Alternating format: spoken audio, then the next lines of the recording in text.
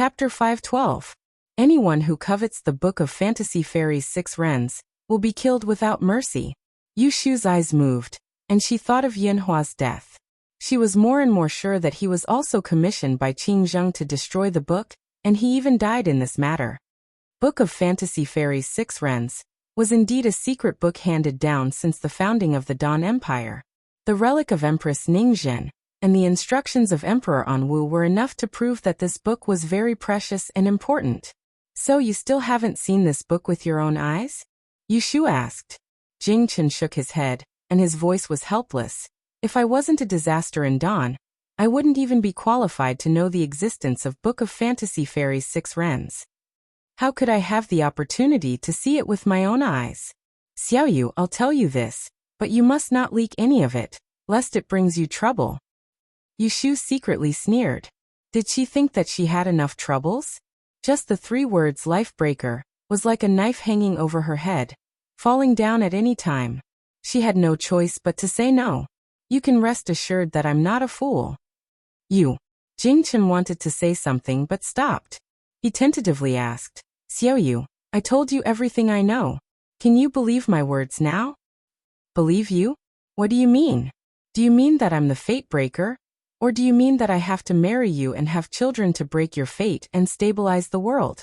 Yu Shu looked straight at Jing Chen, and her voice was clear. Even if I believe you, so what? Do you think that as long as I believe you, I will be willing to be manipulated by you? Jing Chen, it's not the first day you know me. You should know what kind of temper I have. I'm a stubborn person. Instead of coaxing and pestering me, it's better to go directly to the people above and make it clear. Let's see if I'll do it or not if you put a knife on my neck. She sounded tough on the surface, but in her heart she thought, I can't ask about the Book of Mystic Fairies 6 Wrens from Jing Chen in a short period of time, lest it arouse the suspicion of the Celestial Commissioner. Jing Chen heard Yu Shu's resolute words, leaving no room for negotiation. He could only sigh and stare into her cold eyes with his clear eyes. He said in an extremely serious tone, I'll still say the same thing. I won't force you. Xiaoyu, don't be afraid. Trust me, I will protect you this time. Yu Shu snorted and declined to comment. She was not a credulous person. Jing Chen had repeatedly broken his promise with her. Wasn't it a fool's dream to ask her to believe him again? If there's nothing else, I'll take my leave first. Now that she had gotten the information, Yu Shu had no intention of staying any longer, and was about to leave. Jing Chen hurriedly stood up, and called out to her from behind. Xiaoyu, wait. Yu Shu turned around and frowned impatiently. What else do you have to say? Are you going to the Hibiscus Gentleman's banquet tomorrow? Hearing this, Yu Shu's heart skipped a beat. An idea flashed through her mind. She curled her lips and looked at him mockingly. Why? Don't tell me you want to use this opportunity to fight for a hibiscus flower, and talk about marriage with me on the spot? Jing Chen's handsome face blushed slightly after being seen through by her. He lowered his eyes and said, he looked down and said, I want to. Don't even think about it. Yu Shu interrupted him with a wave of her hand. She narrowed her eyes and threatened. If you dare bring it in front of me, I will throw it at your face. That night, Xue Rui returned to the residence and was immediately summoned to the study by Minister Xue. Grandfather, you were looking for me? Xue Lingnan put down the memorial in his hand and put down his pen. He pointed at the chair opposite the desk and gestured for Xue Rui to sit down. He then picked up a cup of ginseng tea and slowly took a sip. The day before yesterday you went out with Jin Xuan? Xue Rui's eyes flickered.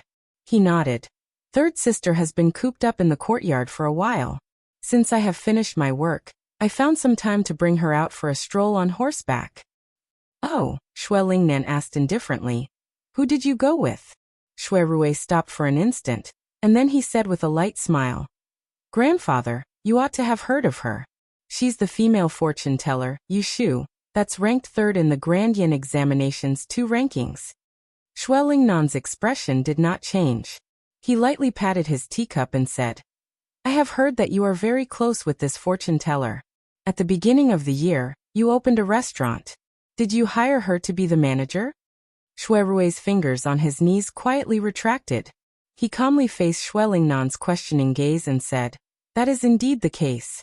Yu Shu is an astute woman, and I like her very much. I saw that she had a bright future ahead of her, so I wanted to guide her into officialdom. After interacting with her for a long time, I took her as my sworn sister. Because she helped me manage the accounts of the restaurant, she was more diligent in her daily activities. After a long speech, Shui Rui did not even stumble. It was as if he had no other intentions towards Yu Shu. He simply cherished her talent and friendship. Shui Lingnan stroked his beard. His indifferent gaze swept across Shui Rui's face. A moment later he said, "You are already a grown-up. There is no need for this old man to teach you what you should and shouldn't do.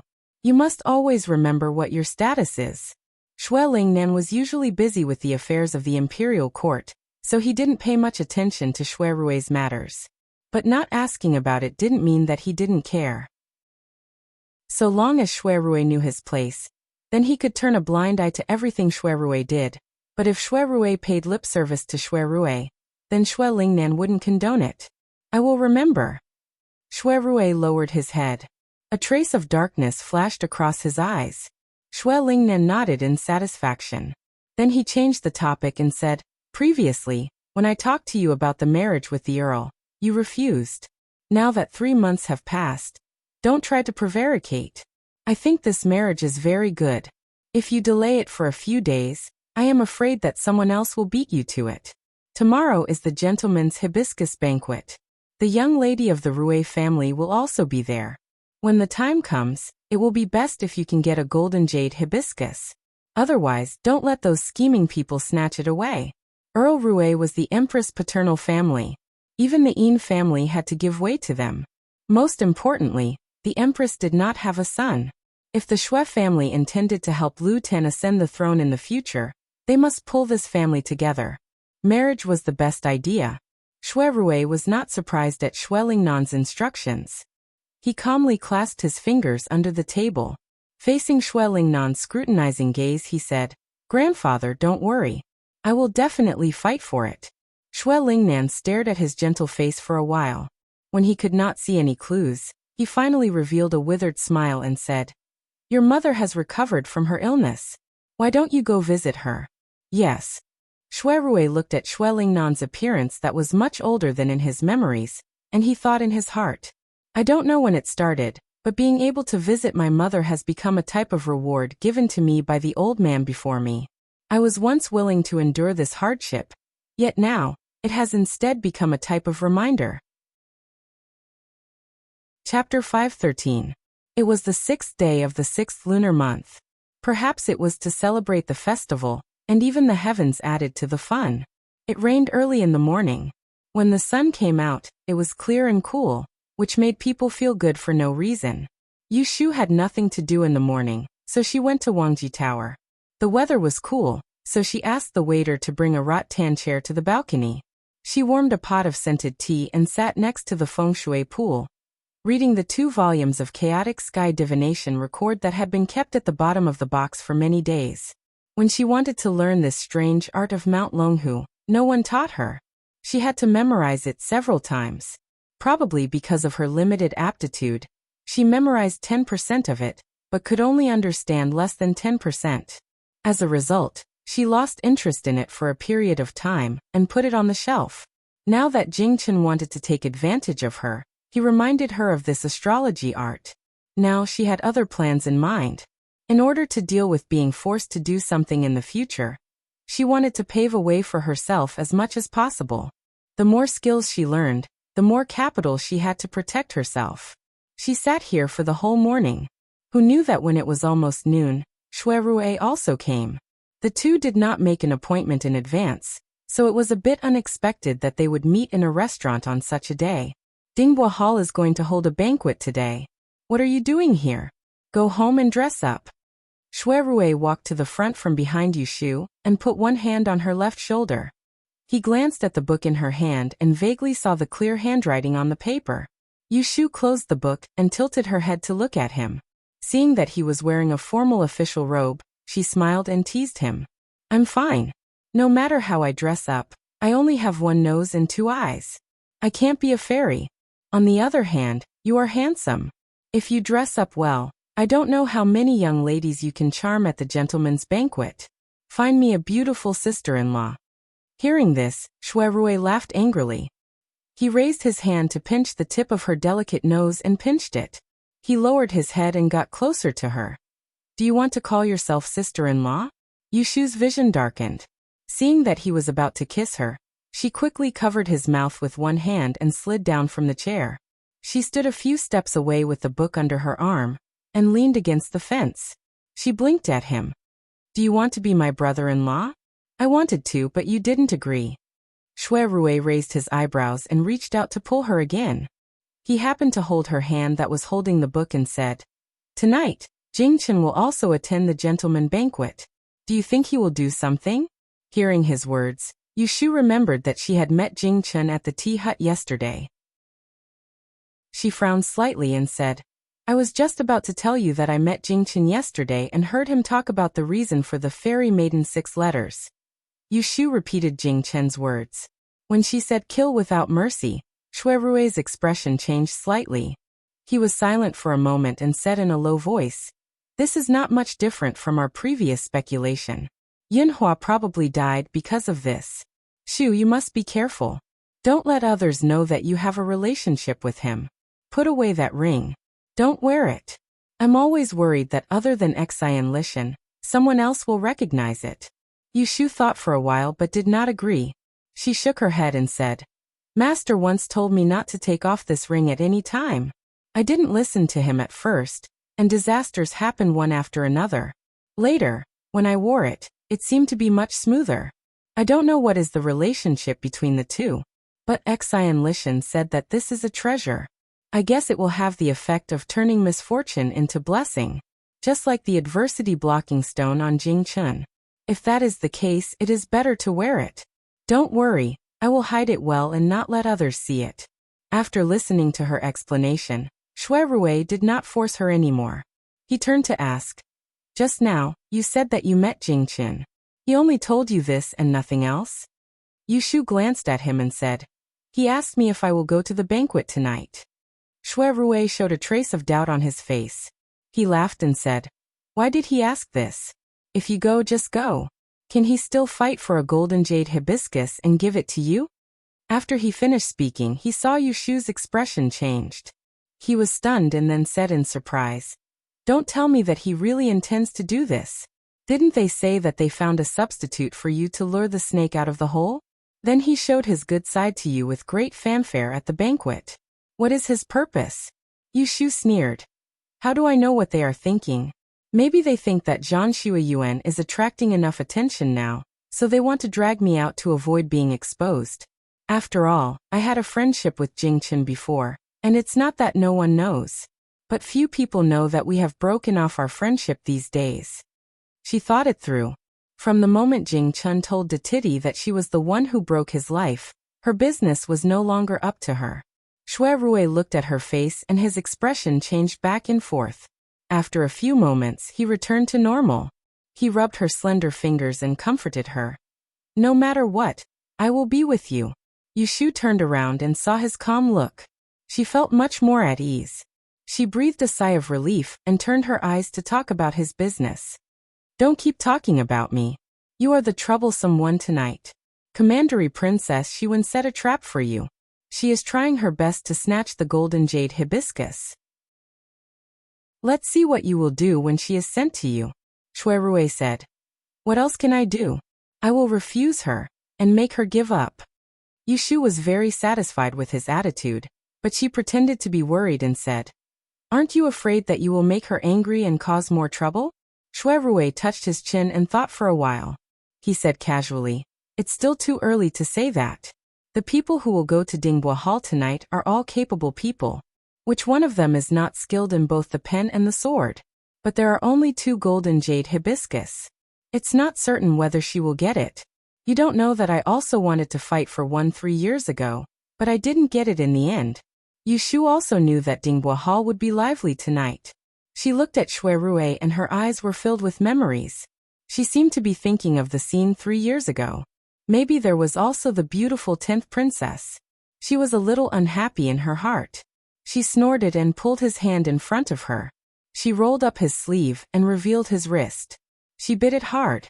She only let go when she heard him gasp. She stretched out her finger and gently touched his angular jaw. She smiled and said, "If it wasn't because of that troublesome person who can't let others know that we are in a relationship, I will snatch a hibiscus for you tonight no matter what. It will make you happy." Shui Rui was dazzled by her delicate and arrogant smile, and he felt strangely delighted in his heart. In the next moment, his brows eased up, and he stared at her with eyes that were filled with tender affection as he said to her in a warm voice, "I should say that." As he finished speaking, he pulled her hand down and pulled her to his chest. He stroked her stiff back and stroked her hair. "Next time before you bite me, ask me. I was thinking of you just now." Chapter 5:14. In the afternoon, she temporarily separated from Shui Rui. Yushu fished out the whole set of crystals from the foam pond one by one. She wiped them clean with a cotton cloth, put them in a mahogany box and took them home. Pei Jing had already prepared clothes, shoes and socks in a hurry, as well as carefully selected rouge girls, waiting for her at Zhao Hui's house. Seeing that she came back at this time, he couldn't help urging her. "Why are you still running around today? What time is it? Go back to your room to take a bath and freshen up. If you stay any longer, I'll go out to find you. Did you bring the things back?"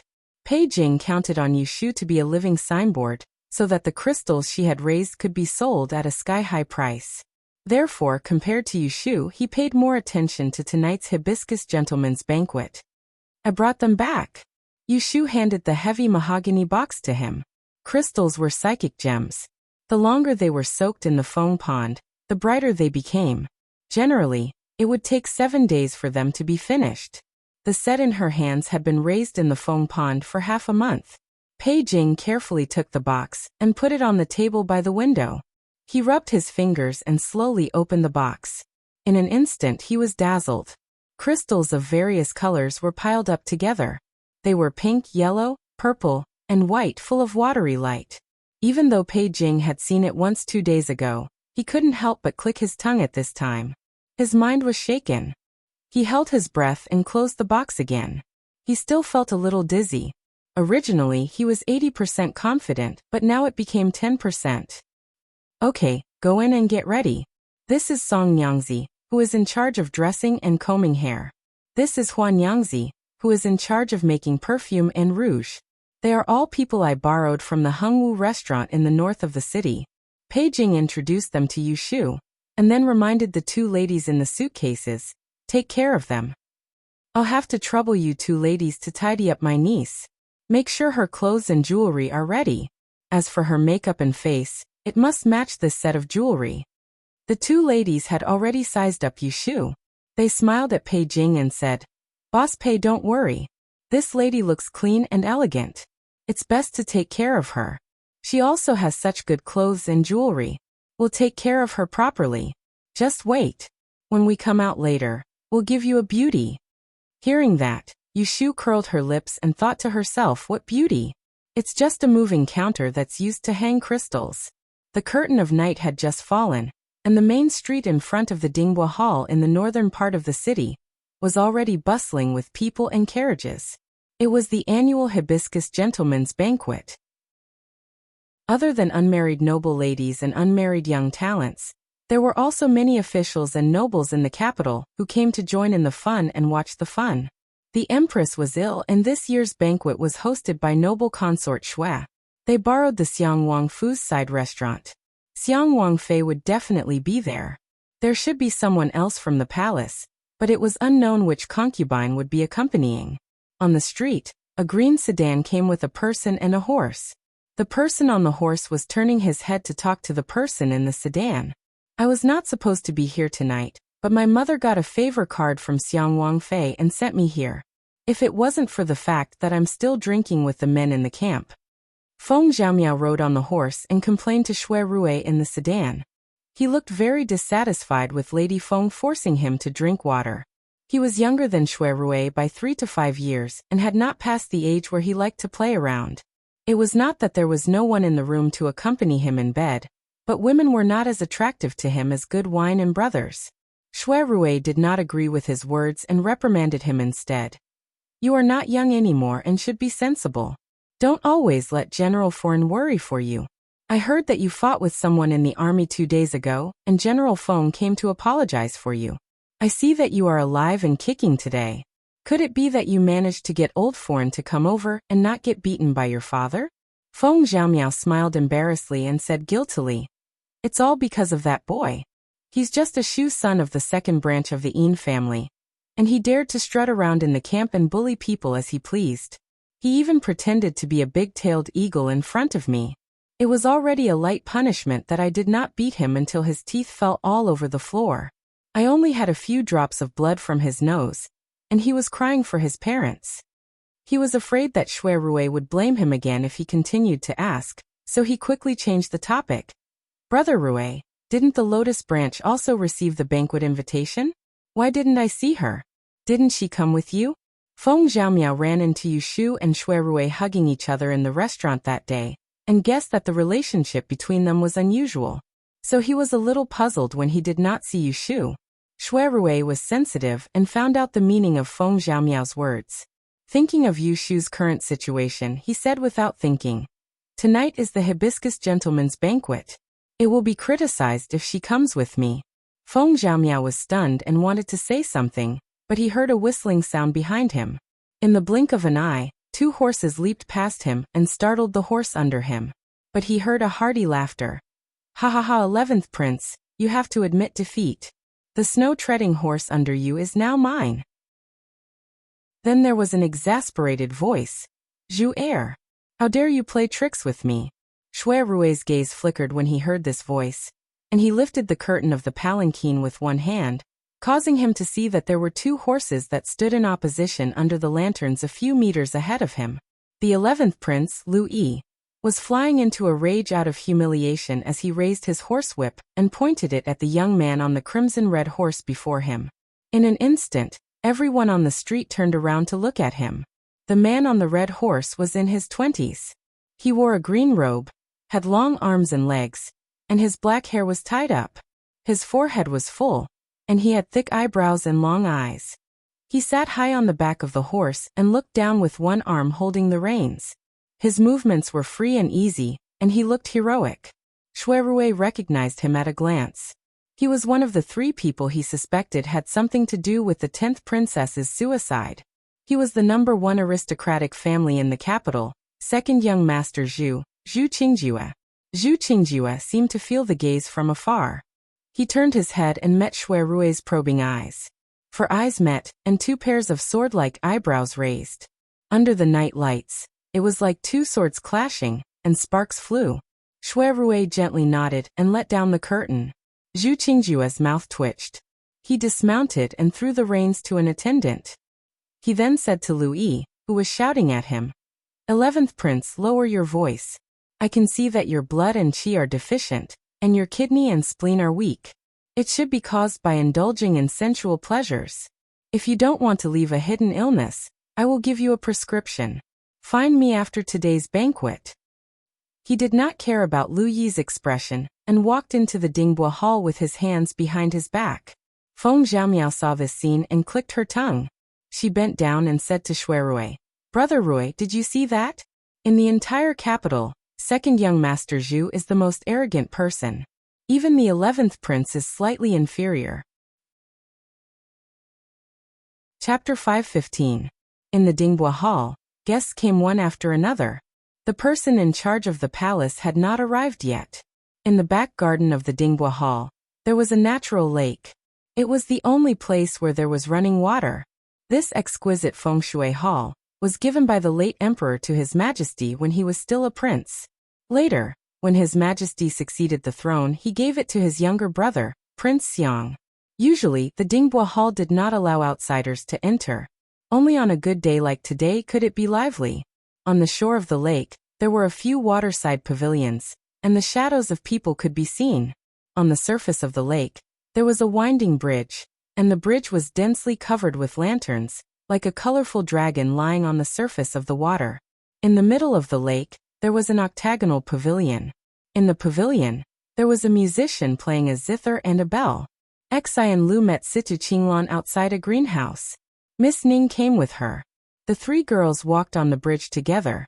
At this time on the bridge there were many dazzling people wearing fragrant clothes. The girls invited tonight were all dressed up meticulously, wearing new clothes and accessories. Even if they weren't fighting for the one and only golden jade hibiscus, they still wanted to show off their elegant demeanor at this annual banquet, so that they wouldn't fall behind others. Look, there is a big group of koi. Xi and Lu lies on the railing of the bridge, leaning forward to point at a large carp swimming under the bridge. Under the illumination of the bridge lights, it looks like a huge colorful cloud drifting across the ink-black bottom of the water. Situ Qinglan saw it and couldn't help but exclaim, "Apart from the imperial garden of the palace, I'm afraid you can only see such a group of three-colored danding in the Dinghua Hall. Last year, I raised a pair in the wind pond, but they were not as colorful as the ones in the lake." At this time a laugh came from the side. This girl is really knowledgeable. Koi raised in the running water is indeed the best. Situ Qinglan and the other two girls turned around and saw a young man standing a few steps away.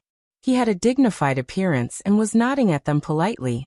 However, his eyes were clearly on Situ Qinglan, who was dressed in a yellow dress and had an elegant appearance. Situ Qinglan blushed and took half a step back. When she was about to greet him, she heard Xi and Lu call someone out. "Second brother Qi, why are you alone? Where's young lord? Aren't the two of you inseparable from each other?" The visitor was Grand Scholar Qi's second young master, Qi Mingxiu, and the young lord that Xi and Lu mentioned was Count Zhongyong's young master, Rui Lin. Qi Mingxiu retracted his gaze and said helplessly to the lively Xi and Lu, "Today Rui Lin wants to bring younger sister along. I did not go with him. Moreover, the two of us are just young brothers. It is true that we often see each other. We are not as clingy as you say." Xi and Lu curled his lips and said, "Young Master Shui and Feng Xiaomiao are sworn brothers, but they are not as close as you two." Ahem. Qi Mingxiu glanced at Situ Qinglan awkwardly. To prevent Xi and Lu from blabbering, he quickly changed the topic and asked, "May I know which mansion this young lady is from? May I know your surname?" In such a huge city like Enling, some people lived for more than 10 years but never saw each other. Especially between men and women, they only heard of each other's names, but never saw each other.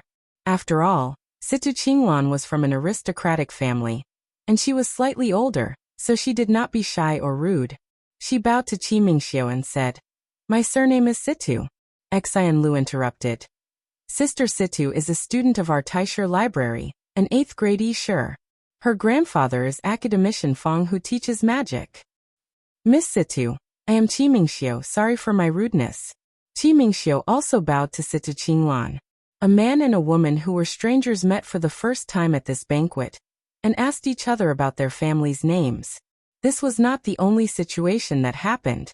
Qi Mingxiu was eloquent, so he quickly used the topic of koi fish to talk with Situ Qinglan. Xi and Lu could not get a word in, but Miss Ning, who was with him, noticed it and pulled Xi and Lu to the side. Xi and Lu was puzzled. "We are talking. Why are you pulling me? Sister Situ is still there." Miss Ning whispered to her, "Hush, you silly girl. Didn't you see that second Master Qi is too lazy to care about you and me? He's here for Miss Situ. If we stand on the side, won't we be in the way?" The two stood far away.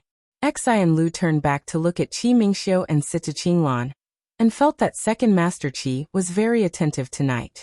She turned back to look at the bridge, and there were all kinds of young men and women.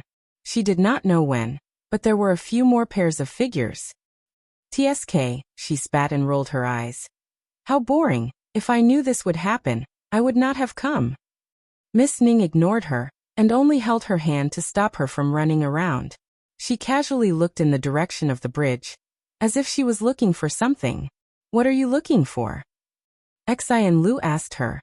Miss Ning was born in a scholarly family, and she was also a generous person.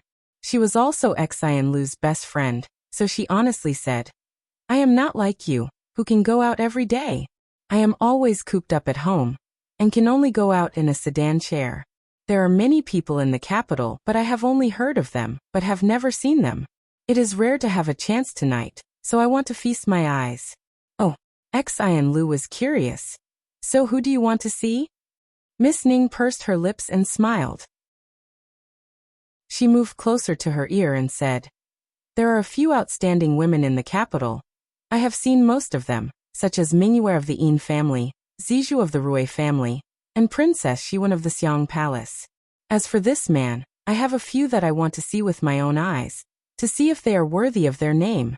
The first one is Daoist Jing Chen, who has recently become famous. He is the youngest academician of the Imperial Historian Academy, the son of Yunhua Yi and Princess Lu Yu. What kind of immortal is he? The second one is the young master of the Shui family, who did not make a move in the capital 3 years ago, and hid in the city for a while. He became famous at a young age. I have heard that he is the most elegant person in Anling, but I don't know if he is really unique or not. The third one is the young king of medicine, Zhu Qingjue. I want to see if this madman of the capital has 3 heads and 6 arms. Xian Lu listened and laughed. She pinched her arm and said, I have seen all 3 of them. Why do you suddenly sound strange after you mention them? Miss Ning glanced at her. That's good. When you see them later, point them out to me. That's nothing. Xian Lu's eyes turned and swept across the bridge. She looked into the distance, and her eyes lit up. She quickly pointed to the shore. See, the person you want to see is here. Miss Ning followed her finger and looked to the shore. Her vision was instantly taken away by a white robe. She saw that the person was tall, and his sleeves were fluttering in the wind. He had a white face without a beard, and his handsome appearance could be vaguely seen. He was like a white crane standing alone, and also like a cool breeze. Oh, this is Academician Jing. Miss Ning's eyes were full of admiration. She nodded and said, this kind of grace, only Daozi can match it. Xian Lu said, Academician Jing is good-looking, and his temperament is also kind. I don't know how many female students of the Imperial Historian's Library admire him, openly and secretly trying to get close to him. That Miss Zhan of the Zhan family that I told you about a few days ago, the one that just entered the Celestial Commissioner as a female official. She has always had ideas about Academician Jing. I don't know if she came today. Miss Ning came back to her senses and said, you women of aristocratic families are all bold and don't know shame. Pa, I don't know who specially came to see men. Xian Lu reached out to twist her waist. Miss Ning dodged and retreated at the same time. The 2 of them were laughing and joking at the end of the bridge. No one paid attention, and they accidentally bumped into someone. Io. Miss Ning stepped on a foot and heard a cry of pain. Xian Lu pulled her back and steadied her. She quickly turned around to apologize, but before she could say sorry, she heard a tender rebuke. What kind of place is this? You dare to mess around? Do you have any rules? Coincidentally, the person that Miss Ning stepped on was none other than Zhan Shuiyuan that Xian Lu had just mentioned. When Xian Lu looked up and saw who it was, he frowned. He held his handkerchief and retorted, whether we have rules or not, it's not up to you to teach us. The bridge is so wide. Who told you to get close to us? Zhan Shuiyuan also recognized Xian Lu and knew that she was on good terms with Yu Shu. He hated her and sneered. It seems that some people not only don't know the rules, but are also unreasonable. Birds of a feather really do flock together. What kind of people make friends with what kind of people? Xian Lu wasn't someone to be trifled with. Hearing her insinuations, he raised his eyebrows. What do you mean? Seeing that the 2 of them were about to quarrel, Miss Ning got a headache and tried to persuade them. On the other side, the girls that came with Zhan Shuiyuan also approached. The one who was surrounded in front and behind was actually Princess Xiwen. What are you shouting for? Don't say a word. Are you afraid that you won't make a fool of yourself? Tonight, Xiwen had really put on makeup. She was wearing a wide-sleeved purple dress, and her figure was delicate and competitive. Her hair was combed into a flying immortal bun, and there were peach blossoms on her forehead. Her face was delicate and beautiful, and a priceless purple jade tassel ring hung around her snow-white neck. She was dazzling. As soon as she appeared, she stole the limelight on this half of the bridge, making all the other girls pale in comparison. Even though Xian Lu was dissatisfied, she knew that she couldn't confront her directly, so she stepped forward with Miss Ning to greet her. Seeing that they had admitted defeat, Zhan Shuiyuan was proud. She walked back to Shi-Wen and her expression became a little flattering. Princess, there are so many people on this bridge. Why don't we go to the greenhouse over there and sit down? Shi-Wen glanced at her but didn't agree. Instead, she asked Xian Lu, "Where is Yu Xuanzi?" Xian Lu had more or less heard about the conflict between Yu Shu and Princess Shi-Wen, so he said vaguely, "I came early and didn't see her." Shi-Wen smiled and gently waved the beauty fan in her hand. She turned her head and spoke to a beautiful girl behind her, who was not inferior to her. "Sister Zizhu, you probably haven't seen our female Yu Xuanzi. You are always in your boudoir, so you probably haven't heard of her. This year, Yu Xuanzi is in charge of Cousin Rue's Wangji Tower. She is close to Cousin Rue. It seems that she lives in the restaurant, and often goes in and out with Cousin Rue." Hearing this, Rue Zizhu immediately frowned. As early as a month ago, she heard from the elders in her family that they intended to betroth her to the eldest son of the Xue family. She also had some young girl feelings for Xue Rue. So when she heard that another girl was too close to her future husband, how could she like her? Xian Lu also frowned. He heard the ambiguity in Shi-Wen's words, which implied that Yu Shu had bad conduct, so he said in a low voice, "Princess, don't listen to nonsense. Her family lives in the south of the city. Why does she live in the restaurant? Besides, we all know that she is brother and sister with the eldest brother of the Xue family." "Brother and sister?" Shi-Wen covered her mouth with the fan and laughed so hard that her shoulders shook. A cold light flashed in her eyes. No wonder I heard her call him brother so affectionately. This time Rue Zizhu's expression became even worse. Miss Ning looked at her, quietly pulled Xian Lu's back, and dragged the ignorant Rue Zizhu away with Shi-Wen and Xiao Xi. After they left, Shi-Wen held Rue Zizhu's arm and whispered to her, "Listen to what I said. Don't ignore it. Watch carefully. This female Yu Xuanzi is going to fight for the golden jade hibiscus tonight. If Cousin Rue is bewitched by her, what should you do?" Rue Zizhu bit her lip and couldn't help but worry. Everyone knew that the 2 golden jade hibiscus at the gentleman's hibiscus banquet was a heaven-sent marriage. As long as the man and the woman were willing, it would be a good thing. "How about this? I'll fight for the golden jade hibiscus, and you help me secretly. Later, listen to my instructions, and make sure she doesn't get any benefits." Rue Zizhu was already upset and didn't know what to do. Hearing Shi-Wen's suggestion, she hesitated for a moment, then nodded and agreed. Chapter 516. While Princess Shi-Wen and Rue Zizhu were whispering to each other, Miss Ning and Xian Lu retreated and walked off the bridge. Not long after, they saw a group of young men walking over from the stone path of the garden. The man in front saw Xian Lu and stopped to greet him. "Xian Lu, I didn't expect you to be invited this year. Is there no one else in Anling? Isn't the gentleman's lotus banquet supposed to invite beauties who look like hibiscus flowers? You think you're a beauty?" Feng Xiaomiao? Xian Lu was surprised for a moment. Then he reacted and retorted sarcastically, "Yeah, is there no one else in Anling? The gentleman's banquet of hibiscus only invites gentlemen. What kind of gentleman are you?" Miss Ning recognized Feng Xiaomiao and knew he was the young master of General Feng's family. Seeing the two of them bickering, she wasn't surprised. Her gaze fell on the person behind, and her eyes lit up for the second time tonight. She saw that the handsome young master was wearing a green silk robe with a jade belt around his waist. His robe was buttoned with beads, a silk scarf was tied around his head, and he held a fan in his hand. His figure was tall and straight, and he looked like a scholar with an indescribable gentleness and elegance. This scholarly young master had a handsome face, especially a pair of black eyes that shone like stars under his thick black eyebrows. He had a pair of peach blossom eyes that seemed to be filled with love, but were fickle. Looking at him would make one fall in love with him, but looking at him would make one fearful. Who knew how many infatuated girls had fallen in love with him?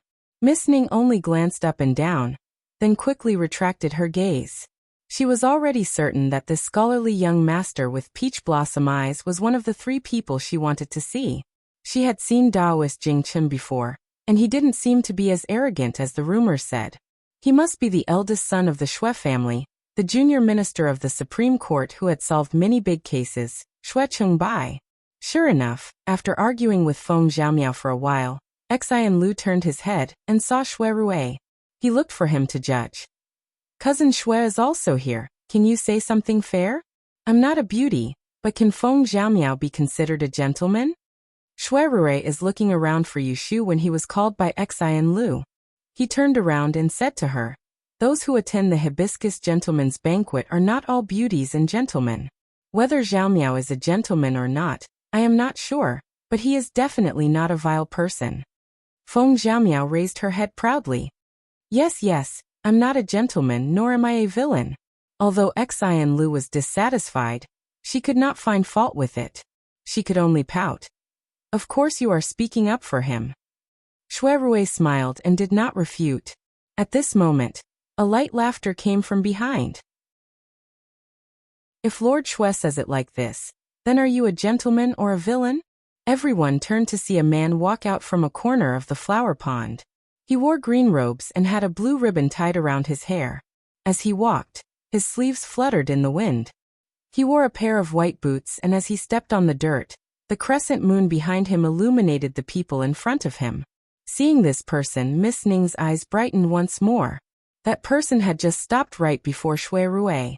Two men of different appearances, yet similarly outstanding, stood together, and it instantly drew the attention of the young women that wandered in the vicinity, and there were even people on the bridgehead that looked over. Shui Rui was clearly aware that Zhu Qingjue was targeting him. He frowned. It had to be known that the two of them had always minded their own business, and never provoked each other. Whether I am a gentleman or a villain, how can I judge for myself? In second young Master Zhu's opinion, am I a villain or a gentleman? Shui Rui raised an eyebrow, asking Zhu Qingjue in response. Zhu Qingjue bluntly said, in my opinion, you are not a villain, but you are far from being a gentleman. Hearing this, before Shui Rui could say anything, Feng Xiaomiao was the first to speak. What do you mean by that? You say that my brother Rui is not a gentleman, but are you? Zhu Qingjue paid no attention to him, and he stared straight at Shui Rui as he said, Shui Qingbi, do you dare compete with me at the gentleman's hibiscus banquet tonight? If I'm able to seize the gold jade hibiscus, then you have to admit that you're a despicable person in public. Shui Rui's eyes widened. And if I win? Then I will be the villain. Zhu Qingjue nonchalantly said. Shui Rui smiled coldly and slapped the fan in his hand. I don't need you to be a villain. I just want you to honestly answer a few of my questions. Feng Xiaomiao was scratching his ears and cheeks. Seeing that Shui Rui was about to agree, before he could stop him, he saw Zhu Qingjue raise his right hand. 5 strikes is the agreement. Whoever disobeys loses. Shui Rui raised his palm. Pa, pa, pa. The two struck 3 times and established the agreement. The surrounding audience was shocked and started discussing. Louis stood in the flower house, still angry from Zhu Qingjue's teasing. He said to the person behind him, I want to see them fight each other. You better perform well, and ruin their plan. 11th Prince, don't worry. I know. Xiwen held Rui Ziju's arm as they stood at the bridgehead. When she heard Shui Rui and Zhu Qingjue's conversation from afar, she frowned and turned her head to ask Cui Xian behind her. Second young Master Zhu and cousin Rui, what's going on? Is there anything that I don't know about recently? When did they become enemies? Cui Xian was also confused. I haven't heard of them fighting. Xiwen thought it was strange. She looked around and couldn't see Zhan Xueyuan. She asked, where is Miss Zhan? Someone pointed angrily towards the shore. Xiwen looked in that direction and saw Zhan Xueyuan standing in front of the white-robed Jing Qin, saying something with a shy expression. Disdain flashed in Xiwen's eyes. She didn't say anything else and turned to smile at Rui Ziju. Cousin is over there. Aren't you going to talk to him? No need. Rui Ziju shook her head shyly. Xiwen pulled her close and whispered into her ear. What are you afraid of? Little sister is so beautiful tonight that even the gods would be moved. Not to mention that cousin is immortal. Let's go. I'll go with you to see him and give you some courage. Rui Ziju was indeed a smart girl. She didn't pale in the slightest when she stood next to the beautiful Xiwen. The earl's mansion was full of gold and silver. A pampered daughter wouldn't lose out to the golden branches and jade leaves. The string of priceless purple jade tassels on Shiwen's neck was very eye-catching, but in fact, it couldn't compare to the origin of the hibiscus water droplet on Rui Ziju's forehead. This was the relic of Empress Ningxian, the founder of the Dain Kingdom. In the capital city, there were several women who used it. Even the imperial concubines and princesses would be jealous. Rui Ziju was brought in front of Shui Rui by Shiwen with Cui Xian following unhurriedly. Brother Rui, second young master Zhu. I heard you two making a bet from afar. I wonder who will get the 2 gold and jade hibiscus flowers tonight. After the confrontation between Shui Rui and Zhu Qingjue, the two didn't leave. Seeing Shiwen, Shui Rui just nodded lightly. Shiwen thought that he was still angry because of the dispute over the death of the 10th princess at Wangjilu last time. She didn't care about his cold attitude. She smiled and went to talk to Zhu Qingjue. Second young master Zhu only talks about gentlemen. It's boring. Why don't you also evaluate the beauties at tonight's banquet? Zhu Qingjue crossed his arms and looked back at her. He looked at the 2 beauties in front of him. There was no ripple in his eyes. He hooked his lips and said, I haven't seen many beauties. I can't tell whether they are good or bad. As he said this, he turned to Shui Rui and raised his hand to signal. I heard that Lord Shui has been a playboy since he was young. You know more about the word beauties than I do. I wonder how many beauties at this banquet caught your eye. I'd like to hear the details. Zhu Qingjue clearly wanted to make things difficult for Shui Rui tonight. How could he casually evaluate beauties? If he was right, he would have a reputation of being a playboy. If he was wrong, he would offend a group of narrow-minded women. The men and women at the banquet didn't know what was going on. When they heard that the eldest young master of the Shui family wanted to evaluate beauties, they couldn't help but come forward. Pairs of beautiful eyes looked at him, waiting to hear what he had to say. Okay, let cousin Rui be the judge. We're all ears. Shiwen gently pushed Rui Ziju and secretly winked at her. Rui Ziju blushed, but she slowly straightened her back. Shui Rui swept a glance at Zhu Qingjue, who was looking for trouble, and then he unhurriedly opened his ink-folding fan. From near to far, he saw that in the brightly lit flower garden, there were numerous beautiful faces in fragrant cosmetics and fresh silk clothes, all of them contending with each other for beauty, and it was a scene of great beauty. 3 years ago, when he was admiring Xiaoai, he was still in the mood to appreciate it. Later on, he was blinded by one of the flowers and suffered the consequences. 3 years later, when he attended the banquet again, he had already found a female confidant. Even if she was beautiful enough to captivate the birds and beasts, or to obscure the moon and flowers, it had nothing to do with him. At this time, facing the expectant gazes of the crowd, he looked at the bridge in the distance and was lost in thought. When he arrived at the head of the Puramitha bridge, a floating light entered his eyes. His heart suddenly moved and his lips moved. The so-called beauty uses flowers as her appearance, birds as her voice, and the moon as her spirit.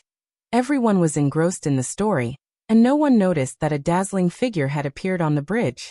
She was dressed in a long gauze dress that was whiter than snow. She was slim and slender, and she was strolling leisurely in the courtyard, like clouds and mist, like a light smoke. Willow as her form, jade as her bones, and ice and snow as her muscles. The person on the bridge had dark clouds hanging down her temples. Her hair was covered with silver pearls, and a red that fell on the center of her forehead. Her eyebrows were slanted. With autumn water as her form, and poetry as her heart, I am inseparable. It was her dazzling and translucent body that was shining and moving. It was her eyes that were like cold stars that stood proudly above the crowd. It was not because of her beauty, but because of her unparalleled heart. However, a beauty is not someone in the eyes, but someone in the heart. Shui Rui's lips curled into a faint smile. At this time, there was only one figure in his eyes. At this time, the crowd also noticed that something was wrong and turned around. With just a glance, their attention was captured by the woman who was wearing a glowing silhouette. For a moment, everyone's eyes flashed with amazement. They were a little dazzled and mistakenly thought that they had seen Shui Hibiscus Fairy in her human form. It was really that the beauty was covered from head to toe with a layer of moonlight, and it was too unreal. The first to regain his senses was not Shui Rui, But Zhu Qingjue. He squinted his eyes at the woman who came late.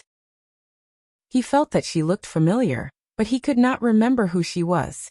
It was only when she walked closer to the crowd that he suddenly remembered and blurted out, "It's you."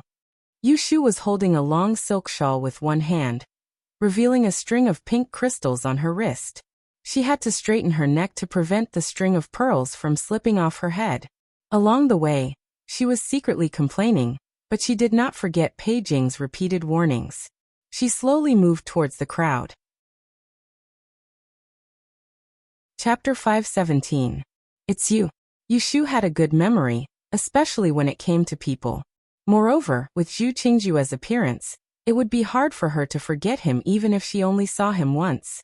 It was very easy for her to recognize that the handsome man in a green robe by Shui Rui's side was the chess player she'd met in the pergola at the corner of the garden after she'd been promoted in the Dual Yang Association, and went to the Directorate of Astronomy to retrieve her brush.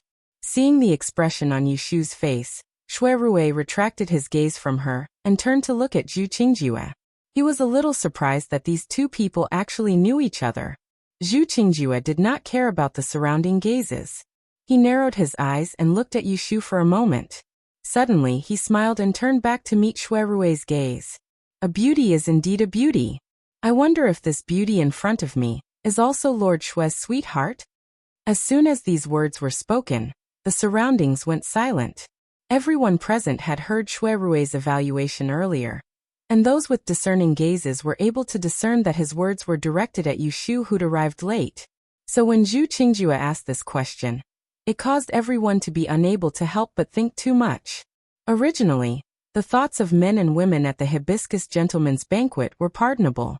Even if it was said, it would not be a laughing stock. At most, it would cause a few words of discussion.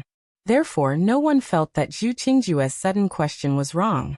However, the expressions of the two people involved, Shui Rui and Yu Shu, changed slightly. The former looked at the latter, and the latter frowned. Shui Rui sighed in his heart. His face was impeccable. He walked to Yu Shu's side and stood beside her. He turned to Zhu Qingjue and sneered, "Second young master Zhu, please be careful with your words. This is my sworn sister, Dian Maiden Yu Shu. Don't you know her?"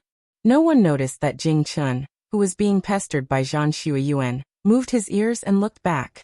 Hearing Shui Rui's explanation, Yu Shu heaved a sigh of relief. She glanced sideways at his dignified and handsome face, and felt a little awkward in her heart. They were clearly lovers, but they acted like thieves and couldn't let anyone know. Zhu Qingjue obviously did not know where Yu Shu came from. When she heard this, she looked a little surprised. Her gaze changed and she looked at Yu Shu. "You're the female fortune teller who's ranked third in 2 rankings?" Most of the men and women present recognized Yu Shu, but there were also those from noble families who had only heard of her name, but had never seen her before. Now that they knew the name of the beauty in white in front of them, they were as surprised as Zhu Qingjue. Some people were puzzled. He had heard that this new female fortune teller was a shrew who dared to challenge Han Wenguang, but he had never heard that she was such a rare beauty. Yu Shu's first impression of Zhu Qingjue was mediocre. She didn't have a good impression of Zhu Qingjue at all. Thus, she nodded her head indifferently. Seeing her attitude, Zhu Qingjue's interest in her eyes grew stronger. "Hee, so it's you, Swansea. It's my fault that I didn't recognize you when I saw you changed your clothes." A sweet laugh interrupted them. Xiwen held her beauty fan and moved 2 steps forward. She looked at Yu Shu, who was dressed in white and crystal, which highlighted her cold temperament. She secretly gritted her teeth. She suggested that Shui Rui judge the beauty, but she didn't expect that Yu Shu came at the right time. Accompanied by Shui Rui's beauty theory, she stole all the limelight as soon as she appeared. Accompanied by Shui Rui's beauty theory, Yu Shu successfully stole all the limelight as soon as she appeared. Instead, she, the main character, was left to the side and became a wallflower. "Sister Zizhu, come and meet her. This is the one I mentioned to you before." Xiwen waved at Rui Zizhu, who was also left out in the cold. She pointed at Yu Shu and introduced her to Rui Zizhu.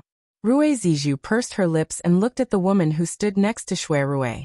She felt that the woman looked familiar, but she couldn't remember where she had seen her before. Because of Xiwen's words, She was unhappy. However, due to her upbringing, she forced herself to smile at Yushu. Nice to meet you, Swansea. She didn't know Yushu, and Yushu wasn't familiar with her either. She only remembered that they had met by chance in the Xian family's big exchange shop. She didn't know that the Xue family and the Count's mansion were privately discussing the marriage of their children. She also didn't know that this beautiful girl in front of her was Xue Rui's grandfather's granddaughter-in-law. Yushu didn't know how to address Xue Rui, so she turned to ask Xue Rui. Xue Rui didn't even blink and said to her, "This is the daughter of Count Zhongyong's mansion, Miss Rui. You know Rui Lin. This is his sister." Yushu nodded and greeted Rui Zizhu. She was too lazy to pay attention to the pretentious Shiwan. Fortunately, she didn't have to bow to a princess because of her status as a fourth-rank female fortune teller. At this moment, the spectators nearby saw that there was no more excitement, so they dispersed in twos and threes. The banquet is about to start. Lord Xue, don't forget the bet with me. Zhu Qingjue threw a sentence at Xue Rui and glanced at Yushu. Then she flung her sleeves and strode away. Xian Lu anxiously moved forward. Lotus Room, let's go over there to talk. Yushu looked at Xue Rui. Xue Rui warmly smiled and said, Don't go too far. Guifei Nyang and Wang Fei should be arriving soon. The two often saw each other in private. There were too many people tonight, so it wasn't suitable for them to be together. Xian Lu pulled Yushu to the side, his eyes shining as he looked her up and down. He first stared at her face for a long time, as if it was the first day he knew her. Quickly look, I almost didn't recognize you. I say, Lotus Room, did you change your face? Before going out, Yushu looked in the mirror and knew that tonight's makeup was really brilliant. Her facial features were delicate, but her eyebrows were too light, the bridge of her nose was too straight, and the shape of her lips was not plump and delicate. But under her suggestion and the skillful hands of Rouge Lady, these flaws were corrected. She raised the end of her eyebrows, raised the corner of her eyes, and drew the line of her lips. After a careful grooming, she turned the rotten into the magical. Her original 5 points of beauty were increased by 10 points. Xian Lu was curious enough, and turned his attention to other parts of her body. He clicked his tongue and tilted his head to Miss Ning. What's the value of the purple jade bracelet? What's there to see with the hibiscus jade? Have you seen what she is wearing? Ning, or let me tell you, these are all treasures. Just the white crystal bead in my hand is envied by everyone who has seen it. There are many people who are willing to pay money to buy it. Even this can't be obtained.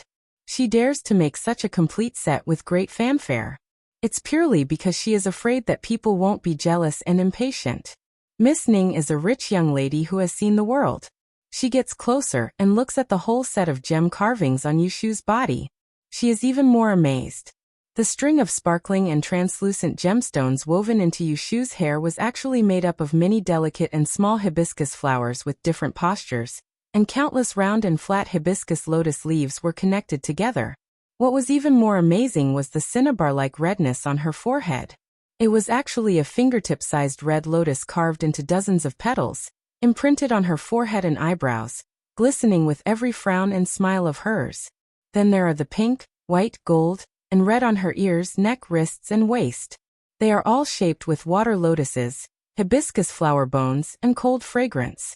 Each of them is a rare treasure she has never seen before. You are right. I am afraid that no one will be jealous. Yushu glances at Xian Lu with a smile. She holds her hair with one hand and rotates her sore neck. She is happily thinking that after the hibiscus gentleman's banquet, she will give the set of jewelry she is wearing tonight to Pei Jing and resell it. What kind of sky-high price will she be able to get? Not to mention that she was a money grubber, she was really short of money these days. Yishui was a profession that burned a lot of money. If she couldn't make ends meet, how was she going to support her family? She had to take care of her parents and children. After talking for a while, Yushu finds that Situ Qinglan is not there, so she asks Xian Lu. You mean Situ? She was with us just now. Xian Lu looks left and right, overlooking the bridge corridor, and points to Yushu. Look, she is over there. There are many shadows on the bridge. Yushu can't tell which is which. She takes a glance and passes. But when she turns her head, she meets a pair of eyes that are silently watching her. Her smile is halved. After a glance, she tilts her head to avoid it. Jingchen looks at Yushu's slender figure from afar. His eyes and mind are filled with her shadow. He only feels that tonight she is very much like the water lotus fairy in the legendary story. She is indescribably beautiful, a side that he has never seen before. Zhan Xueyuan stands beside Jingchen and talks for a long time, but she doesn't get any response. She notices that Jingchen is looking at something strange. She looks in the direction of his eyes. Without any effort, she is sure that where Jingchen is looking at, there is also a white dress. That is Yuswanzi? Zhan Xueyuan doesn't have good eyesight like Jingchen. She takes a hard look for a while. If she doesn't see Xian Lu beside her, she really can't recognize that it is Yushu. Seeing Jingchen nod, Zhan Xueyuan's eyes turn sour. She can't help muttering, "What bad luck. There is still someone wearing white on such a happy day." Jingchen lowered her head to look at herself. What entered her eyes was a spotless fair skin. Zhan Xueyuan realizes that she said something wrong. She blushes in embarrassment. I am not talking about you. Academician Jing, don't misunderstand. Jingchen frowns. He puts on a serious face and says seriously, "In Taoism, white is the best color. It is said to be simple and unadorned. The so-called white funeral among the people is just a Confucian practice. The origin of Yi and Taoism are actually of the same origin. Those who learn Yi are half a member of Taoism. You are also a descendant of an aristocratic family. Why do you follow the Confucian practice?" Zhan Xueyuan is speechless after being lectured by him. Jingchen sees that she is dull and not clever at all.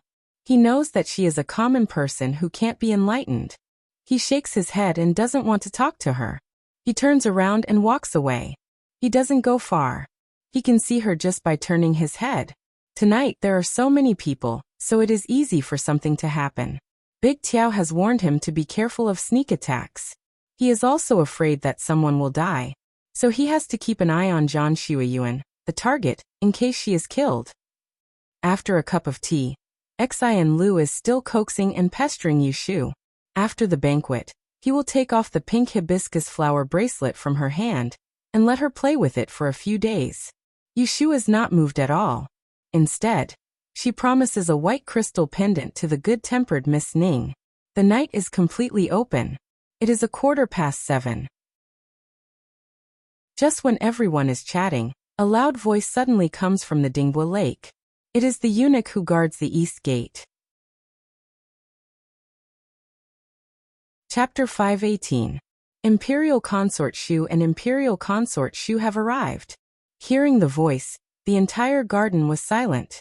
Like everyone else, Yushu stopped what she was doing and turned her head to look. She saw that at the end of the bridge in the distance, clusters of colorful lights suddenly lit up. It was a group of palace maids carrying colorful lights to clear the way. At this time, on Dingbua Lake, there was only the sound of music coming from the pavilion in the middle of the lake. Everyone bowed and quietly waited for the two nobles from the palace to enter the banquet. Some people muttered in their hearts. Previously, they were guessing who would accompany Imperial Consort Shui, but they didn't expect that it would be this master. A while ago, there were some waves in the court because of the fight for the position of Crown Prince. Originally, the most popular 7th prince was the son of Imperial Consort Shu, but he was trampled on by the 9th prince, who had returned to the capital for less than a year, at the Double Sons meeting. He used this to gain some momentum and faintly showed signs of competing with the 7th prince. Although there were no rumors in the palace that the birth mothers of these two princes, Gui Feinyang and Shu Feinyang, were not on good terms with each other.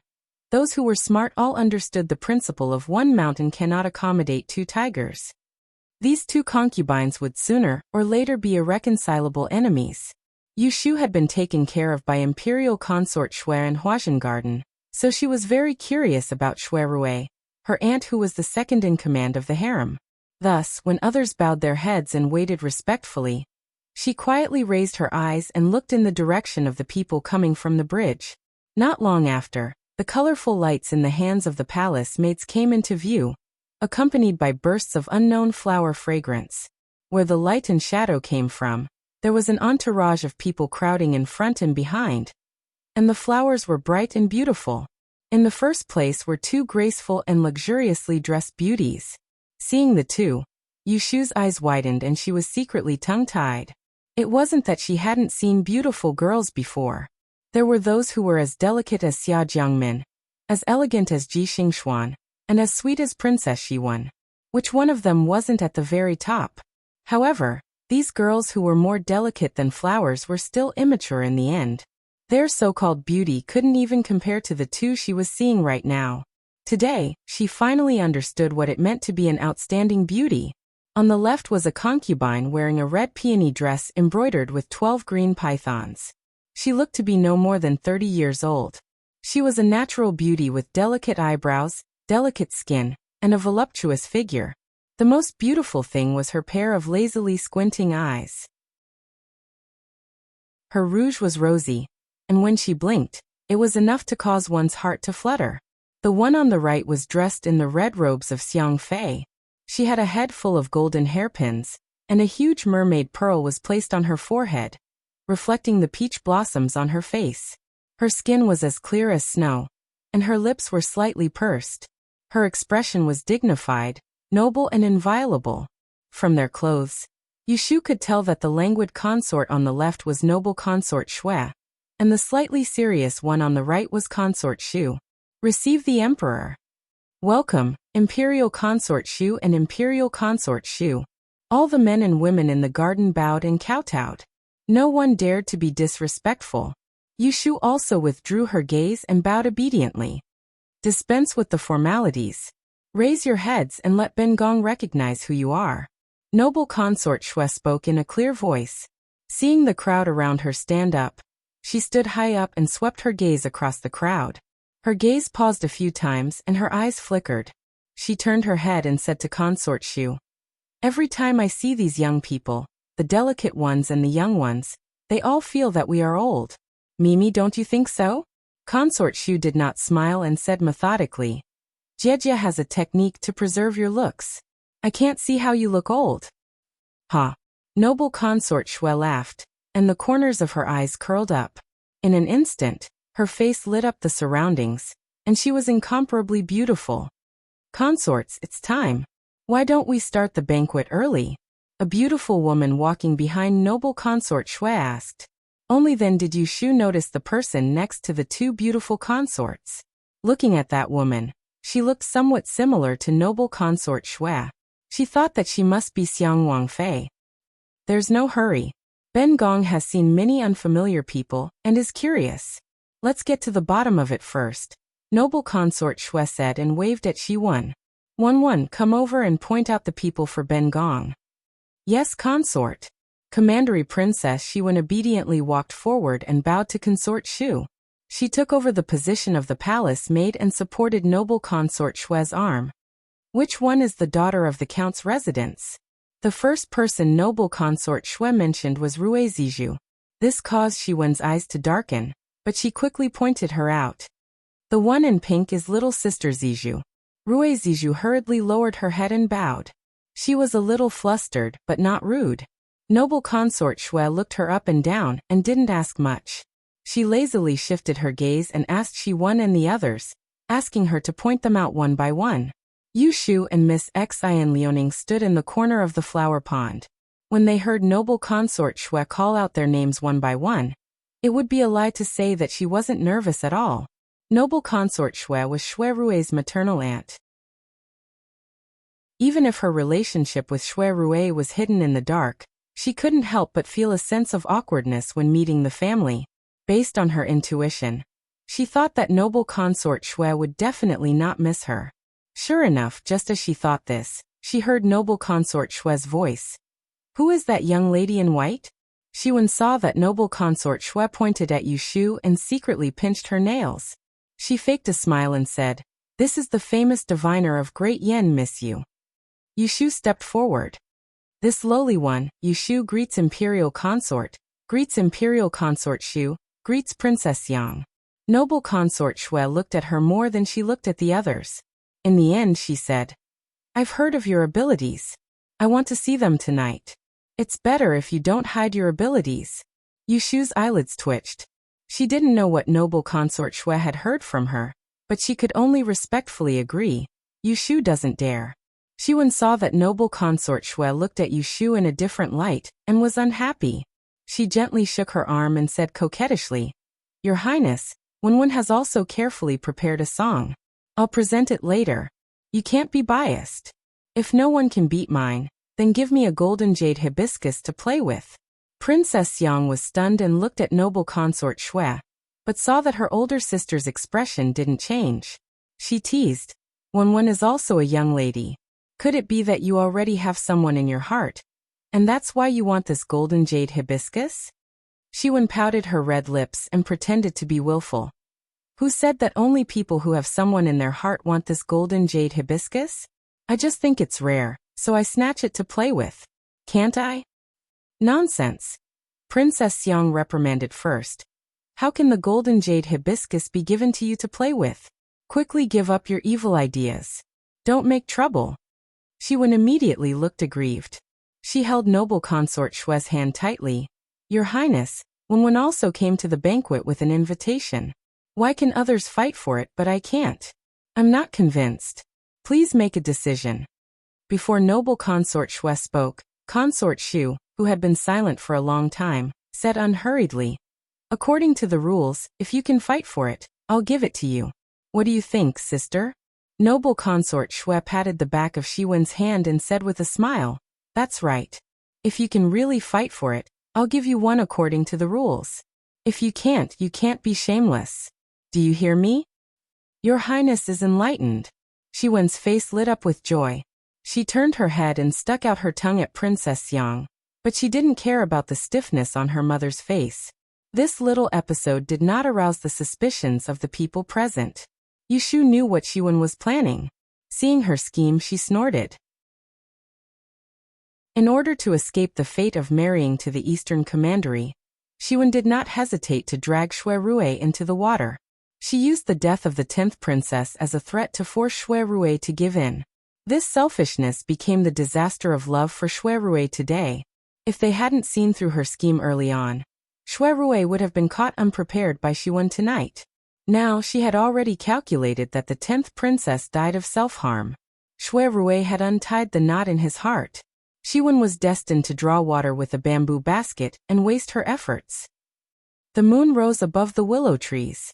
Noble consort Shui, consort Shu, and the other nobles sat in the waterside pavilion by the lake. The young men and women who came to attend the banquet finally took their seats. They either took their seats in the greenhouse on the two sides or stood in groups of 2s and 3s nearby, watching the lanterns on Dingbua Lake, and waiting for noble consort Shui to host tonight's banquet. Last year at the Gentleman's Hibiscus Banquet, there were Western fireworks for the entire night. Ben Gong wasn't able to be there, but I heard that you children all like it very much.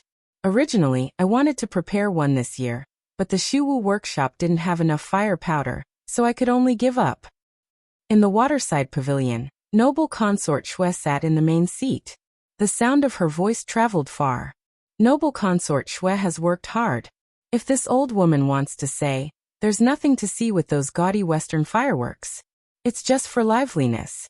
It's too noisy. Duchess Jing's wife was older and half her hair was white. She occupied a seat by herself. The servant girls behind her massaged her shoulders. After she finished speaking, many people agreed. Consort Shu sat in the second seat. She turned her body and asked, Then what did elder sister prepare for the banquet tonight? It can't be that we're just going to sit around and do nothing, right? Noble consort Shui leaned against the couch. Seeing that everyone was looking at her and waiting for her to speak, she no longer kept them in suspense. She turned her head and lightly nodded to the main palace maid standing behind her. Yu Shu and Xian Lu and Miss Ning were in the second greenhouse on the right side of the waterside pavilion. They listened to the people around them discuss the competition for the gold and jade hibiscus. There were 2 gold and jade hibiscus. At the end of the banquet, one would go to the most outstanding woman of the night, while the other would go to the most valiant man of the night. This man and woman, with the gold and jade hibiscus in their hands, could choose a good marriage of their own. As for how the man and woman would compete, It would depend on the intentions of the host of the banquet. In previous years, the men and women who wanted to compete for the gold and jade hibiscus would show off their skills at the banquet. They would use all sorts of tricks to win the favor of the nobles at the main guest seats. It was unknown if there were any new ideas this year. Yushu carried a plate of green grapes and sat on the railing with Xian Lu. She peeled the skin and put it into her mouth. At the same time, she pricked up her ears to listen to the specialties of the people around her. After listening for a while, she didn't find it strange. Most of the descendants of civil officials had to recite poems, paint, and play music. Those who came from families of generals had to wield their swords and sabers.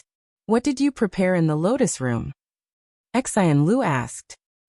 Yushu had no intention of competing. She really hadn't prepared anything in advance. She could only perfunctorily say, "I won't tell you for now." Xian Lu became even more curious after hearing this. She was about to ask more when suddenly, she saw something out of the corner of her eye. She opened her mouth wide and hurriedly swallowed half a grape. She pointed to the far shore of Steady Wave Lake and pushed Yushu's arm to turn her head. "Quick look. Isn't that end on fire?" Yushu turned around and saw that on the other side of the dark and tranquil lake, a long streak of sparks shot up from the east, like a meteor falling to the ground. Chapter 519. The flames on the other side of the lake alarmed the people at the banquet. Yushu's arm was hugged by the timid Xian Lu. She was puzzled as she looked at the strange scene of the lake burning in the distance. She was not as panicked as the other female guests. According to what she thought, the banquet hosted by noble consort Shui was in the garden of the Xiang prince. No matter how much trouble there shouldn't be such a big commotion. In the waterside pavilion, noble consort Shui pinched her scarlet fingernails. She took in the expressions of the people in the greenhouse on both sides and pursed her lips. This silent chuckle was like a signal. The flames burning far behind her actually exploded with a boom in the next moment. The sky was filled with sparks jumping, as if they had grown wings. They floated in the air and slowly landed on the surface of the lake. They stopped and flashed, from far to near, piece by piece. Hua! There was another commotion in the crowd. Not long after, there was the first exclamation of surprise. "Ah! It's hibiscus! No, it's lanterns! There are so many lanterns!" Very quickly, everyone could see clearly that the resplendent firelight that was constantly approaching was actually innumerable hibiscus lanterns. The golden and enchanting petals, and the fiery red stamens were as if someone had scattered them from the sky. One by one, the lanterns floated on the surface of the water, blooming piece by piece, gradually lighting up the entire Steady Wave Lake, illuminating the night sky. Xian Lu's shock turned to excitement. He let go of Yushu and leaned against the railing. He stretched half his body out, wanting to see the floating hibiscus flowers in front of her. Lotus room, your hands are long. Quickly come and help me fish one."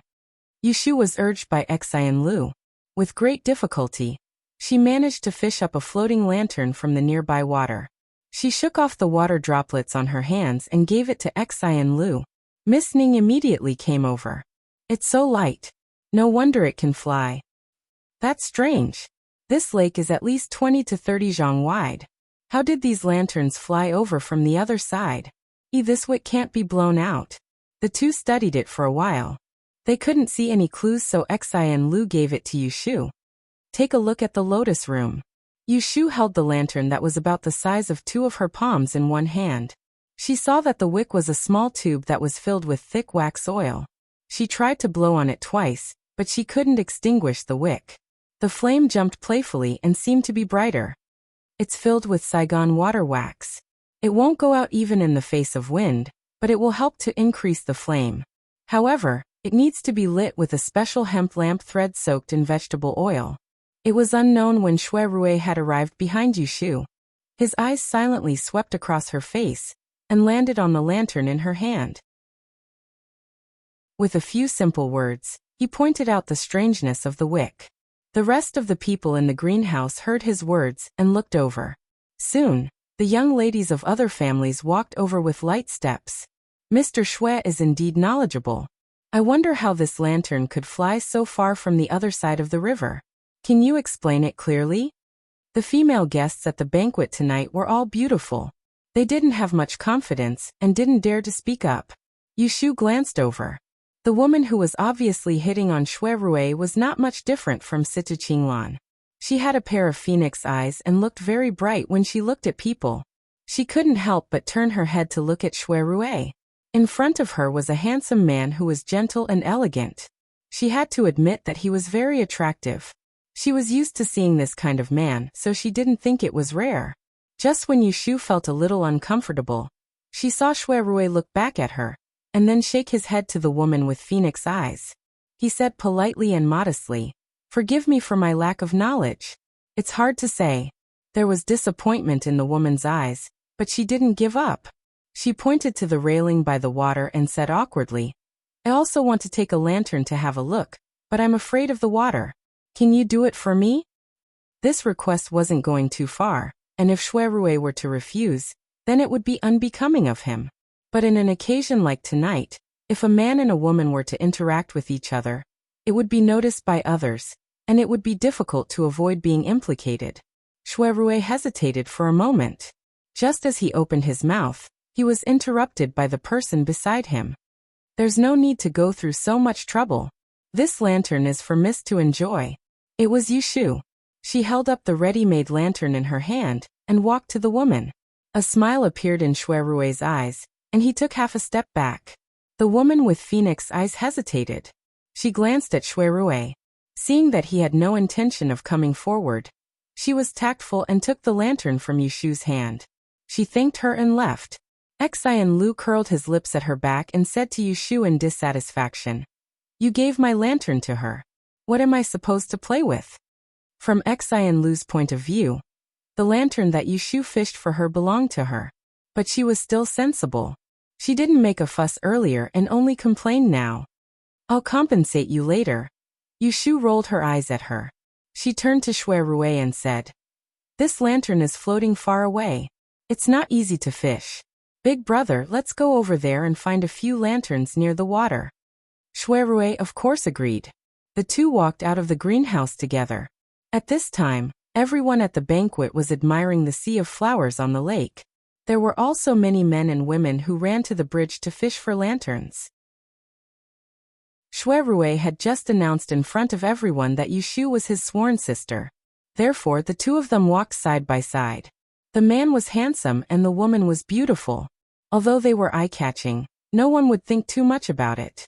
They didn't know if this was a good or bad thing. The two of them strolled along the lake. Shuirue walked on the side near the water. Yushu walked on the inside. She turned her head and saw his bright smile.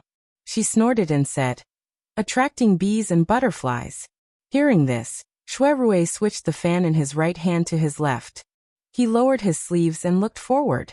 He looked like a gentleman. But in the dark he quietly grabbed her finger and held it in his palm. He said in a low voice, "Don't wrongly accuse me. I don't like to attract bees or butterflies. I only want to pick your lotus chamber." As he said this, he turned to look at her. Her cold and elegant face was shining with a jade-like luster. Her cheeks were pink, revealing her blush. Yushu couldn't listen to his sweet talk. She felt her ears go soft. She pinched his palm and said angrily, "You still dare to say that? You gave me a random nickname back then, and now everyone is calling me by it. I thought about it for a long time. How can it be a random name? Lotus chamber, like the lotus heart chamber, passing through the 7 apertures, containing bitterness. Like a quiet room, calming my heart. Isn't it good?" Yushu just said it casually. She didn't expect that the name Shuirue forced on her had such a deep meaning. Hearing him say it without hesitation, she could tell that he had thought about it deeply. She was proud of herself. But she deliberately waved her hand at him perfunctorily and said, "It's not bad. Forget it. Since it's called like this, I'll just make do with it." Speaking of which, Shuirue hadn't seen her abacus seal yet. He didn't know that she had used the word lotus chamber as her seal. For a Master E, the seal registered in the Celestial Commissioner's seal was equivalent to the person's reputation in the past and future. It had a special meaning. By the way, I forgot to ask you. You got your abacus seal a long time ago. Didn't you say it was carved from a royal ivory seal? Let me see. Shui Rui's thoughts were aroused by the words lotus room as well, and he intentionally or unintentionally asked her. Yushu reached out to touch her waist. She shook her head and said to him, I changed my clothes today. I didn't bring it with me. I'll show it to you tomorrow. Seeing this, Shui Rui faintly expected her to use the word lotus chamber as her seal. But now he was not so sure. He wanted to ask her, but he was afraid that the result would be disappointing. So he just smiled and gave up. He didn't have much hope in his heart. He thought that based on her strong character, she wouldn't use the name given by others. Chapter 520. At the beginning of the banquet, the atmosphere was lit up by a rain of lanterns falling from the sky. In the waterside pavilion, several noble women fought to curry favor with noble consort Shui. I was shocked just now and thought that the water was on fire. Who would have thought that there would be such a thing? Truly, truly a wonderful idea. Noble consort Shui has such a good idea, opening the eyes of us ordinary people. You don't say. I really can't see how these lanterns fell into the water. Which deity did Her Highness ask for help? Noble consort Shui tilted her head and gently swung her phoenix hairpin. She gazed at the night view of the lake and the bright lanterns. She smiled at the crowd and said, Making these lanterns isn't just for show. There's something strange hidden within. Later, someone will have a headache. Consort Shu sat quietly at the side. Hearing this, she turned and said, What does tonight's fight for the golden jade hibiscus have to do with this lake full of lotus lanterns? As expected, younger sister is clever. Noble consort Shui praised her. With one hand on the golden pillow, she was helped into a sitting position by the palace maids. The palace maids knelt by her feet and smoothed out the small creases on her dress. Go and summon the young masters and daughters of the various families. Tell them not to be greedy and play. I need to explain the rules tonight.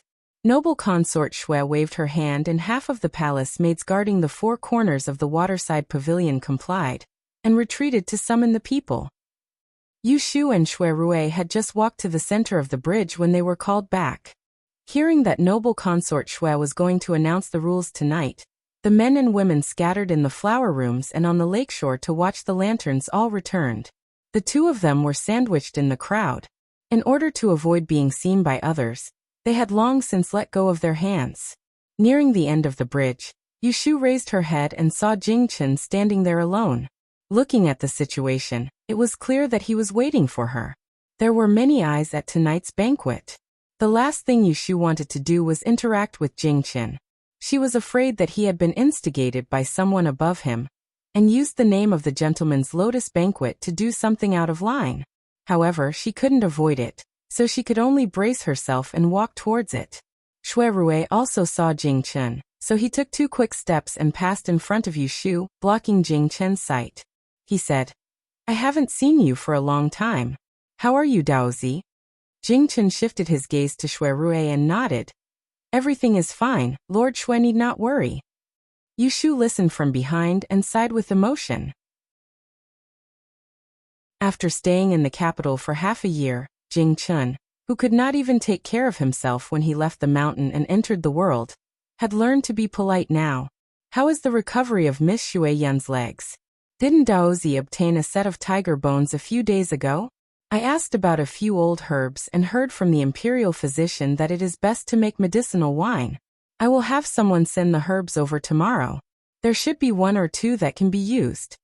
As Shui Rui spoke, he gently waved his hand behind him. When Yushu saw this, she secretly let out a sigh of relief. She quickly walked to the side and got off the bridge. She didn't look at Jingchen again, so she didn't see the 2 men's line of sight behind her. As soon as she left, Shui Rui's expression became a lot lighter. He stretched out his hand and gestured to the side, saying to Jingchen, I have a few words to say. This way please. Jingchen nodded and didn't ask any more questions. They left the crowd and walked to a quiet place. Shui Rui gazed at the quiet and tranquil man before him. And when he thought of how Yushu had once fallen in love with this person, and suffered many hardships in exchange for being imprisoned in a single day, It was extremely difficult for him to not be slightly cold. Although I don't know the details, I also know that you have broken off relations with Shu. Since you have cut off all ties with her, why are you still pestering her now? Shui Rui didn't beat around the bush and directly questioned him. Jing Chen's impression of Shui Rui has always been mediocre. However, he knew that Shui Rui took care of Yushu a lot, and the two of them called each other brother and sister. Therefore, facing Shui Rui's cold words, he didn't feel unhappy. Instead, it reminded him that he had let down Yushu a lot. Jing Chen's heart of guilt arose once more. Yet he truly had nothing to say to Shui Rui, so he could only speak with an expressionless face. Forgive me for not being able to explain the matter that day to you, but I'll surely seek her forgiveness for my mistake. Seeing his insistence, Shui Rui frowned and said in a low voice, "It's not convenient for you to say, and I'm not interested to hear it. As for you asking for her forgiveness, I have a piece of advice for you. Don't cause her any more trouble. If she can't live in peace because of you, as her big brother, I will never forgive you." He really wanted to stand in the position of a man and say these words to Jing Chen, but because he couldn't reveal the secret that he already knew, and he couldn't let Jing Chen find out that he was intimate with Yushu, he could only settle for the next best thing. Warning Jing Chen as an elder brother, he couldn't openly stop Jing Chen from winning back Yushu's heart for the sake of his misfortune, but he couldn't turn a blind eye to it. Jing Chen looked at the stern eyes of Shui Rui, and could feel that he was protecting Yushu. He didn't know why, but he felt a little uncomfortable in his heart.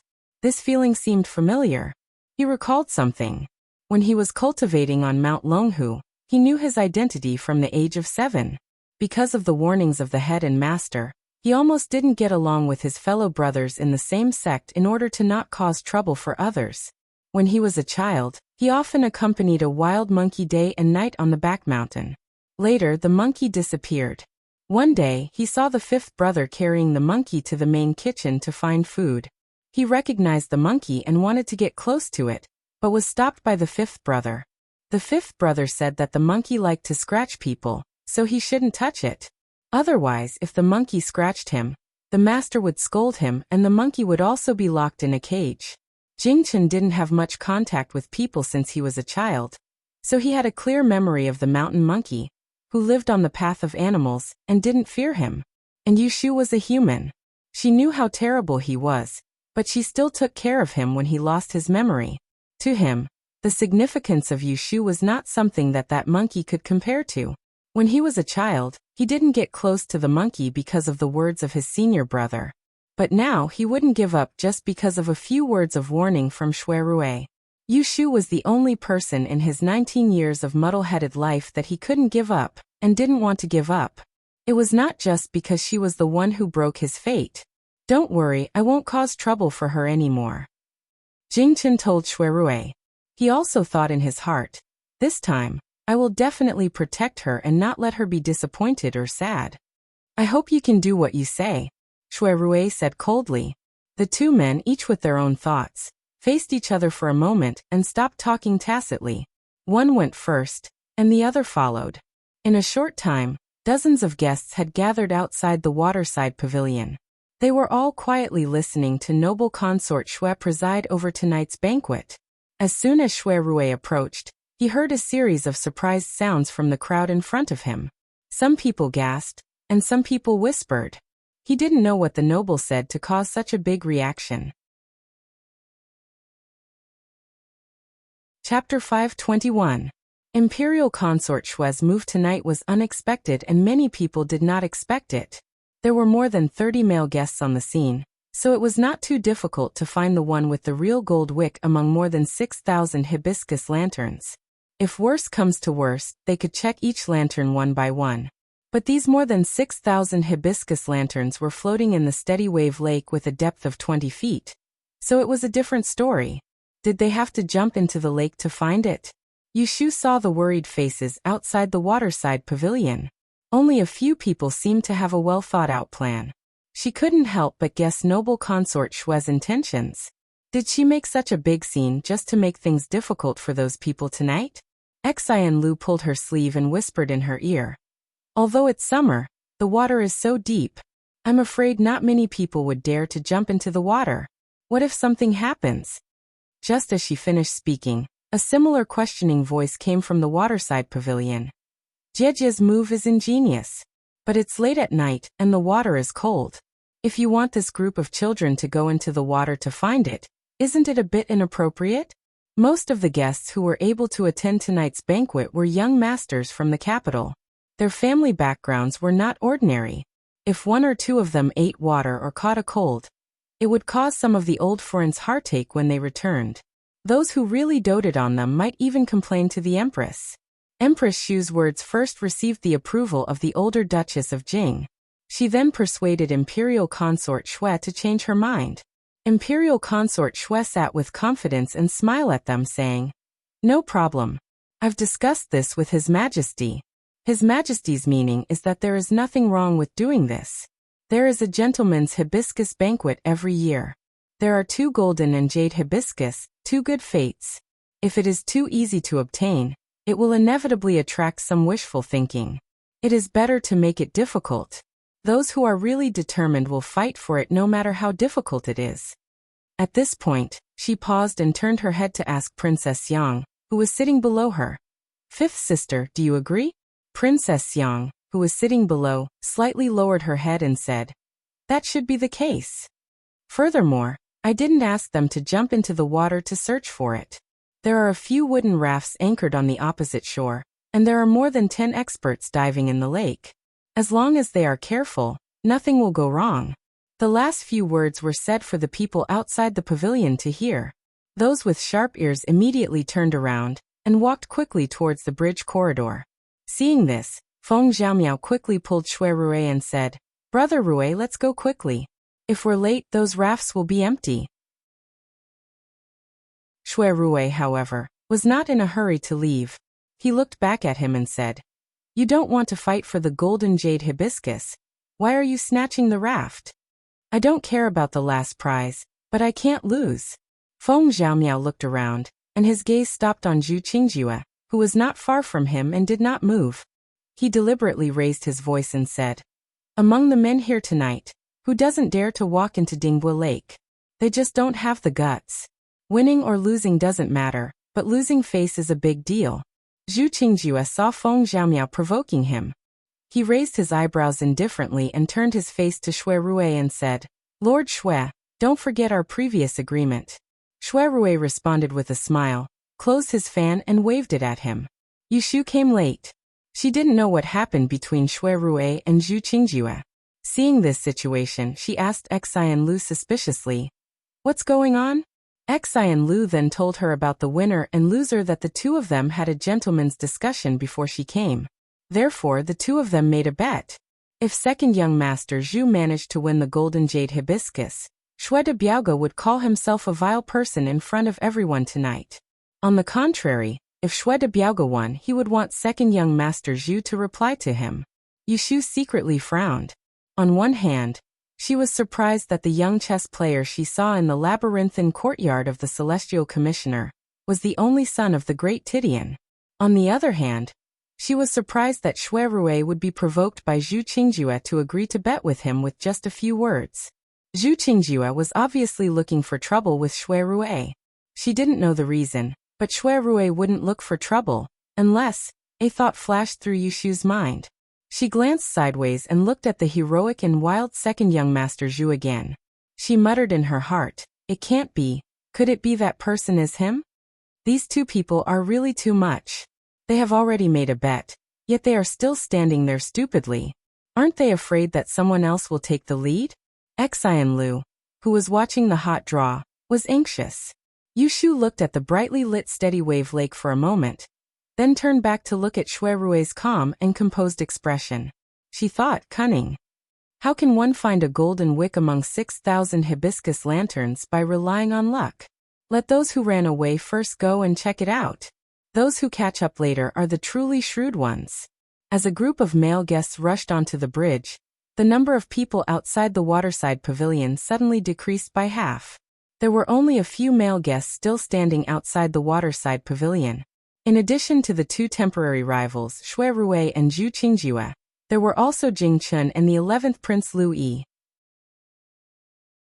Seeing that the male guests had taken action, the remaining female guests also looked eager to have a go. In the waterside pavilion, noble consort Shui teased the other noble ladies for a while before turning to look at the group of charming young girls outside the waterside pavilion. Don't just stand there. Do you want this empress to call you out one by one? What are your usual skills? Don't be stingy now. Let's see who can amaze everyone tonight and convince everyone. Only that person can get this golden jade hibiscus in this empress's hand. Otherwise, this empress can only keep it until next year. As soon as she finished speaking, there was a slight commotion outside the waterside pavilion. The girls looked at each other. They all wanted to come forward and show off their skills, but they were afraid that the first one would be at a disadvantage. Sisters, please excuse me. Let me go first. Yushu looked over and saw a tall young girl walking out from Princess Xuan's side. At first glance, she seemed to be about the same height as Yushu, but the other's figure was a bit more voluptuous. As soon as this tall young girl came out, the female guests that were originally surrounding her all retreated, automatically making an empty space for her to stand in. Her name is Cui Xian. Xian Lu saw that Yushu was unfamiliar and told her, "She's the older sister of Cui Yun who went to worship the ancestors with you." When Yushu heard this, she remembered the news that she had received from Sita Qinglan. It was said that Cui Yun had an older sister who was very popular with the nobility. When she was young, she was fostered in the Xiang prince's fu and had a sisterly relationship with that spoiled princess Xiwan. Cui Xian stood out openly and first asked the nobles in the waterside pavilion for instructions. "We, the women of aristocratic families, have learned the mysterious classics and Ili from a young age. We can't compare to the young ladies of the noble families who are good at the four arts, chess, calligraphy and painting, but we are not completely useless. Our Cui family can be called one of the 12 prefectures of the capital, because of the virtue of our ancestors. They passed down a strange sound technique called spirit speech technique. I believe that most of you have heard of it, but have not seen it. This humble girl is untalented and has learned this technique from my family's founder for 7 years. Now that I have seen the door, I will come today to show my incompetence." These words aroused the attention of the crowd. It should be known that the secret techniques of the 12 aristocratic families were not passed down to outsiders. They were not easily shown and rarely seen. Who wouldn't be curious? The older Duchess of Jing immediately sat up straight and stared at Cui Xian with great interest. She said to the 2 palace masters sitting at the head of the table, "As the 2 Niangs know, before I married, I was also born of an aristocratic family.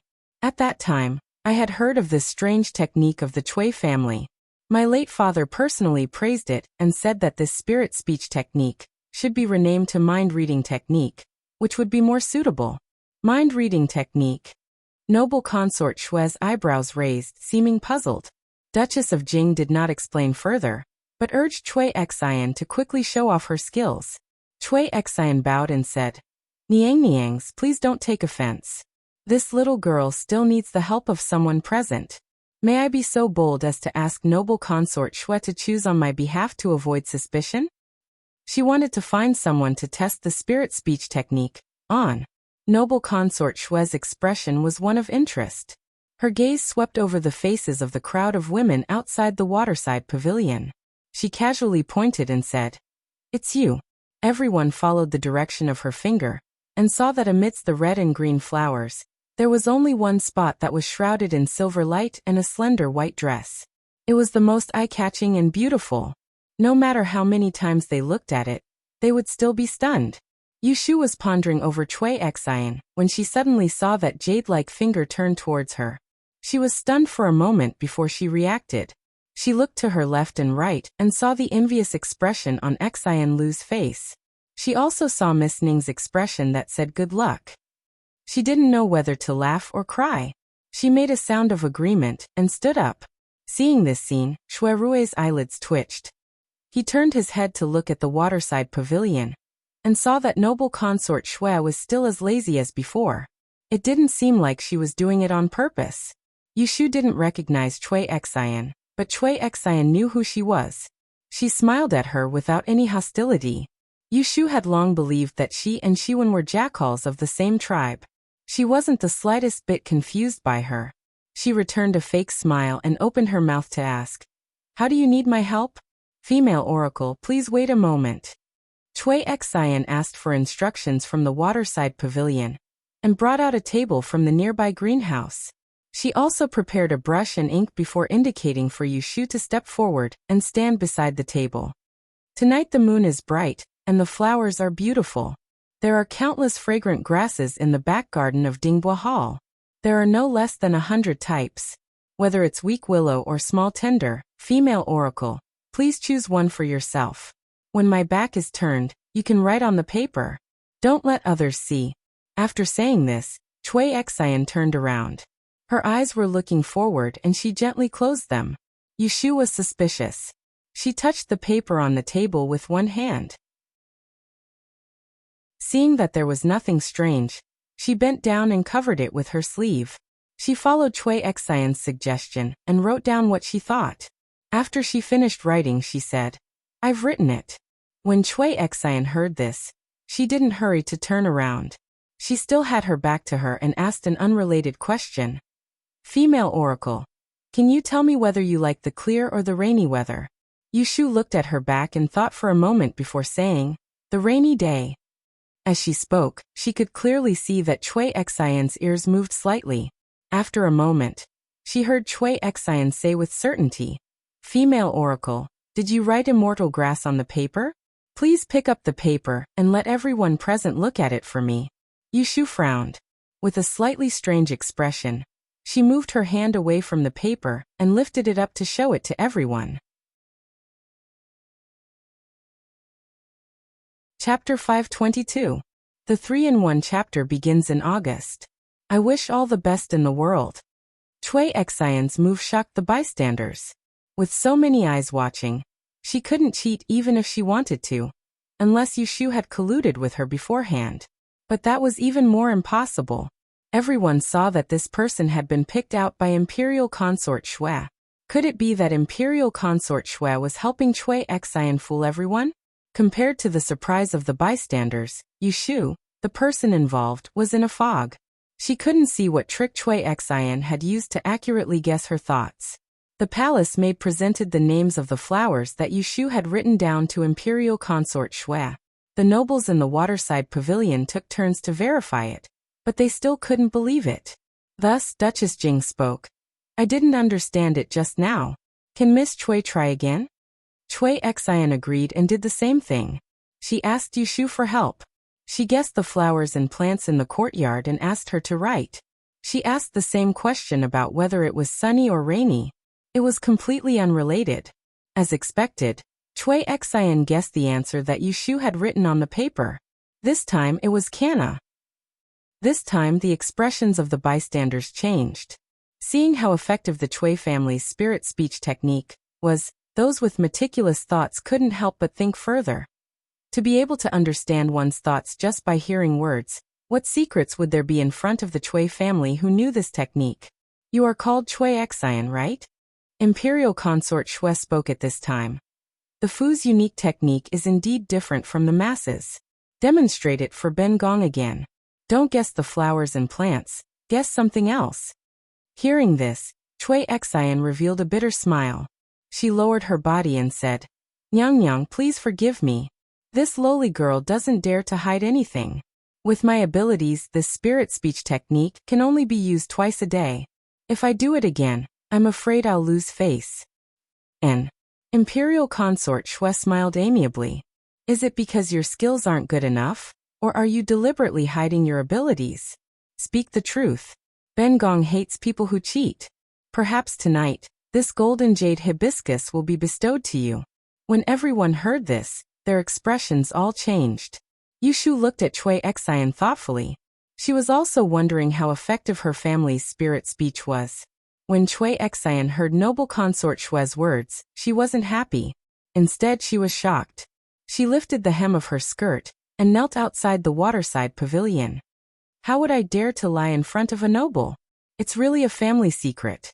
I can't explain the reason in front of everyone, but with Celestial Commissioner's reminder, the Chui family's art of spiritual speech, the more refined it is, the harder it is to use it." For example, my third uncle can use it once every 10 days, but my grandfather can only use it once every month. Hearing this explanation, half of the people present looked better. Noble consort Shui turned her head to ask Duchess Jing, "What does old foreign think?" The Duchess of Jing leaned back in her chair and said, "I see that with this girl's ability, she can only guess the flowers and plants in this garden. As for her grandfather, Duke Chui, he doesn't only have this bit of ability." Hearing these two comments, the other half of the people present also looked better. Princess Xiang looked at Chui Xian, who was kneeling on the ground. After all, she was the child she had watched grow up. She couldn't help but help and whispered a few words in noble consort Shui's ear. Her words probably had an effect. Noble consort Shui's smile disappeared and her expression became much calmer. She waved her hand at Chui Xian, who was still kneeling on the ground. "You can get up. Someone else will come up." Chui Xian hurriedly got up and retreated, standing next to Royal Princess Shiwan. Yushu also retreated to the back of the crowd. She looked coldly at Chui Xian and Shiwan, who were whispering to each other. "Can you see what's going on?" Shui Rui went around to the back of the crowd and asked Yushu in a low voice. Yushu hesitated and said, "This Chui family's strange technique clearly uses the art of spiritual speech. I've also heard of several kinds of art of spiritual speech, but they're all very troublesome to perform divination. In comparison, this art of spiritual speech can be said to be marvelous." She sighed in her heart. The aristocratic families of the 12 constabularies are worthy of being known as the big families of Yishui in the capital. Just a strange technique passed down in their family is enough to support a facade. Think about it, Chui Xian only guessed the flowers and plants today. With Elder Chui's cultivation, could he see through people's minds? I'm just curious that the Chui family has this kind of mind-reading ability. How can the emperor tolerate the people of this constabulary? Isn't guessing the emperor's intentions a capital crime? Yushu whispered to Shui Rui in surprise. Shui Rui shook his head and waved his fan. He stood in front of the two and whispered in her ear, "Silly girl. What do you do as a celestial commissioner? Do you think the great advisor is someone who does nothing? I don't know much about Yishui, but I have heard of a secret. His Majesty carries a rare treasure with him. It has been around since the founding of the Dan Empire. It is passed down from generation to his successor. Other than the current great advisor, no one can predict the good or bad luck of the emperor." Yushu's knowledge was broadened again. She was surprised. She had the Xian family's list of rare objects in her hands. She had seen all kinds of treasures, but none of them could stop people from predicting. She really didn't know what kind of treasure the emperor had on him was.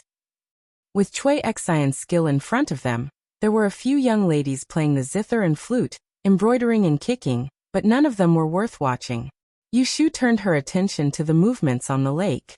She discovered that there were a couple of wooden rafts rowing from the other side of the lake to the center of the lake. The lanterns on the surface of the lake were dimmed. It seemed that these people had extinguished all the paper lanterns in order to find the one with the real gold wick. Yushu glanced at Shui Rui and said, "When are you going into the water? If you wait any longer, someone will find the gold wick by sheer luck. Then you and that second master Zhu will become a joke." Shui Rui saw that she already knew about the bet between him and Zhu Qingjue. He smiled and glanced at Zhu Qingjue's direction. He said to her, "If the enemy doesn't move, I won't move. At most, it will be a draw. What am I afraid of?" Yushu saw that he seemed to be at ease, so she didn't worry for him. She was about to continue to observe Shiwen's movements when she saw Jing Chun, who had been waiting outside the waterside pavilion, turn around and walk toward the shore. He walked to the shore, broke a willow branch, and fished out a few lanterns. He weighed them in his hand, fiddled with them for a moment, and then put them back into the water. What is he doing? Yushu just had a question, but in the next moment, she was tongue-tied. She saw Jing Chun retreat one zhang, and then with a leap he lit the lanterns on the water. One after another, his wide white sleeves fluttered in the wind. He was like a swan goose spreading its wings, leaping across the water. Look, Daozi is flying on the water. This was the daughter of a civil official. Wow, what a beautiful qinggong. This was the daughter of a military general. Very quickly, No one cared about the young girl who was performing. Everyone's attention turned to Jing Chun, who was flying across the surface of the lake, as if he was walking on flat ground. What is going on? The nobles in the waterside pavilion asked each other. Yushu frowned. She began to worry that Jing Chun might have been instigated by someone to steal this golden jade hibiscus. Shuirui carefully watched Jing Chun's movements. His eyes flashed, and his face slightly sank. He said, "What a cheap way." Yushu turned her head and asked, "What do you mean?" "The lanterns on the lake are all made by the imperial court, and they are all the same size. However, real gold is precious, and the lanterns made from it are definitely easier to sink than ordinary lanterns. As long as he controls the strength under his feet, he doesn't need to pay attention to the lanterns that don't sink. But if there is one that is different, it will definitely sink." The reason why Shuirui said this was a cheap way was because this method could only be used by a martial artist like Jing Chun, who had excellent qigong. Even if others understood his intention, they would not be able to imitate him, and could only stare at him. After hearing Shuirui's words, Yushu frowned so much that her eyebrows could squash a mosquito to death. Pa! She was knocked on her forehead. When she came back to her senses, she saw Shuirui put away his folding fan, and the corner of his mouth curled up. "What are you worried about? With me here, no one can take advantage of you tonight." After saying this, he turned around and strode to the bridge in the distance. Yushu touched her forehead and looked at his departing figure. She suddenly had an impulse to run after him. "Brother, wait." Shuirui turned his head and stopped. He saw Yushu running in front of him. With her back to the crowd, she fumbled in her sleeve for a while, took out a triangular sachet, and stuffed it into his hand. "This is?" Shuirui touched it and felt that there was something hidden in it. It seemed to be made of jade. "This is good luck." Yushu looked up and blinked at him. Her eyes were sparkling, and she said, "I was going to give it to you as a birthday gift, but now I changed my mind. I will give you half of it first. As for the other half, you have to give me that golden jade hibiscus in exchange." Their relationship was now a secret. The golden jade hibiscus was useless to them. Even if they got it, they could not give it to each other openly. However, it did not mean that it was meaningless. The golden jade hibiscus was a gift from the heavens. So what if it was not recognized? The hibiscus fairy who fell in love with a mortal was also blocked by the Sky Emperor. At the last moment, she still succeeded. She did not want the use of the golden jade hibiscus. She only wanted the good intention behind it. If there was a person who was willing to wait for her, even if there were thousands of difficulties and dangers, how could it be against a person's heart? Being dazzled by her eyes, Shuirui was stunned for a moment. For a moment, he seemed to be able to read her mind. He could actually read her mind from her eyes. Thousands of words. How could a single sentence express one's mind? At this moment, Shuirui was full of joy, but he could not express it. He could only clench the sachet in his hand. His eyes were full of love, and he lowered his head to promise her. "Just you wait. I will definitely snatch that golden jade hibiscus to please you." Tonight's fight was not for hatred, but for love. As soon as Shuirui left, Zhu Qingjue could not wait any longer. She followed closely behind, and went on the bridge. Yushu walked back to the waterside pavilion. She looked around, but Lu Yi was nowhere to be seen. At this moment, there was not a single male guest outside the waterside pavilion. It was all women competing. "What did you say to Cousin Shui just now?" Xian Lu tilted his head and asked curiously. Yushu smiled casually and said, "I taught him a method so that he can find the true core." Xian Lu believed her, and held her to ask more questions. However, Yushu refused to say a word and let him coax her. Just now, there was a young lady who finished a painting in the time it took for half an incense stick to burn. The nobles in the waterside pavilion commented a little and praised her, but it was obvious that they were not in a good mood. That young lady did not gain any favor. Knowing that there was no hope, she retreated to the side in disappointment. Imperial consort Shui wrapped a handkerchief in one hand, and gently pressed the corner of her eyes. She let out a small yawn and talked to the people outside. "Looking at it, the first one is more interesting. It's not that the others are bad, but there's not much novelty. It lacks some surprises and makes people not spirited. Honored consort Shu coughed lightly and had a different opinion. The Chui family's spiritual language technique is ingenious. However, in my opinion, the young lady of the Zhao family's skill of writing with 2 brushes is also from hard work and practice. There's not much novelty in the writing, but the intention is sufficient. Imperial consort Shui glanced at her and smiled. That makes sense. Let's not talk about it first. Let's finish reading first. Honored consort Shu softly said, okay. In the imperial court, the Yin family might be more powerful than the Shui family. However, in the harem, imperial consort Shui's position was above honored consort Yin. Oh right. Imperial consort Shui thought of something and turned her head outside. She said with a proud expression, "Where's 1-1? Didn't you say that you've meticulously prepared? I haven't seen you for a long time. Did you show your fear after seeing the good ones? Your Highness, please make fun of me." Shiwen pouted and stood out. Her beautiful eyes swept across the surroundings. She raised her chin and said with a proud expression, "I'm afraid that you won't be able to say that they're good after seeing mine." His words made the girls who had behaved earlier embarrassed. Princess Xiang frowned slightly and turned to look at Imperial Consort Shui's expression. Oh. Imperial Consort Shui waved her handkerchief at her and said curiously, "I want to see how you dare to boast like this." "Yes, Your Highness, please wait a moment." Shiwen bowed. When she stood up, she ordered the servant outside the pavilion, "Go and get my zither." Playing the zither was not new. It was a bit difficult to win with this. Yushu saw that Shiwen was determined to win, and knew that there was something else going on here.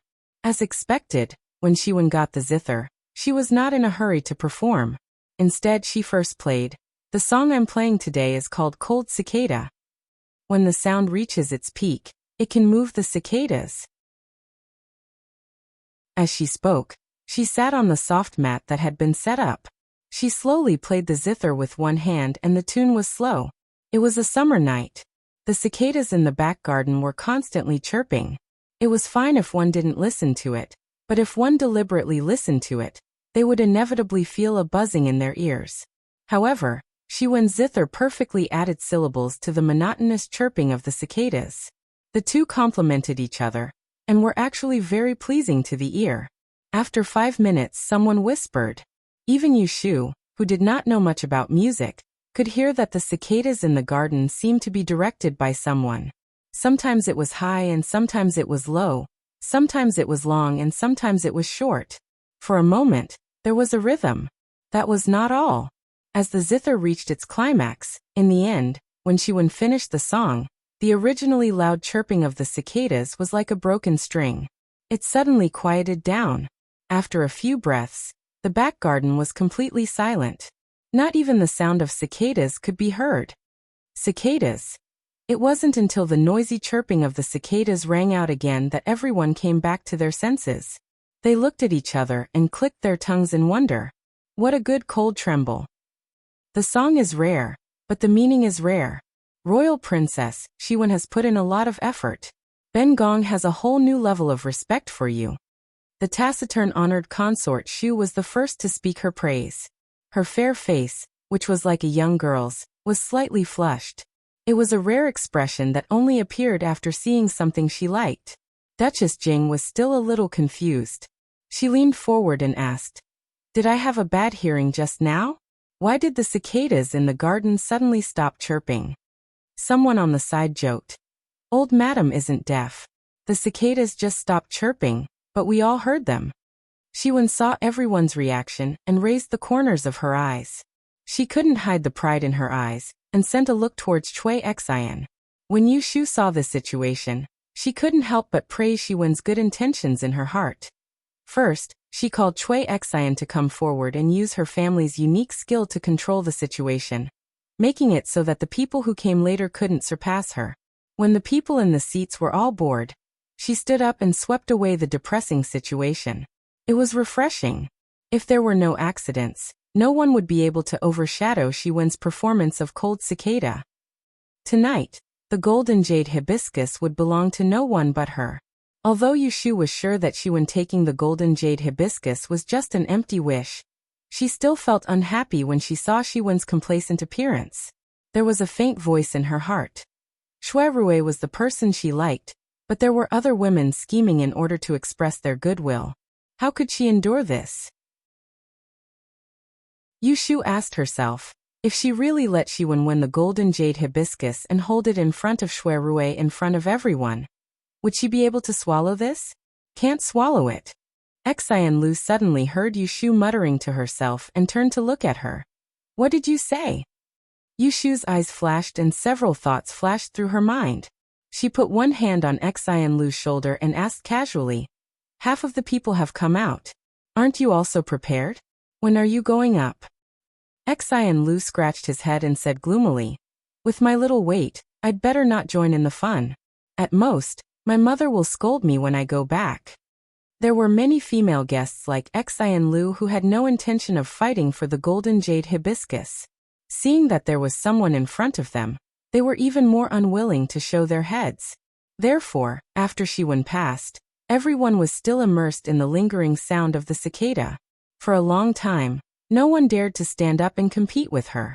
Seeing this scene, a group of nobles in the waterside pavilion exchanged a few glances and started to discuss which one was the best. Those with sharp ears all heard that Cui Xian and Xiwen were mentioned the most, and Xiwen was praised the most. At present, Wenwen is slightly better than Miss Cui. Imperial consort Xue's gaze swept around and landed on Princess Xiang.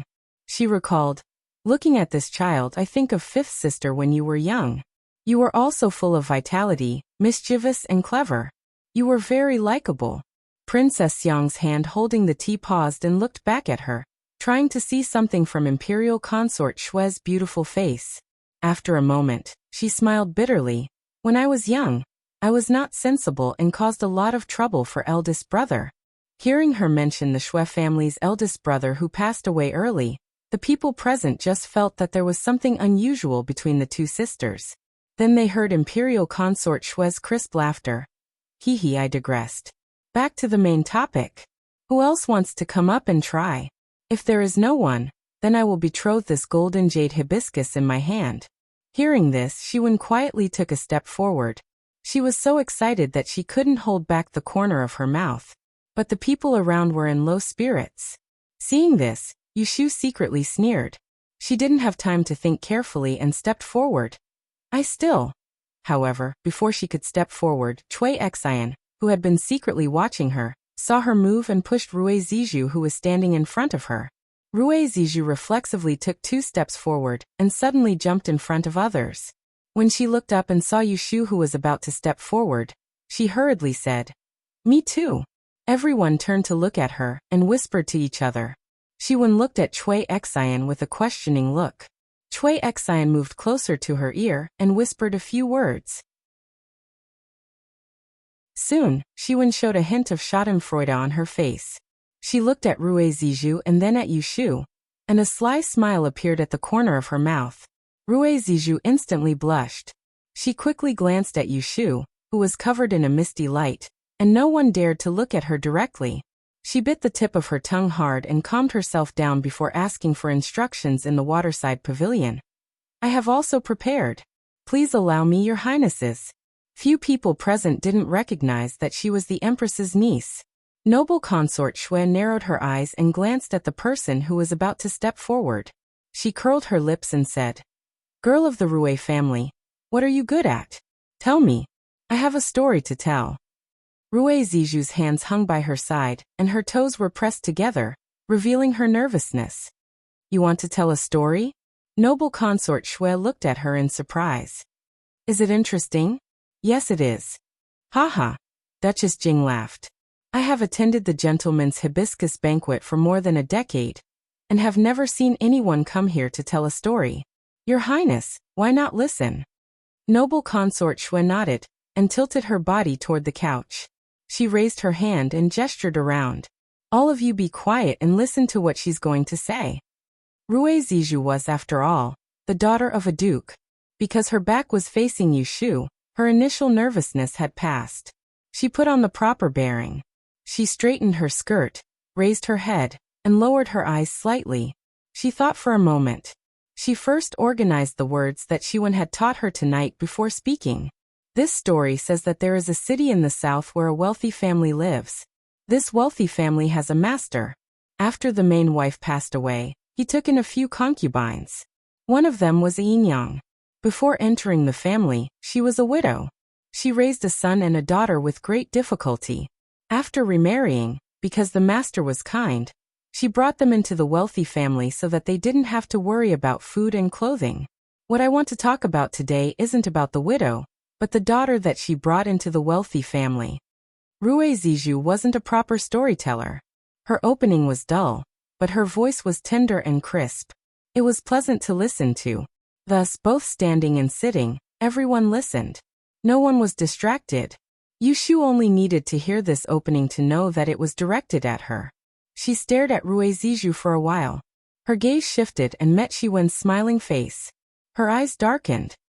That girl was born with a lowly life. Her father died suddenly, her mother worked hard, and her younger brother was sick and weak. With great difficulty, she entered the family of a wealthy family, but she refused to be honest. She often did those sneaky things and was caught more than once. Gradually, she was given the cold shoulder. The people around discussed in low voices. Most of them said that the girl in the story didn't know any better. Once, she stole something valuable and was caught by the servants. She was sent to the old madam of the family and was punished in public. She didn't realize that she was in the wrong first and harbored a grudge against the rich family. One time, she got a chance and actually slandered the reputation of the family that raised her. Later, the rich family didn't reciprocate their kindness. Seeing that the girl was stubborn, they hardened their heart and chased her out. Hearing this, someone in the waterside pavilion couldn't help but scold. It was Duchess Jing, who had a clear distinction between likes and dislikes. Well done. What a cruel and unscrupulous thing. Noble consort Shui calmly advised. Old madam, continue listening. The story isn't finished yet. Rue Zizhu licked her lips and continued. Your Highness is far-sighted. This story isn't over yet. Who would have thought that after that girl was chased out of the family, she actually had good luck? Her life was smooth sailing, and she made friends with noble people. Now she is living a glorious life outside. And that rich family, more or less because of this girl, from then on, the family declined. In the end, they lost their flesh and blood, and ended up in ruin and dejection. They say that good and evil will be rewarded, but who would have thought that the heavens would close their eyes?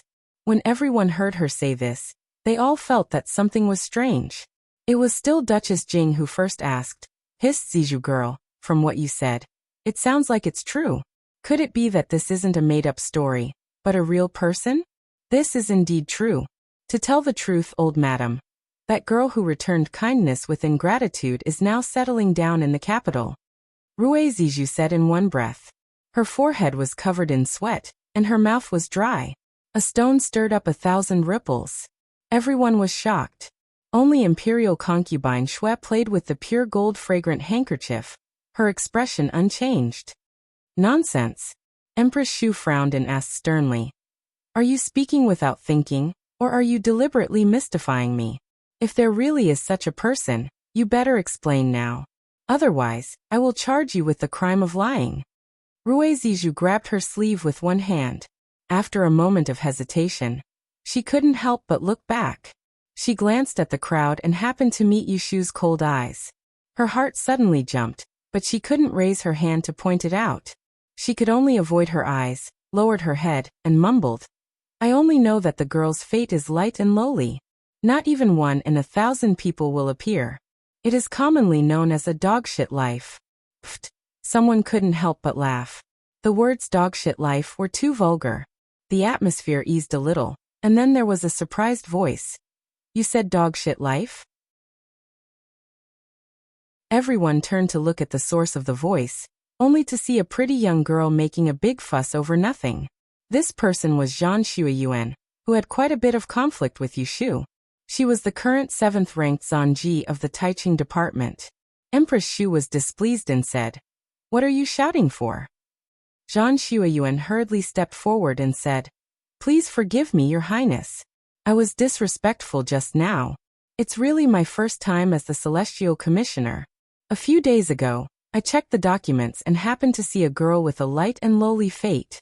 She is the dog shit life that Miss Rue mentioned.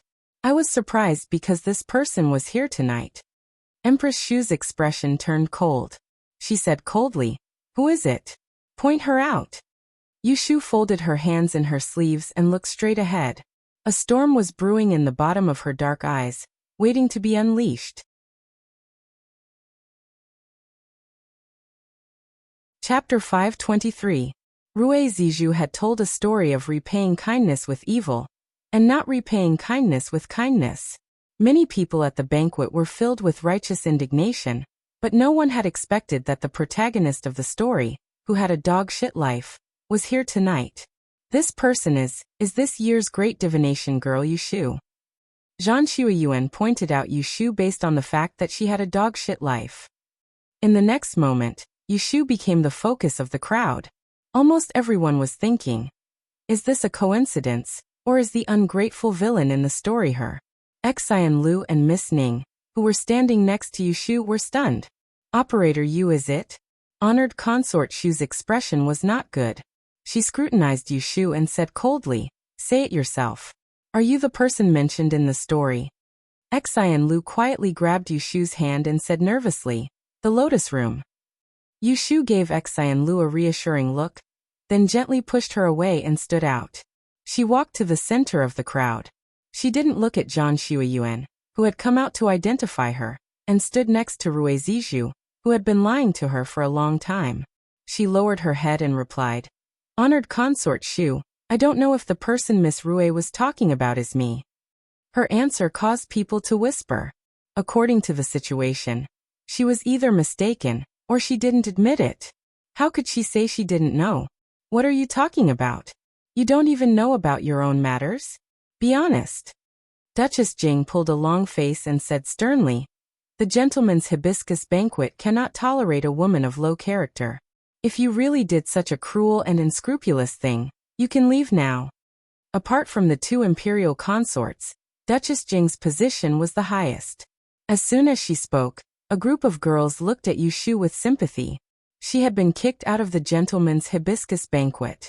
If this got out, would she still have the face to see others in the future? She uncovered half of her smiling face with her fan. She tilted her head and whispered to Cui Xian, "You're the best. That girl is vengeful. And Rue Zizhu has offended her this time. Neither of them will gain anything today. Xingxuan's family was ruined by this girl, and she died in prison. I won't let her off no matter what." Cui Xian looked at Yushu and gently shook her head. She was not as optimistic as Yushu. "I don't think things will go so smoothly. She doesn't look like someone who will obediently give in. Maybe I will have to step in later. Princess, remember, no matter what happens later, don't force yourself. Just wait to get that golden jade hibiscus in the end." Shiwen hesitated for a moment before nodding. As for Yushu, she was being interrogated by Duchess Jing, but she didn't panic nor was she frightened. She bowed towards the waterside pavilion and said, "I asked noble consort Xue to investigate clearly. Miss Rue said that what she said was a true story. I have a few questions that I want to clarify with her. Otherwise, I really don't know if she is talking about me or not." Noble consort Xue glanced at her, and turned her head to the angry Duchess Jing. "This is right and wrong. We have to verify it. We can't just listen to one side of the story. Let's listen to what she has to say." In the end, in this entire garden, noble consort Xue was the most powerful. No one's words were as effective as hers. Yushu saw this point and didn't care if Duchess Jing didn't like her or not. "Thank you, Your Highness, for your permission." Yushu stood up and turned to face Rue Zizhu. She first sized up this little girl who had no enmity with her, but suddenly jumped out to bite her. Rue Zizhu knew that Yushu was looking at her. She was very flustered, but she was afraid that if she avoided it too much, others would see that she was guilty. She could only brace herself and raise her face to meet Rue Zizhu's eyes. Yushu saw Rue Zizhu's small movements and sneered in her heart. Finding such a little sheep to use as a weapon, the person behind this was really not afraid that she, an ingrate, would gnaw on them until not a single bone was left. Miss Rue, can you say for sure that the passage you've just described is a true story? Yes. Did you see it with your own eyes? I heard it from someone else? Who did you hear it from? In the face of Yu Shu's aggressive questioning, Rue Zizhu couldn't resist and couldn't help but turn her head and look in a certain direction. Seeing that she was at a loss, Yu Shu's voice suddenly sank. I asked Miss Rue a question. Why didn't you answer? Everything that happened in the south can reach the ears of a miss living in the capital.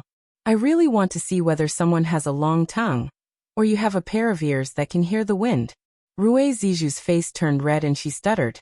I am. The two of them confronted each other.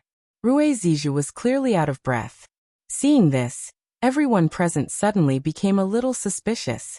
In the waterside pavilion, Imperial concubine Shue's slender fingernails scratched the silk handkerchief, her beautiful eyes flashing. Seeing this, Cui Xian secretly sighed and said to Shiwen, I knew it wouldn't be easy to bluff her. If it was someone else in prison, they would only think about how to get out and clear their name and panic first. She's good, she wants to find the person. Forget it, I'll do it. After saying this, she didn't wait for Rue Zizhu to confess her identity, and walked from the back to the front. I was the one who told that story to Miss Rue. Seeing Cui Xian step forward, the smile on Shiwen's face disappeared. When Yu Shu saw Cui Xian's head, she quickly narrowed her eyes. She looked past Cui Xian and glanced at Shiwen, who was standing in the corner. She immediately understood. So you're that person with a long tongue. Yu Shu didn't hold back and taunted him. Cui Xian frowned and said, You Swansea, you should be more polite. As a fellow teacher, I respect you as a fourth-class teacher. However, there are nobles here tonight, so don't be rude. Yu Shu sneered. I have never been negligent in my respect towards nobles, but I'm too lazy to be hypocritical towards some people with long tongues. Saying this, she didn't wait for Cui Xian to refute her, and bowed towards the waterside pavilion again. She raised her voice and asked for instructions. Reporting to Imperial concubine Shui, I'm done asking.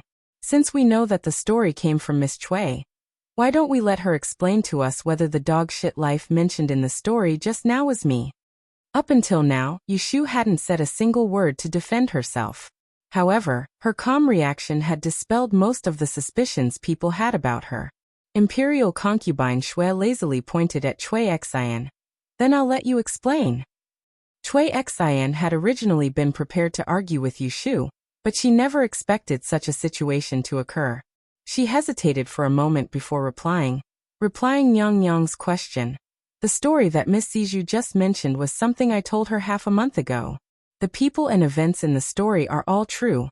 And that ungrateful girl is precisely this Yu Swansea in front of us. Imperial concubine Shui raised her eyebrows. Concubine Shu, who was beside her, said with a straight face, What exactly is going on? Explain clearly. Cui Xian sighed and didn't look at Yu Shu's expression at this moment. She said, Your Highness, please investigate. I didn't know that Miss Zizhu would make this story into a story. Although there are some distortions in it, it's generally the truth. Yu Swansea is from the south. Before she came to the capital, her birth mother brought her to live in the Ji residence in Yiyang City. She was raised by the Ji family. Later, because she made a mistake, she was driven out by the Ji family, who knew that on the way to the capital, she saved a Taoist who was in trouble and obtained a fateful encounter. Later, she became brother and sister with the eldest son of the Shui family. From then on, her luck changed for the better. Today, she is a brilliant and admirable female fortune-teller. However, the Ji family that raised her has either died or broken up. It's really disappointing.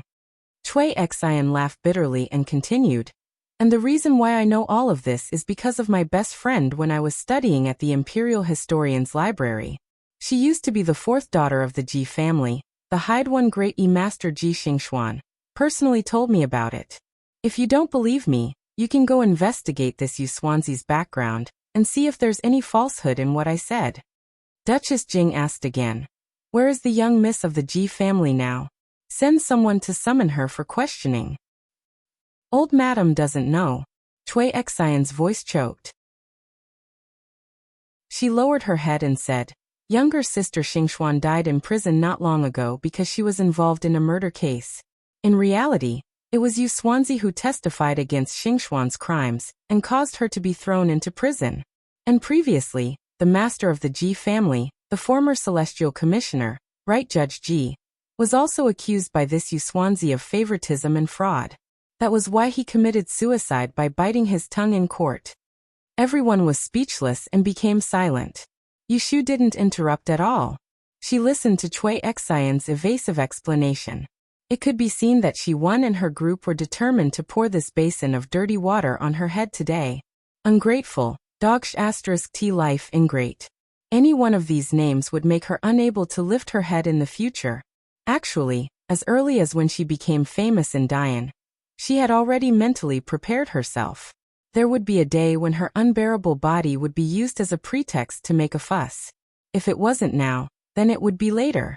Today, she would borrow the knife in the other party's hands to completely eradicate this hidden danger. Duchess Jing's face became colder and colder. The way she looked at Yushu also became more and more unfriendly.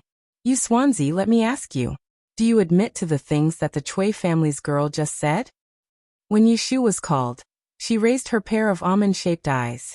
She stared at the red figure sitting on the highest seat in the waterside pavilion. She calmly said, "What are the things that Duchess Jing is asking about? Is it about how I used to live with my birth mother in Yiyang Jifu? Or is it about how I was later chased out by the Ji family? Or is it about how the right judge of the Ji family was accused of corruption by me? Or is it about how Ji Xingxuan was accused of murder by me? If you're asking about these things, then I admit to them." These were all facts. She would know if she asked around a bit. She wasn't stupid enough to argue. As soon as Yushu's voice fell, there was a buzz below and the crowd became restless. Xian Lu was so anxious that his forehead was covered in sweat. He tightly grasped Miss Ning's hand and cursed in a low voice, "This idiot, what is the point of admitting to it?" "Umph." Duchess Jing immediately threw a dagger in Yushu's eyes. Without asking the two concubines, she made the decision and raised her voice, "Someone come, drive this heartless and unscrupulous thing out." Two little eunuchs ran up from below. Without another word, they grabbed Yushu's shoulders and pulled her out. Yushu didn't struggle. Her eyes were still fixed on the waterside pavilion. She was gambling on a single thought that noble consort Xue would have. Tonight's banquet was personally hosted by noble consort Xue. She wouldn't allow anyone on her guest list to be driven out on the spot because of their poor conduct. In the waterside pavilion, noble consort Xue restrained the faint smile that had been hanging on the corners of her mouth. Tonight, for the first time, she looked at someone. Chapter 524. Come on, I'll let you guys have a good time. I beg for pink votes. Wait, let go of her. Nyang nyang. Duchess Jing looked at Imperial Consort Xue in disapproval. Consort Xu also said, "Jiejie, how can this kind of person be allowed to attend the gentleman's lotus banquet?"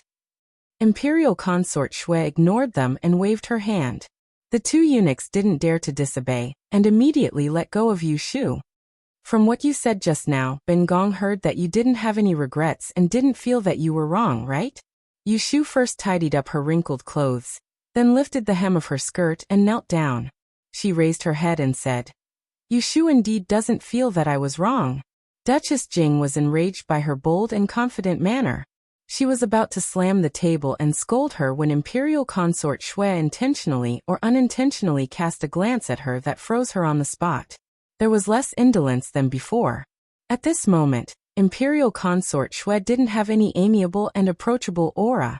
Her every action carried the dignity of the mistress of the inner palace, making people not dare to easily overstep her boundaries. Duchess Jing awkwardly put down her hand, and Consort Xu imperceptibly furrowed her brows. "Chui Xian." Imperial Consort Xue suddenly called out a name, and turned her head to the other side of Rui Zizhu. Chui Xian was bowing and said, "You heard her. She said that she doesn't feel that she was wrong. Tell her where she did wrong." "Yes." Chui Xian obeyed, and turned to look at Yushu kneeling on the ground. Her face was stern and she criticized without hesitation. The Ji family raised you, but you didn't feel grateful. Instead, you took advantage of benefits and took revenge, repaying kindness with evil. You accused official Ji of favoritism and fraud. Although it was a righteous act, your birth mother was a concubine of the Ji family. You used to be half a servant of the Ji family. To act so pretentiously, you are a villain who betrays his master for glory. This is your first mistake. When the Ji family was in trouble, you didn't go to visit them. You didn't help them in their hour of need, but instead, you hit them while they were down. You took advantage of the day when the Ji family's old master was holding a memorial service to kidnap your biological mother from the Ji mansion. This kind of disregard for human relations is your second mistake. You accused Ji Xingxuan of murdering someone, causing her to seek refuge in prison. She had a bright future ahead of her. Yet you ended her life in anger. You didn't kill Bo Ren, but Bo Ren died because of you. Such a cold-blooded heart, heartless and unjust, is your third mistake. Cui Xian's eyebrows were stained with a layer of anger. It was obvious that she was grieving over her best friend's death. She spoke eloquently and scolded Yu Shu for 3 times in a row. She pointed at her and said, "You've done so much wrong, and you still dare to say that you're not wrong." Betraying his master for glory, disregarding human relations, heartless and unjust. If it was anyone else who was humiliated by Cui Xian like this, they would probably cover their face and run away in embarrassment. However, the one standing here right now was the stubborn and unmoved Yu Shu. "Your Imperial Highness, please forgive Yu Shu for being impolite." Yu Shu bowed towards the waterside pavilion. Noble consort Shui looked at her with great interest and nodded in acknowledgement. Yu Shu straightened her body from the ground, dusted her sleeves, and turned to face the furious Cui Xian. Her expression sank and she suddenly shouted, "Your mother's spring and autumn bullshit." Everyone was stunned when they saw the white-clothed girl, who was as slender as a hibiscus, cursing as soon as she opened her mouth. Even Cui Xian was stunned by her scolding. "You're saying that I'm a betrayer for glory? Let me ask you, what kind of master is the Ji family to me? My Yu Shu's father was a county scholar with a clean family background. After my mother was widowed, she caught the eye of the greedy and lecherous third master of the Ji family.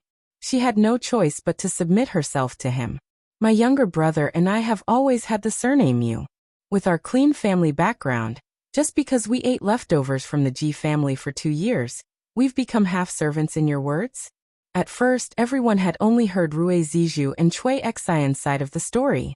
They said that the Ji family was generous, and that Yu Shu was a vile person. Who would have thought that the same story would come out of Yu Shu's mouth and sound completely different? In the eyes of this group of capital nobles, a county scholar might not be worth mentioning, but at least he was a decent scholar. As the saying goes, it's better to be a humble servant than a vermilion dog. She was an innocent person who hadn't sold herself or changed her surname, yet she was called a servant. Anyone would be angry if they were in her shoes. No wonder Yu Shu was so angry that she scolded people. Everyone could understand why. Cui Xian came back to her senses and thought, "This is bad." She thought that she had caught Yu Shu's weakness, but she didn't expect that she would be the one being held back. She blamed herself for not finding out that Yu Shu's biological father was actually a county scholar. She calmed herself down and immediately retorted, "Even if you're not a servant, the Ji family is indeed your benefactor. As the saying goes, a drop of water should be repaid with a spring of water. How did you repay the Ji family? Did you force Lord Ji to die a tragic death in court?" Haha. Yu Shu couldn't help but laugh as if she had heard something funny. Then, she coldly glanced at Cui Xian and said rudely, "Did I force the Ji family's master to die? Do you have the guts to say that again?" The Supreme Court personally investigated him. It was obvious that he cheated in the Dian examination and stole the exam questions. That's why he got what he deserved. She saw Cui Xian's expression change and sneered again. She looked around, straightened her back and said, "To tell the truth, I accidentally saw the former right judicial judge bending the law for favoritism. That day, I was also very conflicted. If I reported him, I would be too cold-hearted. However, the Dayan examination is a grand event of our dynasty. It is held once every 3 years. Many people have endured hardships just to fight for a place in the examination. The current emperor places great importance on it. That right judicial judge Ji could betray the emperor for his own selfishness, but I Yushu can't let him get away scot-free just because of a wrong decision. At this moment, a cool breeze swept by and the crystals and pearls around Yushu fluttered. The light and shadow swayed. It could be seen that the space between her eyebrows was red and her face was full of righteousness. I lost my father when I was young and didn't receive much education. However, I've read a few books of sages. I know that eating the emperor's salary and being loyal to him is the reason why the world is peaceful. It's because we have a wise emperor. I'm just a commoner. I can't share the emperor's worries, but I'm also very righteous. I can't tolerate a villain who goes against the emperor. If I abandon righteousness for a small favor, that would be wrong. And I, for the sake of righteousness, became a villain in other people's eyes. I really don't know if they have no loyalty in their hearts, or if they're pretending to be benevolent and righteous. Yushu's words hit the nail on the head. She looked at Cui Xian and Rue Zizhu coldly and mocked in her heart. If they want to pour dirty shit on me, then they should be prepared to be pushed into the latrine pit by me. They are far from the ability to call a deer a horse and say that the underworld is white. When she finished speaking, Cui Xian and Rue Zizhu's faces turned pale. They looked back and saw that in the waterside pavilion, noble consort Shue's face was cold. At this moment, the topic had risen to loyalty and righteousness. Duchess Jing and consort Shu didn't dare to say anything. They were afraid that they would be pinned with a big hat and attract a lot of trouble. For the sake of righteousness, abandon a small favor? Noble consort Shui slowly nodded. This action revealed her satisfaction with Yushu. Cui family's girl.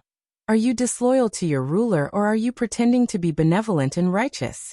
Cui Xian knelt down with a thud and bowed her head to apologize. Your Highness, please forgive me. This lowly girl made a slip of the tongue. It was just a moment of anger and an unintentional mistake. I would never dare to offend my superior. In the crowd, Shi Wen's eyes were gloomy when she saw the situation change. There was a touch of worry and annoyance in them. She looked at Cui Xian's figure, not knowing what she was thinking. It's good that you know that you made a slip of the tongue. Noble consort Shui glanced at Cui Xian, then paused on the trembling Rue Zizhu. She shook her head inwardly. She then shifted her gaze to the unyielding Yushu. She felt that she was even more pleasing to the eye. It's good that you know what righteousness is and what trifles are. This is good. However, they said that you kidnapped your mother from the Jifu. Is this true? When noble consort Shui asked, Yushu immediately revealed an angry expression. She gritted her teeth and said, Your Highness, the Ji family bore a grudge against me because I reported Ji Huaishan. Because they didn't dare to arrest me, they took out their anger on my mother. They locked her in the woodshed and beat and scolded her all day. When I went to the Ji Fu to visit, I saw that my mother was being tortured to the point of death. I had no choice but to save my mother from the Ji family's fiery pit and secretly take her out of the Fu. If you say that this was wrong, I can't admit it. Could it be that I should watch as my mother was tortured to death and not care about it? Was that the right thing to do? Upon hearing this, the crowd once again began to whisper amongst themselves. Their impression of the already declined Ji clan was no longer as sympathetic as before. I pity your filial piety. Noble consort Shui sighed. She turned her head to ask Duchess Jing. The old foreign is someone who values filial piety the most. In your opinion, is it wrong for this child to smuggle her mother away? If Duchess Jing shook her head, she would go against her filial piety. However, if she nodded, she would reverse her previous attitude and correct Yushu's name. The old foreign had an embarrassed expression. After hesitating for a while, she gave in front of noble consort Shui and said, Filial piety is the most important of all virtues. It seems that I wronged this child earlier. Noble consort Shui nodded and accepted the cup of tea that a palace maid brought to her side. She took a shallow sip to moisten her throat before speaking again. Since the old foreign has said so, Ben Gong will make the decision tonight.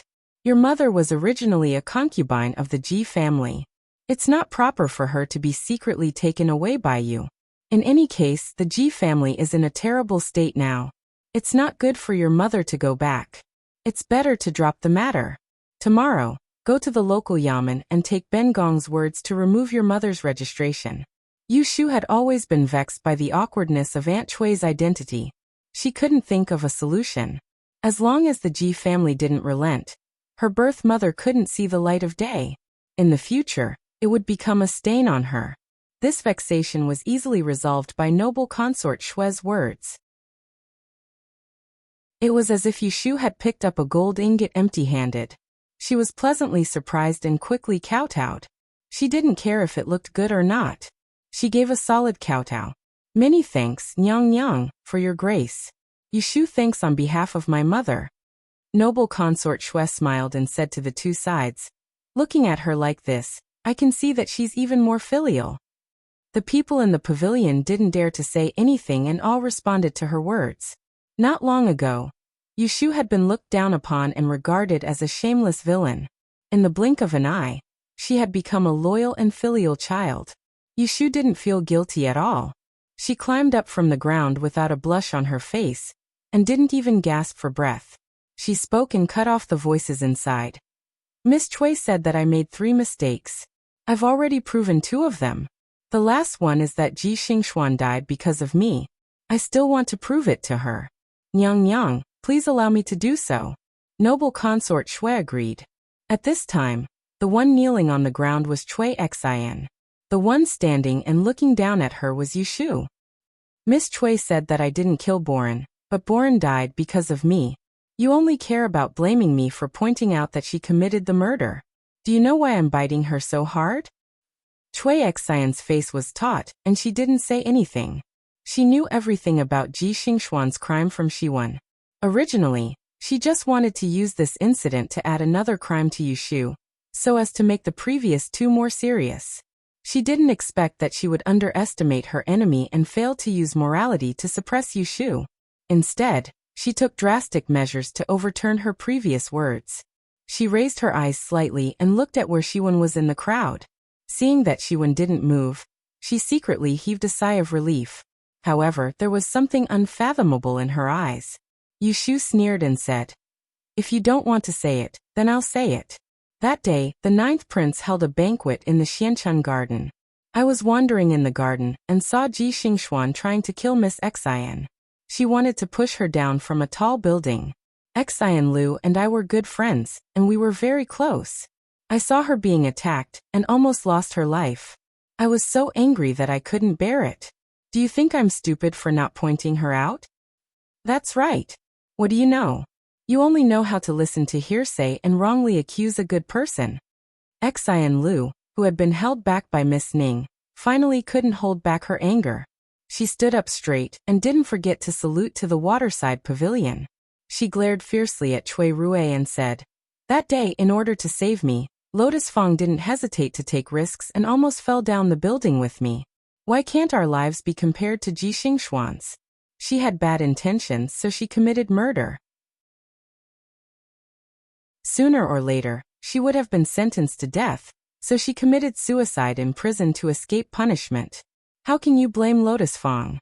Don't tell me that Lotus Fong forced her to kill people. Although I haven't known Lotus Fong for a long time, I know her character better than you irrelevant people. When my life was hanging by a thread, she was willing to sacrifice her life for me, a friend. You claim that you are on good terms with Ji Xingxuan, but when the Ji family was in trouble and Ji Xingxuan was in prison, where were you? When the person is dead, then you come to gossip. What are you thinking? Xian Lu was used to being a sharp-tongued person, and she was born with more loyalty than others. She put herself in Yu Shu's shoes and felt that she should treat her with sincerity. Whoever went against Yu Shu was going against her. This was also a lucky hit. Yu Shu praised herself 10 times, but it couldn't compare to someone praising her once. Xian Lu had a good relationship with people in Anling City. As soon as she spoke, people believed most of her words. Therefore, in addition to loyalty and filial piety, Yu Shu also had a strong sense of brotherhood. Yu Shu looked at the angry Xian Lu and laughed secretly. Good Luer, I didn't love you for nothing. Rue Ziju's face turned red and white. Faced with a group of people pointing at her, she was full of regret.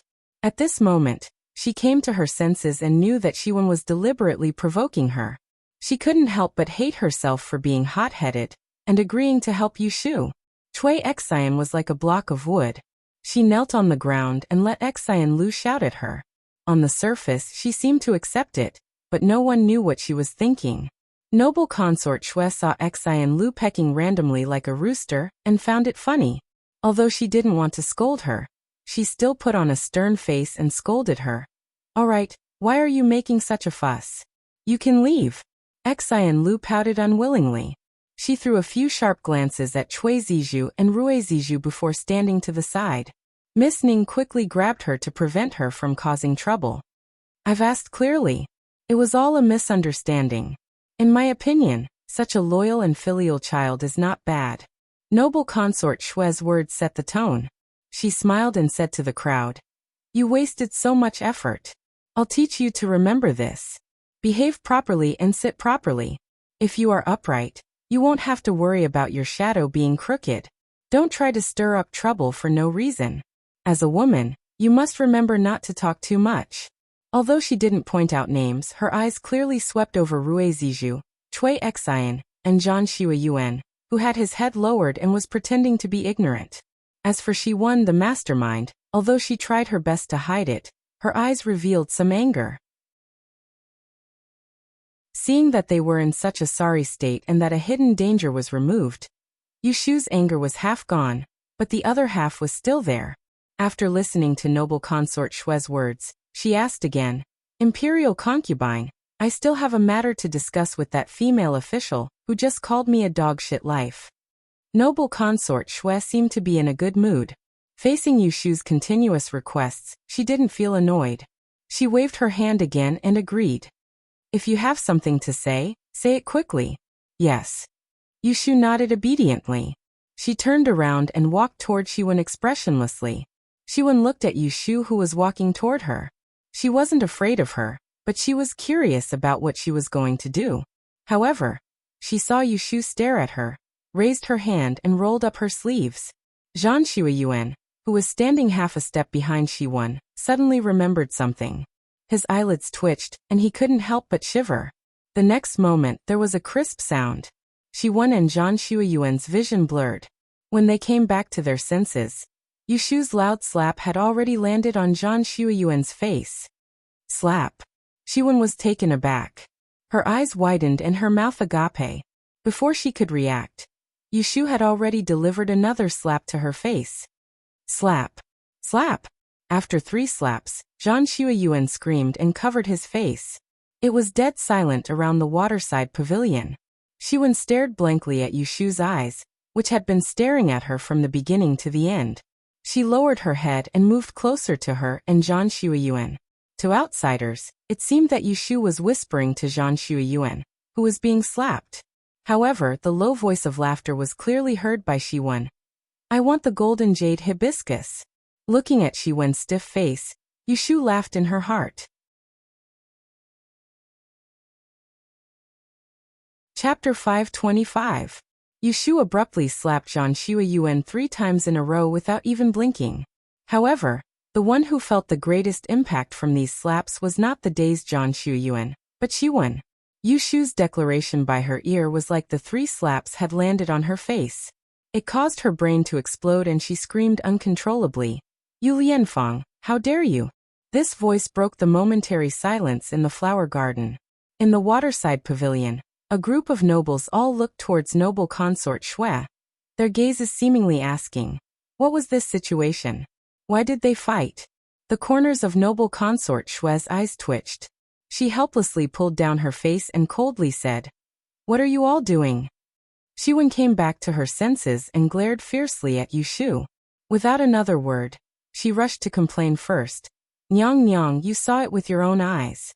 This Yushu is truly savage, actually daring to hit an official of the imperial court.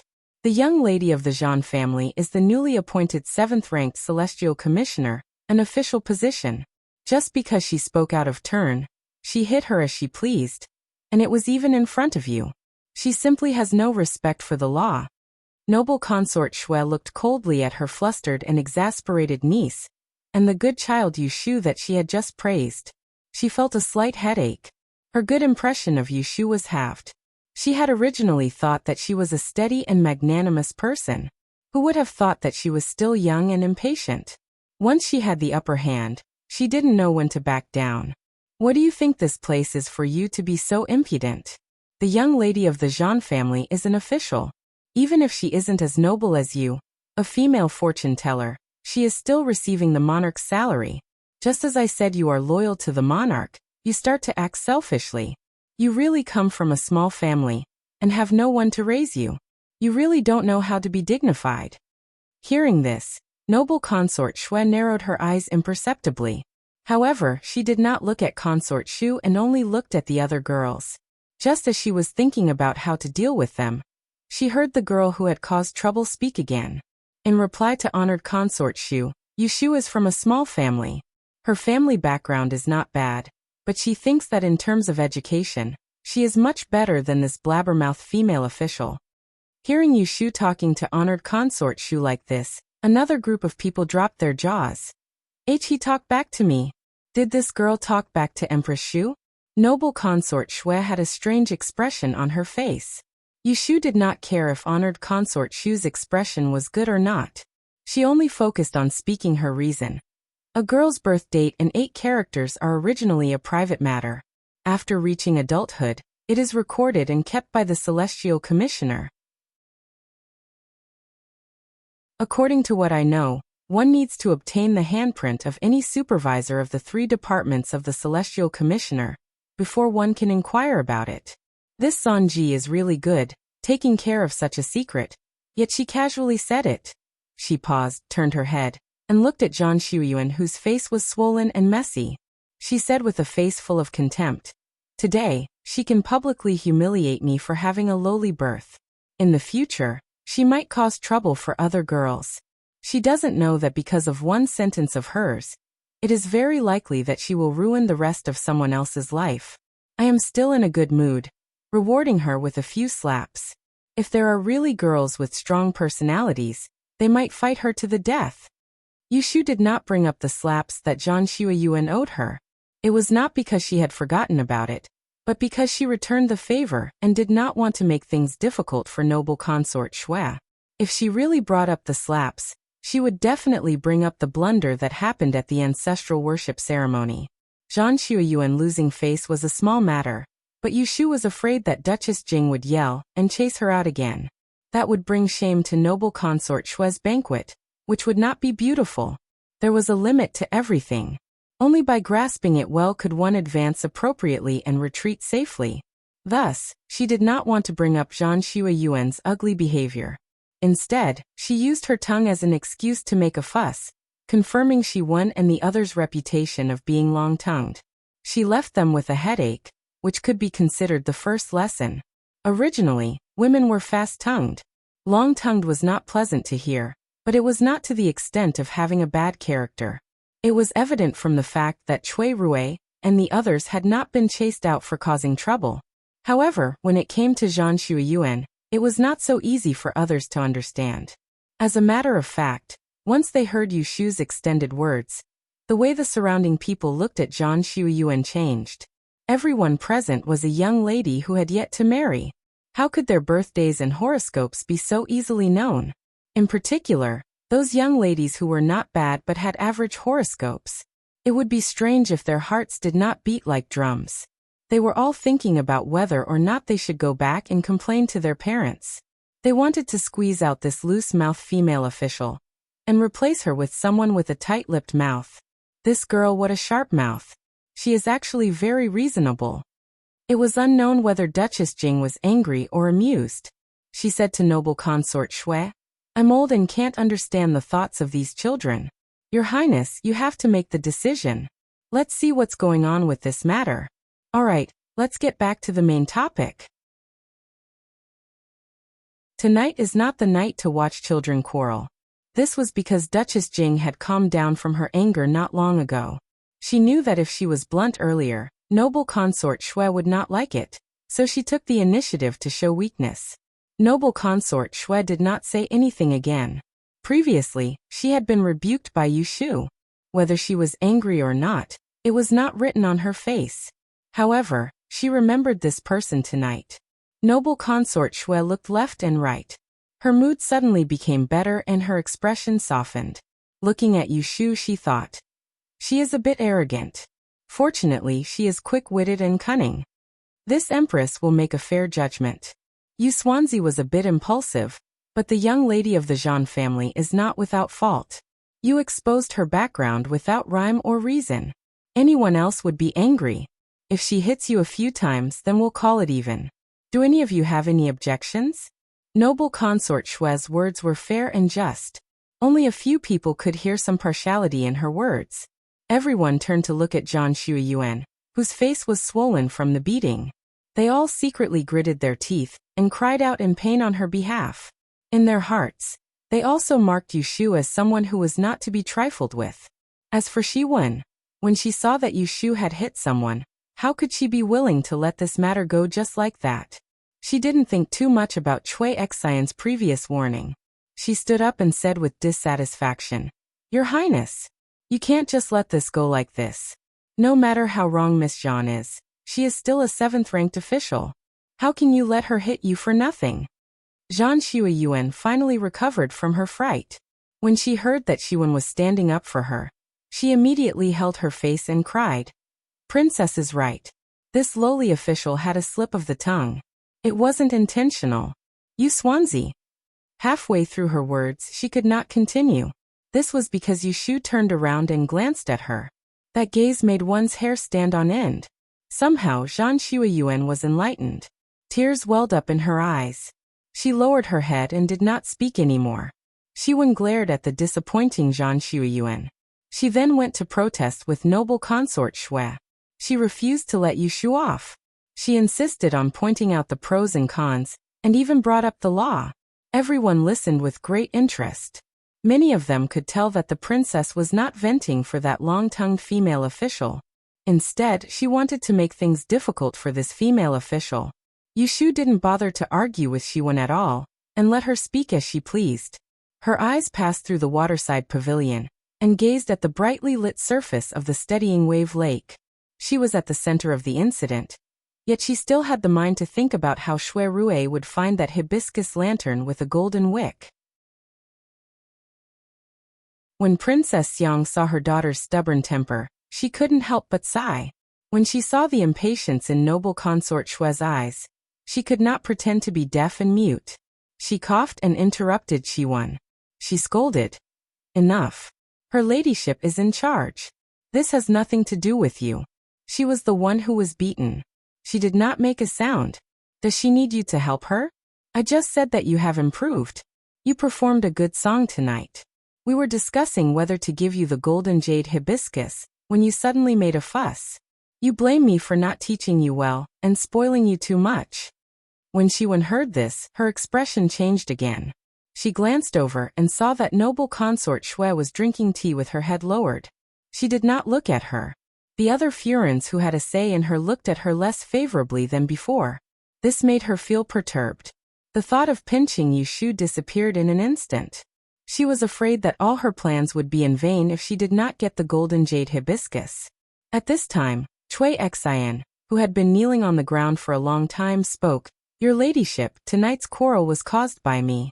If I had not been sentimental and told that story to Miss Rue, there would not have been so many incidents. Your ladyship, please punish me. Don't blame others." Hearing this, Yushu turned her face and looked at this royal princess, Shiwen's attendant. Seeing the pleading expression on her face, she clearly knew that she was covering up for royal princess Shiwen. But for some reason, Yushu intuitively felt that something was wrong. This person was too calm. To say that she was calm, it was not the expression on Cui Xian's face. It was her every move. It gave Yushu the illusion that she was not in a hurry. When she came forward to criticize her, each and every mistake she made was refuted one by one.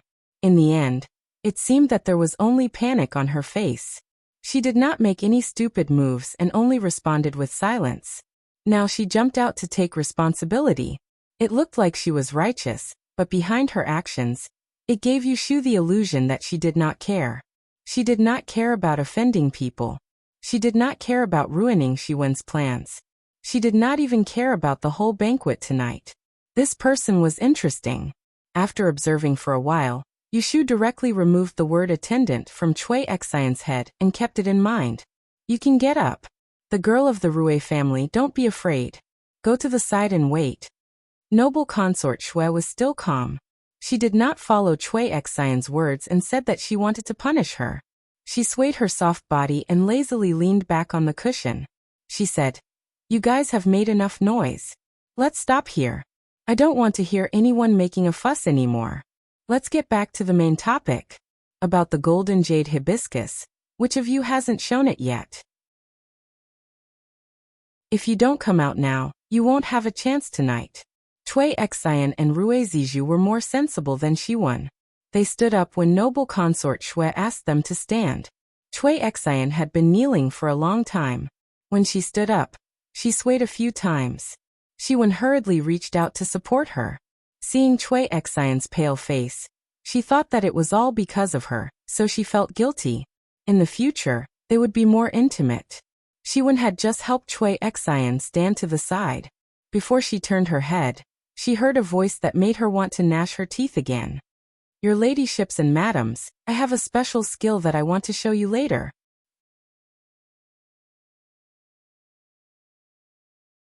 Chapter 526. When Yushu returned to Wangji Tower, it was already late at night. She was holding the sandalwood brocade box with the gold jade hibiscus in her hands. Her good mood was ruined by Jingchen on the way. Plus the twists and turns of the night, she felt tired. However, when she entered the backyard and saw the figure waiting in the corridor downstairs, she couldn't help but smile and quickened her steps. "Brother is waiting for me?"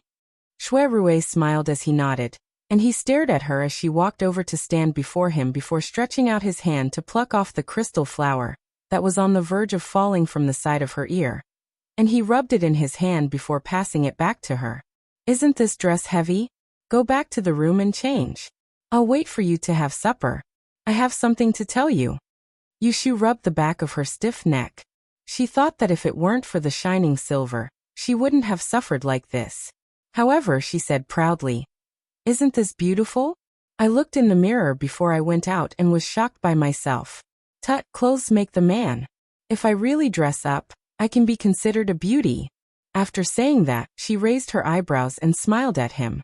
She didn't know that such a coquettish look was enough to make people's heartbeat go crazy. Shui Rue's eyes were a bit deep. He raised his hand and gently pinched her face. He said with a low smile, "I don't care about beauties, but a beauty with such a thick face is rare." "Hey." Yushu hit off his flirting finger. Looking at his handsome face with peach blossoms, she thought of several cases of him. She smiled coldly and poked his chest with her finger. "I'll settle accounts with you later." She turned and went upstairs to change clothes, leaving Shui Rue confused. He wondered what he did to provoke her. After Yushu freshened up and changed into a fresh silk dress, Shui Rue still couldn't figure out what he had done wrong tonight, and why she needed to settle accounts with him. Yushu, who didn't wear any makeup, didn't have the eye-catching cold appearance at the banquet. However, her momentum was still there. She put the brocade box on the table and sat opposite to Shui Rue. After staring at him for a while, Shui Rue felt his right eyelid twitching. He had a slight bad feeling. Sure enough, Yushu tapped on the table with one hand and asked expressionlessly, "Commandery Princess Shiwen is fine. What about Miss Rue from the Earl's mansion? Could it be that Big Brother has forgotten something that he needs to tell me?" Rue Zizhu had leaked the marriage between the Shui family and the Earl's mansion. When Yushu first heard about it, she was very angry, but she didn't lose her mind. She thought about it calmly. First, she had to ask Shui Rue to see if he knew about it. If he was also kept in the dark, it would be forgivable. But if he knew about it and deliberately hid it from her, Yushu clenched her fists on her knees. The moment Shui Rue heard her question, he felt a headache coming on. He immediately guessed that she must have heard about the marriage proposal between the Shui Rue family and the Shui Rue family. When he saw the calm look on her face as if a storm was brewing, He knew that she would not hide the sand in her eyes. If he could not give her a good reason tonight, this little ungrateful wretch might turn against him. As Shuirui thought about it, he got up and sat next to Yushu. Regardless of whether she was willing or not, he grabbed her hand first. Shu, it's my fault. I'll tell you the truth. You can't keep a distance from me. Yushu's heart skipped a beat. From his words, it was obvious that he knew about it. Her face suddenly darkened and she said, "So, you really have an engagement with Miss Rue?" "No." Shuirui denied it without thinking. Seeing her pale face, he was afraid that she would misunderstand, so he quickly explained, "My grandfather intends to marry the Earl's mansion. He's interested in the young lady of the Rue family, but the marriage hasn't been decided yet. The elders of the two families just informed each other, and they haven't formally discussed the marriage." Yushu laughed angrily and shook off his hand.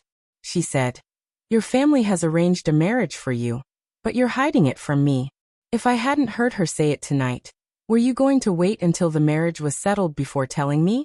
At that time, you'd coax me, so that you could have two beauties and enjoy the happiness of having two wives, right?" "Nonsense." Shuirui listened to her speculation, not knowing whether to laugh or cry. He grabbed her hand back and held it firmly, lest she ran away. "Listen to me first. It's not too late to be angry with me. First of all, it's not my wish to marry the Earl's mansion. You know what happened between me and the 10th princess. Outsiders thought it was because of the death of my Shui family. My grandfather didn't want to hurt the emperor, so he didn't talk about marriage with me for the past few years. The 10th princess is also the empress's daughter. If someone wants to claim kinship with the Shui family, they have to think twice. The Earl's mansion is the empress's mother's family. My grandfather intends to marry the Earl's mansion. On the one hand, he also wants to repair the relationship with the Rue family. However, whether this marriage is successful or not, it's not up to the two families to decide. Therefore, I thought that this marriage couldn't be done overnight, so I was thinking about how to make my grandfather give up. At that time, you still wholeheartedly regarded me as a big brother. How could I mention this to you, so I hid it from you?" After listening to his words, Yushu's anger also dissipated. She sorted out her thoughts and said with a straight face, "It's fine if you didn't tell me before, but why didn't you discuss it with me later? Am I that unreasonable?" She didn't believe that Shuirui would be a fickle person. Moreover, she saw with her own eyes that he jumped into the unpredictable depth of Dingbo Lake. He was willing to take risks for her words. There was no doubt that this man's feelings for her. She could only blame herself for hearing it from Rue Ziju. When she thought of the delicate Miss Rue's shy appearance, she couldn't help but feel angry. A mouthful of sour water was choked in her throat. Seeing that her attitude had softened, Shuirui secretly heaved a sigh of relief. He said, "If you want to blame someone, you can only blame God's will. Do you know what my original plan was?" Yushu shook her head. For a moment, she couldn't think of any good way for him to reject this well-matched marriage. "I've been eyeing this year's gentleman's hibiscus banquet for a long time," Shuirui said in a low voice. Yushu was stunned. After thinking for a moment, she understood what he meant. Her mood suddenly became complicated. "I originally thought that if I fought for the golden jade hibiscus, I'd present it to you in front of everyone to show my sincerity. Then we'd get married. Grandfather wouldn't be able to force me. Naturally, the marriage with the Earl's mansion would be left unsettled. Who knew? Who knew that I'd become the life-breaker? Not to mention one golden jade hibiscus. Even if there were 100 of them, it would still be difficult to achieve anything good." Yushu's voice was heavy. From the moment Jing Chen determined that she was the life-breaker, a rope was tied around her neck. The other end of the rope was held in the hands of the emperor of the Dan dynasty. Wherever he led her, she had to go. If she ran in the opposite direction, that rope could take her life. She was such a big trouble. It was hard for Shuirui to have the guts to accept her. Shuirui noticed the changes in her expression, and guessed why she was worried. So he sighed in his heart before pulling her hand to his chest and rubbing her slender and icy cold fingers as he said slowly, "When the boat reaches the bridgehead, it will straighten out. You must not worry too much. With the two of us working together, we will definitely find a perfect plan." Yushu didn't want Shuirui to worry. She restrained her negative emotions. She frowned and said, "Then what about your marriage with the Rui family? The miss of the Rui family can be provoked by a few words from Shiwen to deal with me. It seems that she has set her mind on you. If this marriage doesn't go through, will it backfire and make the Empress's misunderstanding deeper?" The Empress had no children. If the Shui family intended to support Lu Tan to ascend the throne, it would be best to get the support of the Rui family. Otherwise, it would not be good for the future if the two families became enemies. Yushu's consideration was not wrong. However, when Shuirui heard this, his eyes flickered and he smiled slightly. There has been a conflict. It is not necessarily a bad thing not to do this.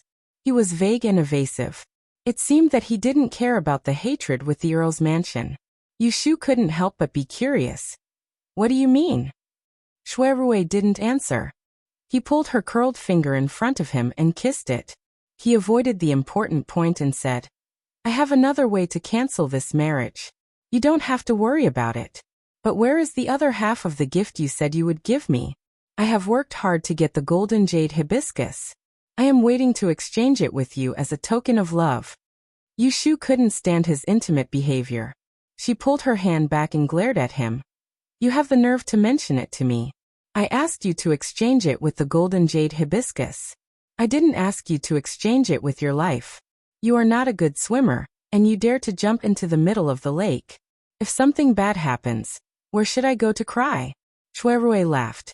He didn't care about her cold expression, and he raised his hand to pinch her soft and fine chin as he said, "If I am so useless, I am not worthy of you, a female fortune teller who can determine life and death."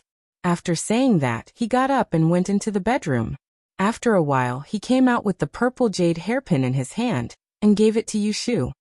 This year's golden jade hibiscus is made of ice chiseled from the Great Snow Mountain. It will become cold when it is hot. It is very rare. Recently, it is stuffy. Put it on the bed and you will have a good night's sleep. Yushu took it and looked at it carefully. It was a marvelous work of nature. The hairpin carved from purple jade was only 1/3 the size of a real hibiscus flower, but inside and outside, it was stacked with hundreds of layers of petals. It was as thin as ice gauze and as transparent as silk clothing. When it was in full bloom, it was a faint purple, very moving. She played with it for a while. Then she looked up at Shuirui and said, "Have you opened the other half of the gift that I gave you last night?" Before Shuirui went into the lake to look for the lamp, Yushu gave him a brocade bag. Inside it was a purple crystal fan pendant that had been nourished in the wind pond. "I didn't have time to open it." Shuirui took out the brocade pouch from his clothes. Just as he was about to open it to take a look, without paying attention, Yushu reached out and snatched it away, stuffing it into her sleeve. "Hey, what are you doing? I said that I would give you the other half. It will take a few days to finish. I will keep this half for you and give it to you later. Brother, wait for me. I am sure you will like my gift." If he saw the fan pendant, he would definitely guess that she was going to give him a fan. Then there would be no surprise. Shuirui looked at her shameless behavior. He narrowed his eyes and bent down with his hands behind his back. His handsome face approached her. "I've been busy all night, but in the end, I've come up empty-handed without any benefits. If it were you, would you be happy?" Yushu admitted that she was wrong. She laughed dryly and subconsciously shrank her neck. She rolled her eyes and tried to fool him. "It is just a few days later. I didn't say that I won't give it to you. Why are you so anxious?" Chapter 527. I have a special skill that I'll show later. Many children from aristocratic families at the banquet had shown their strengths before, such as Chui Xian's spirit-speaking skill. Therefore, when they heard Yushu say that she would show a special skill, some people were curious, and some didn't think so. Seeing this, Shiwen knew that Yushu was going to make trouble. She gnashed her teeth with hatred, but she couldn't stop it. She could only comfort herself. Even if this girl had a special skill, it couldn't be compared to Chui Xian's spirit-speaking skill. She didn't need to be afraid. In the waterside pavilion, noble consort Shui saw Yushu coming out at the last moment and asked with interest, What have you prepared? Yushu smiled. She put down her hands that were bowing and let them hang by her side. The red light on her forehead flickered and her eyes were bright. Everyone thinks that I'm the champion of the big calculation course, but they forget that I'm also the hide one of the special skill course. Presumably, no one knows that what I'm most proud of is not the calculating method with beads, but a special skill. Her words reminded everyone present that she was a teacher. She was not just a fortune teller, but a person who only appeared once in 10 years. The young ladies from aristocratic families who had looked down on her just now all looked at her seriously. They were tempted by Yushu and wanted to see what she could rely on. Honored Consort Shu glanced at noble Consort Shui, who was in a good mood, and suddenly said, "What special skill is it? Can it be compared to your glib tongue?" Everyone was silent. Seeing that Honored Consort Shu's face was as calm as autumn water, they thought that Yushu must have offended this person with her words not long ago. They secretly felt cold sweat for Yushu. Honored Consort Shu, don't worry. Let me keep you in suspense. Yushu didn't care whether Honored Consort Shu liked her or not. Honored Consort Shu's son was Prince Ning. Prince Ning was Ji Xingxuan's ally, and Ji Xingxuan was her archenemy. Prince Ning was not a good person to begin with, and with this, it was enough for Yushu to hate him. Honored Consort Shu didn't need to please him, because sooner or later she would offend him. In any case, she was like a dead pig that was not afraid of boiling water. With the identity of a person who broke his life, before Jing Chen broke his life, even the emperor had to protect her. What was there for her to be afraid of? Yushu looked around. There was a calculating look in her eyes. She opened her mouth and asked, "Ladies and gentlemen, whose family or friends have passed away in the past 2 years?" Everyone looked at each other, and no one spoke for a long time. Most likely it was because Yushu's previous ferocious performance had left a lingering fear in people's hearts, and no one dared to answer her. Yushu then asked, "It doesn't have to be a relative. It doesn't have to be within the last 1 or 2 years, or if you know the date of death and the date of birth." The 8 characters of the dead were useless, and they didn't need to be as strict as the living. Everyone became even more suspicious. Miss Ning said weakly and raised her hand. "I have a distant cousin who passed away several months ago." Yushu stopped smiling and said seriously, "You don't have to tell me the specific day or why she passed away. Just tell me when she passed away." Miss Ning recalled for a moment and said, "It was in February." "Do you know when she was born?" "I heard my mother mention it." Yushu nodded, and then walked to the table that Cui Xian had put up when she performed the spirit-speaking technique. She picked up a brush and called Miss Ning over to write down her cousin's birthday. Only then did she ask for instructions from her superior. "Let me calculate. It will take some time." Noble Consort Shui naturally promised her. With so many pairs of eyes watching, she was not afraid that she would lie.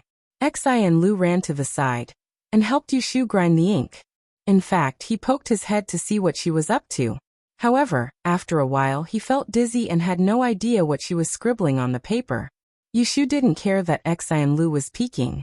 If Xian Lu could understand it, she wouldn't be able to survive. Seeing Yushu's action, everyone knew that she was calculating, but they didn't know what she was calculating. All the disciples of aristocratic families knew that the 8 characters of the dead could be used to predict a person's well-being. However, the 8 characters of the dead couldn't be used to calculate, because the cause and effect of the dead had been cut off. Therefore, these people were very puzzled. What could Yushu calculate by asking for the 8 characters of the dead? Shiwen didn't understand, so she asked Cui Xian in a low voice, "What does she want?" Cui Xian shook her head, and her eyes were also strange. When a person is dead, the 8 characters of the dead are useless. Shiwen sneered and said, "I think she is deliberately mystifying. Watch carefully so that I can expose her later." Cui Xian nodded hesitantly. She felt a little uneasy in her heart. She had a premonition that something unexpected would happen tonight. After the time it took to drink a cup of tea, Yushu finally stopped writing. Staring at what she had calculated, she had an idea in her heart. She raised her left hand and pinched her fingers to calculate for a while to avoid making a mistake. Other people only felt that it was mysterious. "Is it done?" Noble consort Shui asked. Yushu nodded and turned to Miss Ning. Did your cousin die on February 18th, between the hours of the morning and the hour of the morning? Miss Ning was stunned. After a while, she wanted to nod. Yes, it was on the morning of February 18th. She died. The scene became quiet. In the crowd, some people's expressions changed slightly, but Yushu was unwilling to call them. She then asked, if I'm not wrong, she should have a weak constitution. She didn't get treated for a while, so she lost her life because of a serious cold. Miss Ning slowly widened her eyes and looked at Yushu in disbelief. She was so surprised that she stuttered. You, how do you know? In terms of shock, the 10 people present added together couldn't compare to Miss Ning. It had to be known that her cousin didn't live in the capital when she was alive. It was because her cousin's health wasn't good that her mother mentioned her to her a few times. She had only seen this cousin a few times, but Yushu could accurately tell when she died of illness. Miss Ning's reaction undoubtedly proved Yushu's words. The garden was filled with surprise and doubt. Some people were surprised, but there must be people who didn't believe it. In the waterside pavilion, Noble Consort Shui and Noble Consort Shu almost sat up straight at the same time. Humph, playing tricks, Shiwen pointed out bluntly. Do you think people are fools? What can you tell from a dead person's horoscope? You two have colluded long ago. Don't think I don't know that you two are in cahoots. Everyone came to their senses. Oh, it turned out to be collusion. No wonder there was such a strange thing. No. Half of Miss Ning's mind was still in surprise, but she divided the other half to refute. I didn't collude with you, Swansea. Your Grace, don't wrongly accuse me. Before this, I never mentioned anything about my cousin to you, Swansea. Shiwen said. You didn't tell her, but it doesn't mean that you didn't tell others. I don't know where you Swansea heard it, but I don't believe that she has the ability to determine a person's life and death. Not only did Shiwen not believe it, there were so many people present. Although they saw Yushu's divination with their own eyes, they believed that it was true. However, the number of people, especially the children of aristocratic families at this moment, had the same idea as Shiwen, determining life and death, knowing fortune and misfortune. This was an ability that even the wise sage Ez didn't dare to boast about, especially when it came to life and death. Even the ancestors of their families didn't know much about it. How could a girl who was only 1 or 2 years younger than them have such an amazing ability? What a joke.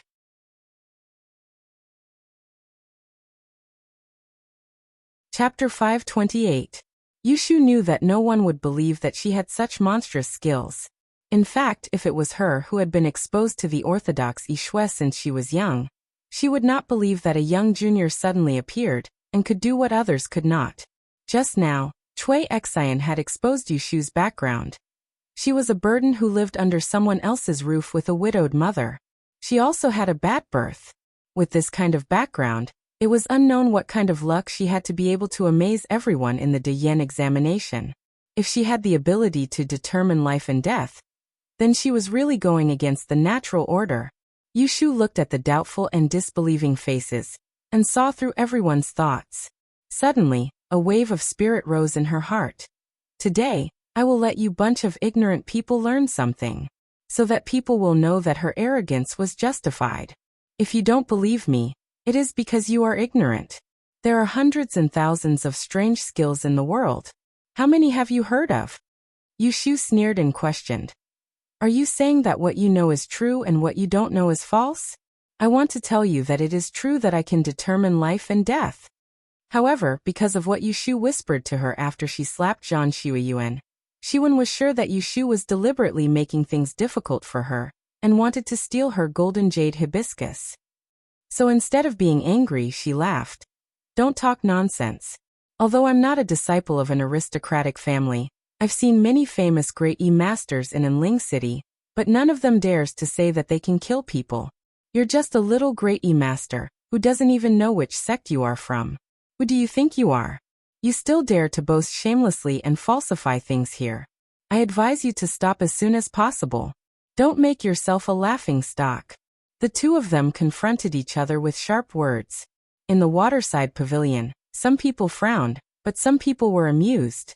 Duchess Jing shook her head and said, This female fortune teller doesn't know whether she is good or bad. Can that kind of ability be falsified? She is really bold. Empress Shu frowned. Know fortune and misfortune, judge life and death. Anyone who understands these 6 words is already an immortal. Fortune and misfortune can be foreseen, but it's difficult to know. Life and death can be calculated, but it's difficult to determine. This Yushu dares to claim that she can determine death? How arrogant. Noble consort Shui smiled tepidly and twirled the red silk fan in her hand. Since you don't believe me, why don't you ask her? Honored concubine Shu turned to look at her and asked suspiciously, does sister believe it? Me. Noble consort Shui rolled her eyes, revealing her flirtatious expression. Let's wait and see. Empress Shu pondered for a while before shouting at the 2 people who were confronting each other below. All of you shut up. Shiwen, go to the side. Yushu, come up and talk. Yes. Yushu had teased Shiwen enough. Hearing Empress Shu's call, she closed her mouth and obediently moved a few steps closer to the waterside pavilion. Shiwen wanted to fight 300 rounds with Yushu, but seeing her mother Princess Xiang giving her a look from above, she could only reluctantly stand to the side and stare at Yushu, waiting for her to reveal her true colors. Yushu, do you know that lying and deceiving in front of noble consort Shui and Ben Gong is not a capital crime? According to the law, you will be punished with 50 lashes? 50 lashes could strip a layer of skin off a person.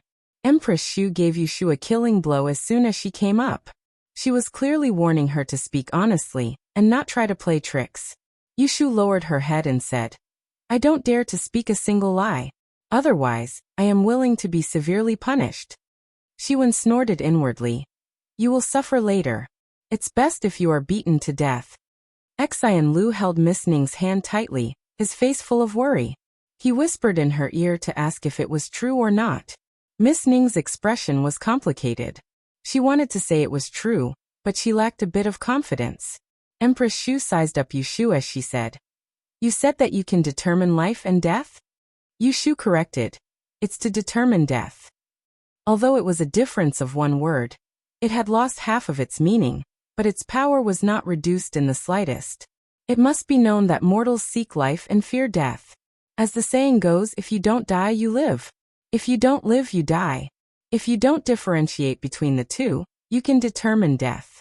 But Empress Shu did not believe it from beginning to end. She sneered. Fine, then you determine when Ben Gong will die. As soon as these words came out, everyone was shocked. Regardless of whether they believed in Yushu's nonsense, they all hurriedly tried to dissuade her. Nyang Nyang. Nyang Nyang, please reconsider. Nyang Nyang, what are you doing? You are seeking trouble for no reason. Quickly take back your order. Empress Shu said without changing her expression. Everyone will die. It's normal to be born, grow old, get sick and die. But who isn't curious about when they will die? I am just asking. You don't need to panic. Hearing this, noble consort Shui smiled at the side and said nothing. But Yushu sensed that Empress Shu was up to no good, and set a trap in her words. How could she dare to say that Empress Shu would die? It was not important whether it came true or not. She was afraid that someone would make a fuss about her words later, and accuse her of cursing the imperial concubine. She was so smart that she would not do such a stupid thing as digging her own grave. Replying to Empress Shu, I can't do this. Yushu flatly refused Empress Shu's request. Who was the one who made a solemn vow just now? Now you are cowardly? Shiwen interrupted, with an expression of, I know you are fooling people. Yushu pretended that she did not hear her barking. Seeing Empress Shu's cold eyes, she explained unhurriedly. Empress Shu just wants to test whether I am lying or not. If I may be so bold to say, you will live forever. Even if I can predict what will happen decades later, what's the use of it now? It's better to test me with a dead person. Whether it is true or false, we will know on the spot. Empress Shu slightly closed her eyes. A dead person? Yushu nodded and said, Exactly. She looked around again, and her eyes stopped on Shiwen for a moment. She sneered. I heard people say that it is impossible to predict the fate of a dead person. I say not necessarily. It's just that they don't know the method. The last sentence, of course, caused a group of people to be dissatisfied. Yushu did not care at all. In her eyes, these children of aristocratic families lived like princes all year round. They only learned the wisdom of their predecessors, and did not think about making progress. Most of them were useless. It had been 3 months since the release of the Dian list. Because she openly challenged Han Wenguang at the banquet of Wangji Tower. The matter was so big that everyone forgot that she was not only a fortune teller, but also a fortune teller. Yushu had the spirit of going all out. Tonight, she not only wanted to snatch the golden jade hibiscus, but she also wanted to step on these children of aristocratic families and make another name for herself. It's a dead person. As long as I know the birth date and the year of death, I can determine when this person passed away or died a violent death. I can also calculate it. Yushu made a request. That's fine. I'll do as you say. Empress Shu made a prompt decision. With a wave of her sleeve, she asked someone to prepare a few pieces of paper and pens. She asked everyone on the spot. Who has a deceased person? Report it. Empress Shu spoke. The people below were also very efficient. One by one, under the supervision of the eunuch, they recorded the situation of the dead person they knew on the paper. Then they presented it to Empress Shu. There were 7 or 8 copies. Empress Shu reviewed it. Holding the pieces of paper, she said to Yushu seriously, I want to make it clear. Your so-called death by death is not accurate and can't be called it. If you make the slightest mistake, this consort will still hold you accountable for your crimes. You had better think this through. It's not too late to regret now. This consort will only treat you as being young and ignorant and exempt you from your crimes. Otherwise, this consort will definitely not let off someone who dares to speak nonsense so easily. Yushu was not frightened. She did not forget to add another sentence. I'm afraid that someone will not tell the truth and disrespect the deceased. This was a hint that someone might lie about the truth.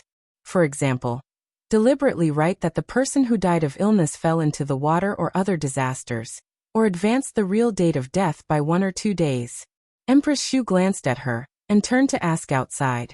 Those who left the pen just now, are you sure what you wrote is correct? If I find out that it's not true, I will hold you responsible.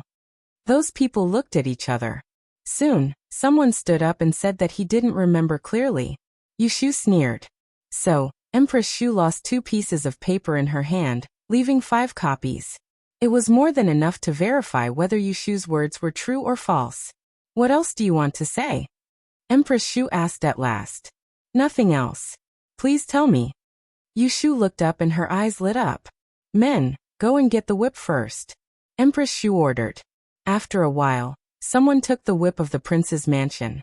The 4-foot-long vine whip was wrapped around the thorns. It was dark with a little blood, which was daunting. Yushu blinked and turned to look at the Dingbua lake with waning lights. She smiled in her heart. Let's see who succeeds first. Yushu's calmness in the face of shock immediately made many people puzzled. Why couldn't they see that she was a little afraid? It shouldn't be. No. Cui Xian's eyebrows twitched twice. Wen didn't notice her change of expression. She thought that Yushu was pretending. Humph, let's see what tricks she has. Just as the group of women were arguing fiercely on the shore, a storm was brewing on the surface of the lake. The men who crossed the shore to grab the raft thought that they had the upper hand. They all rubbed their palms and tried to fish for lanterns in the lake. Unexpectedly, Jing Chun, the cheater, appeared out of nowhere. He used his lightness skill and covered a distance of 10 feet. He was much faster than them on the raft. Shui Rui and Zhu Qingjue caught up later. Both of them saw through Jing Chen's intention and chose to deal with this eyesore guy first. On the bridge, one of them shouted, "Stop the one who can fly." The other shouted, "He is going to sink the real gold wick." Only these 2 shouts were heard by someone on the raft. No one knew who moved first. Seeing Jing Chen passing by, they didn't care who he was and just swept the bamboo pole over. Then they swung their poles back and forth. It was inevitable that there would be accidental injuries. One after another, people fell into the water. Jing Chen wasn't weak either. He used the force of the pole to land on the raft and easily avoided it. Then he found a foothold and took off again. However, he didn't fight back. There would always be a chance for someone to trip him up. The speed of the search was slowed down. Zhu Qingjue and Shui Rui seized this opportunity to jump off the bridge as well. Each of them picked up a raft with an owner and settled down nearby. Zhu Qingjue sneered and directly snatched the bamboo pole. She said to the raft owner, "Do you want to jump off yourself, or do you want me to give you a lift?" Plop. Shui Rui's smile was extremely amiable, and he swung the fan in his hand to break the bamboo pole that was swung towards him. After that, he passed the 2 pieces of the bamboo pole to the original owner of the raft, and then he cupped his hands and said, "I'm extremely grateful for troubling brother to give me a ride."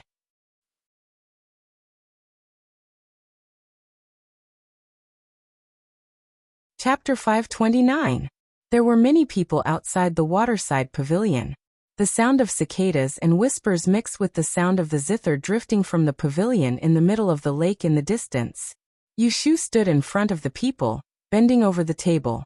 The white pearls and silver leaves on the hairnet hung down, sticking to her cold cheeks. As she held the brush in her right hand, it shone with the unique light of the crystal, reflecting her focused face. A bunch of incense on the table had burned 70 to 80%. The lake breeze brushed off a wisp of incense ash. At the same time, Yushu stopped writing and slowly exhaled. A thin layer of sweat appeared on her forehead. Her body trembled, and she held the table to steady herself. The group of people stared at her series of movements and quietened down. "Your Highness, honored consort Shu, I have determined the fate of these 5 dead people." In the waterside pavilion, several people sat up straight. Honored consort Shu glanced at the details on her knees. "Speak." Yushu folded a stack of messy paper in her hand and looked around. She found that there were several men in the crowd. They must have been looking for the lanterns on the lake, and gave up and came back. Looking again, the lanterns on Dingbua Lake had been extinguished unknowingly. Yushu was a little worried. As she dawdled, some people became impatient. "Didn't you Swansea calculate everything? What are you waiting for? We are all anxious to see how you determine life and death. Don't disappoint us. The whip of our Xiang Prince's mansion has never been used on a female Swansea. I don't know if we can set a precedent today." Shiwen didn't let go of any opportunity to ridicule Yushu. Yushu glanced at her and said in her heart, "I will make you cry later." "Your Highness, ladies." Yushu raised her hands and bowed. "Before I die, I have to make it clear, so as not to leave behind a disaster." Honored consort Shu frowned. "So many things. We have been waiting for a long time. It doesn't matter if we wait a little longer. Let her speak." Imperial consort Shui flicked her nails. Honored consort Shu nodded and acquiesced. Yushu was standing behind the table. She raised a finger and said, "That's right. First of all, my master is an expert from the mountains, and cannot be compared to the aristocratic clans. However, my death-severing miraculous art is the same as the ultimate art of the aristocratic clans. It is a secret that cannot be passed on to others. Therefore, from today onwards, if anyone covets me, and dares to come looking for trouble with me, then they will have formed an enmity with me." The death-severing art was extremely rare. It was one thing if one didn't believe in it, but if it could win the trust of others, how many people wouldn't be greedy? She had to say the ugly words first so that she could have an explanation for those ignorant people in the future. Then she raised her second finger and said, "Second of all, people in the 5 elements can't jump out of the samsara of life and death. The death-severing miraculous art can see through the 6 Tao. It is an act against nature, and divination consumes a lot of energy. I have tried my best to do it today, but after this, there will be a disaster. I can't use this art again within 30 days. Therefore, from today onwards, if someone comes looking for me to borrow power, please forgive me for my refusal." To put it bluntly, the death-severing miraculous art was to use her law of the time of calamity to examine the dead. As long as there was enough time, not to mention 5, she could even determine 50. However, the premise was that the person must be dead. She definitely wouldn't let others discover such a loophole. Therefore, she added a restriction to it. On the one hand, it was to confuse the public, and on the other hand, It was an excuse for her to refuse those who came to ask for her divination in the future.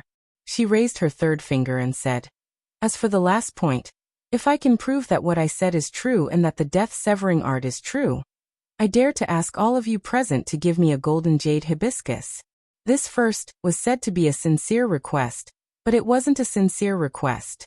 Miss Zhao's double brush painting was very outstanding, Cui Xian's spirit speech technique was very magical, and Princess Xuan's cold cicada was very wonderful.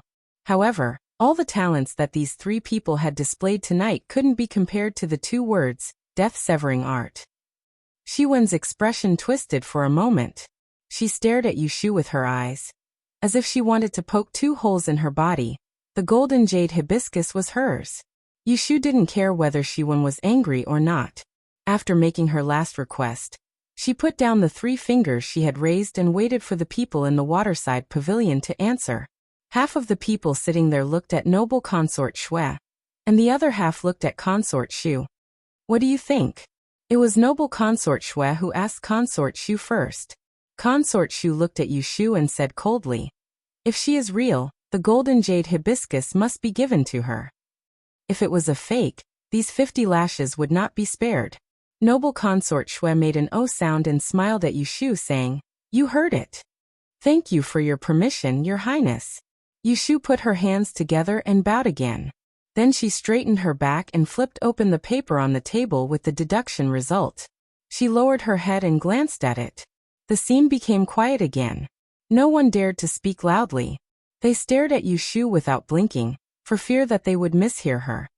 The first person was born in the 2nd month of the year of Dingqiu, and died on the 13th day of the 4th month of the year of Renwu.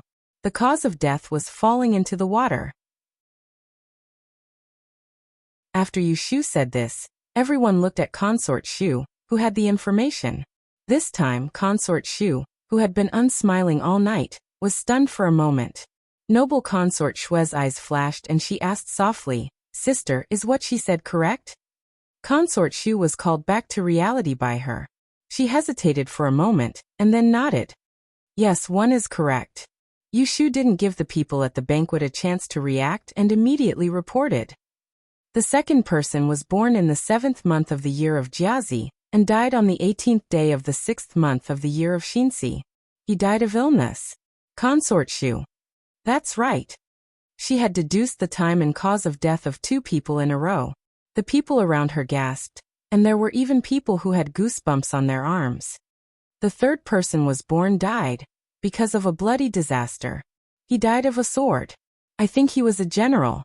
Consort Xu lowered her head, and looked at the list of the young generals who had died at the border last year. Then she raised her head to look at Yushu, who was calm and unruffled. She thought of the news that the Double Yang group had spread to the palace a while ago. Suddenly, she felt a chill in her heart. This evil female fortune-teller was on King Jing's side. She read the information on the paper carefully again. If she could find a single mistake in Yushu, she could punish her with 50 lashes and cripple her. However, Yushu's deduction was shockingly accurate. That's right. A cold light flashed in consort Xu's eyes. There was a saying that nothing should happen more than 3 times. After Yushu had deduced the third person, the guests present all had a feeling of being in the clouds and not knowing the fog. More than half of the people's suspicions were severely shaken. There were even some who were already convinced. Their faces were aghast and they couldn't help but lose their composure. "There's a trap, there must be a trap," Xiwen muttered. Her 10 fingers were twisted together, and her charming face was shrouded in a layer of haze. Cui Xian turned her head to look at her, her eyes flashing. At this time, Yushu had already mentioned the 4th person. The people at the banquet secretly swallowed their saliva. Seeing consort Xu nod with a stiff face, they finally couldn't help but burst into an uproar in the silence. Correct again, correct again. How many is this? It's the 4th, right?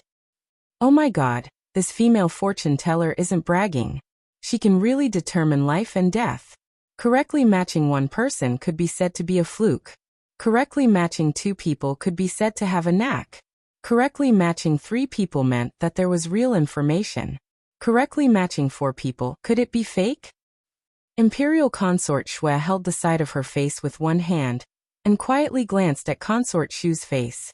A faint smile overflowed from the corner of her mouth. Duchess Jing was also moved. At this moment, how could she still remember the harsh words she had said to Yushu at the beginning? She leaned half of her body to ask Consort Shu, "Your Highness, did you see wrongly?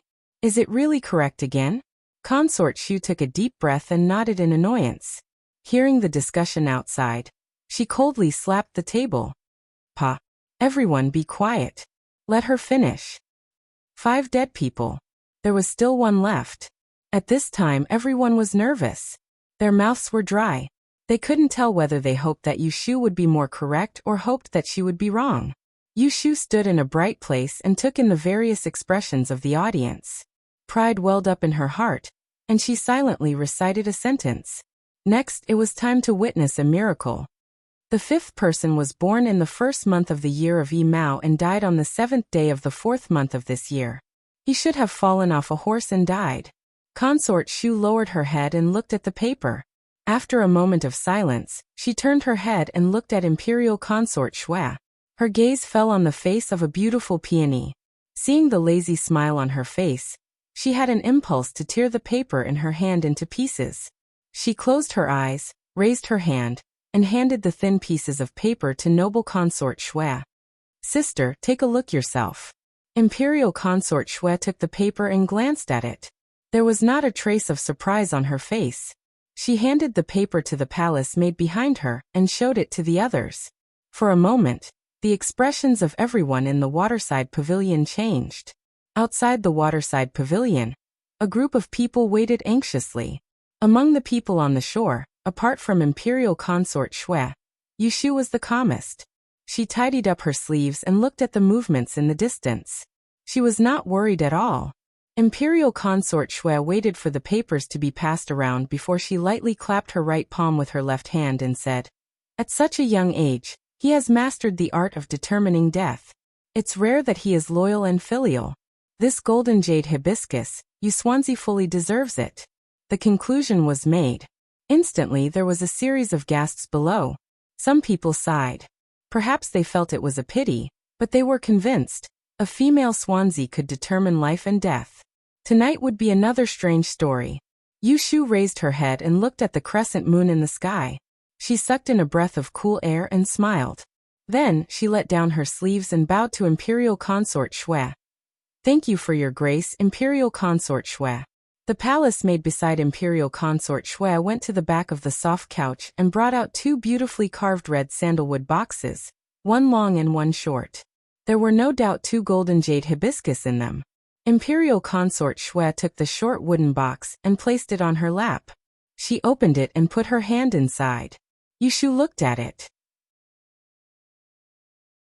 She was very curious about what the legendary golden jade hibiscus looked like. In the next moment, she saw Imperial Consort Shui's left hand holding a ball of sparkling purple clouds. Everyone's eyes blurred. Yushu was shocked. When she looked again, it was a palm-sized hibiscus carved with purple jade and gold. "Yushu, come forward." Imperial Consort Shui smiled and called Yushu to her front. She personally placed the golden jade hibiscus in her hand. Yushu carefully took it. When she looked down, her heart rippled and she secretly said, "Oh my!" The purple crystal that she had raised was very beautiful, but it paled in comparison to the lifelike flower in her hand. The purple jade was made of petals. Each petal was as light as a gauze. There were thousands of petals stacked on top of each other. Golden dewdrops dotted the petals. The stamen of the flower was the lotus, containing small golden gems. It was breathtakingly beautiful. As long as it was a woman, it was likely that no woman would be able to resist the charm of this golden jade hibiscus.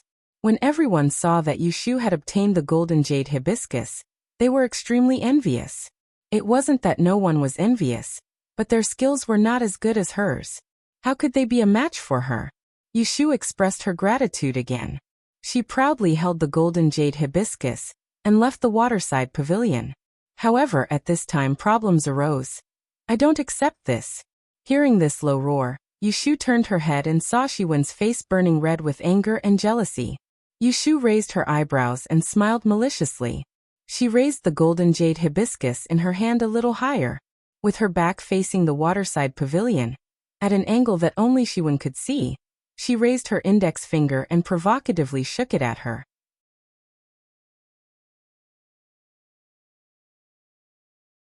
Chapter 530. Xiwen stared at the golden jade hibiscus that Yushu was holding in front of her chest. She had deliberately planned these days and staked everything on one throw, but in the end, it ended up with someone else. She really could not accept such a result. Yushu's provocative action completely broke her rationality. Without the golden jade hibiscus, she could not ask cousin Rui to marry her. She could not stay in the capital. The emperor would marry her to the north to appease the infamous prince of Dongjing. The golden jade hibiscus was hers. It could only be hers. I don't accept it. Yu Lianfang, you used tricks and won unfairly. Do you dare to compete with me again? If you win, you can take the golden jade hibiscus. If you lose, the golden jade hibiscus will belong to me. In the waterside pavilion, noble consort Xue frowned slightly. Duchess Jing wondered softly. I see that the princess is usually clever and well-behaved. What's wrong with you today? It's as if someone stepped on your tail. Princess Yang's complexion was very bad. Yushu was in a good mood. Seeing Xiwen pestering her, she smiled and said, Princess, do you think that my brain is not good? The golden jade hibiscus is already in my pocket. Why should I compete with you again? Regardless of whether I will lose or not.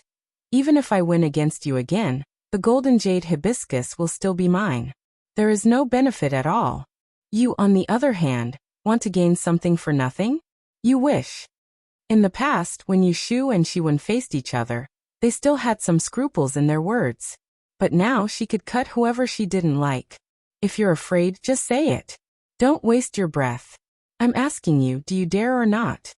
Xiwen broke free from Cui Xian's pull and walked a few steps in front of Yushu. She raised her hand and pointed at her nose. Yushu stopped smiling. Just when everyone thought that she would refuse again, she raised her hand and grabbed Xiwen's thin and sharp finger. She took a step forward and lowered her head to the ear of Xiwen, who was half a head shorter than her. She lowered her voice and said coldly, It's not that I don't dare, it's that I disdain. I've already told you, it's true that I can predict death. I can calculate your evil intentions clearly. You want to use a dead person to threaten my big brother? Do you think you can get what you want? When Xiwen heard this, she was in a daze. Then she suffocated and her face slowly lost its color. It's over. This time it's over. Others might not understand Yushu's words, but Xiwen had a guilty conscience. How could she not understand what she meant? Xiwen was determined to fight for the golden jade hibiscus. To put it bluntly, she was relying on the fact that she had witnessed the process of the 10th princess falling from the building. She paved the way in the light and in the dark, forcing Xue Rui to take this road. But she didn't expect that Yushu would appear and intercept her halfway. Not only did she snatch the golden jade hibiscus, but she also knew the art of absolute death. After tonight, Xiang Wangfei and her husband would definitely be aware of Xiwen's intentions. They would keep a close eye on her, and would not give her another chance to avoid that marriage. Xiwen's hope was shattered by this sudden blow. Looking at the mocking expression on Yushu's face that only she could understand, her heart was filled with hatred. But her heart was blocked by phlegm, and she couldn't say a word. The bystanders saw that Princess Xiwen, who had been furious just a moment ago, had suddenly turned into a frosted eggplant. They were very baffled. What are you two whispering about? Duchess Jing Foreign asked. Yushu casually smiled and said, replying to Lao Foreign, Didn't Princess Xiwen want to compete with me again? I was discussing with her how to compete. Compete for what? Xiang Wangfei said unhappily. Nyang Nyang has already given the golden jade hibiscus to you, so it's yours. Don't mess around with her. Come, help Princess Xiwen down to rest. Xiang Wangfei gave the order. 2 servant girls from the Wang Fu came forward and supported the absent-minded Xiwen on the left and right. Xiwen's entire body froze. She did not struggle and only glanced at Yushu before allowing the servants to support her. In that glance, Yushu understood. Xiwen had given up on Xue Rui and at the same time, completely hated her. Yushu expressed no pressure regarding this. She had many enemies, but the one that could make her afraid had not appeared yet. One golden jade hibiscus had an owner. Whether or not the remaining one could be taken home would depend on the performance of the male guests tonight. Under all kinds of gazes, Yushu held the golden jade hibiscus and retreated to the side. Xian Lu immediately squeezed to her side. As he enviously looked at the vibrant hibiscus in her hands, he patted his chest and said with lingering fear, "Lianfang, you really scared me to death just now. I was afraid that you would make a mistake and get whipped. Luckily you have the skill. Tut-tut, if my old ancestor hears about it, he will definitely invite you to my house as a guest." Yushu handed the spoils in her hands to the envious Xian Lu. She emptied her hands and put them around her shoulders. She hugged her tightly and said with a smile, "Good Lu, you are so loyal. You were really good at helping me scold people for a while." "I don't know who to help." Xian Lu proudly raised her nose and focused all her attention on the purple jade hibiscus. Yushu thanked Miss Ning, who stood up for her bravely. She looked around and asked, "Where is Situ?" Miss Ning shook her head. "I saw her with young Master Qi at the beginning of the banquet, but I haven't seen her since." She asked Xian Lu again, but she did not know either. "Should we go and look for her?" Miss Ning suggested softly. "Tonight's banquet, people are allowed to walk around in Dingbua House. Maybe Miss Situ wandered somewhere else and got lost." Yushu frowned. Situ Qinglan was a very cautious person. She should not wander around on such an occasion. Isn't that Sister Situ?" Xian Lu looked around and suddenly pointed in a direction. Yushu looked over and saw Situ Qinglan walking quickly towards the crowd on the path beside the flower pond. Soon she also saw them. "Sister Situ, where have you been?" Xian Lu and the others came to her and asked her. Situ Qinglan smiled bitterly and covered her mouth with one hand.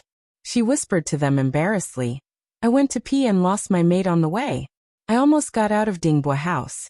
I made a lot of turns and finally came back. I missed something important." Yushu looked at her thoughtfully. Xian Lu said, "Then you came here for nothing. Didn't you see how awesome the lotus room is?" Then she showed off the golden jade hibiscus in her hand in front of her. Situ Qinglan was surprised and asked what happened. Xian Lu then told her excitedly. She added a lot of oil and vinegar.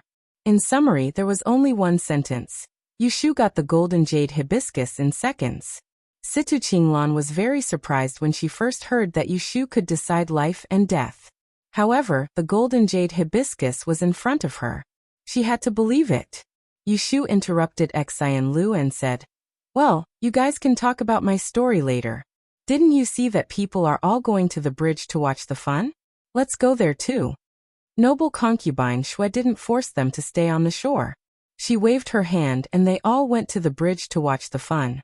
Xian Lu was afraid that the golden jade hibiscus would fall. After playing with it for a while, she reluctantly returned it to Yushu. It was not convenient for Yushu to walk with such a precious thing. So she asked them to go to the bridge first. She stayed behind and asked the noble in the waterside pavilion for a short rosewood box. Noble concubine Xue generously gave it to her. Yushu put the box under her armpit and went to find Xian Lu and Situ Qinglan. Before she reached the bridge, she was stopped by someone from behind. "You Swansea, wait." Yushu stopped and raised her eyebrows. She turned around and saw Ruiziju catching up with her in small steps. As soon as she got in front of her, she lowered her head and pulled the hem of her skirt nervously. She was too shy to speak. Yushu waited for a while. She didn't say anything. She secretly rolled her eyes and said, "What's the matter?" What happened tonight? It's my fault. I'm sorry." Yushu looked at her ashamed look. She squeezed out a smile and asked, "Miss Rue, when did I offend you?" Rue Ziju said slowly. "No, you didn't offend me." Yushu's eyes turned cold. "Then why did you slander me?" She couldn't figure it out. Tonight, these girls joined hands to target her. Shiwen and Zhang Shuiyuan both had a grudge against her. Chui Xian relied on Prince Yang's mansion, so she would naturally listen to Shiwen's orders. But this Rue Ziju had no grudge against her. She was the daughter of the Earl, And the niece of the empress.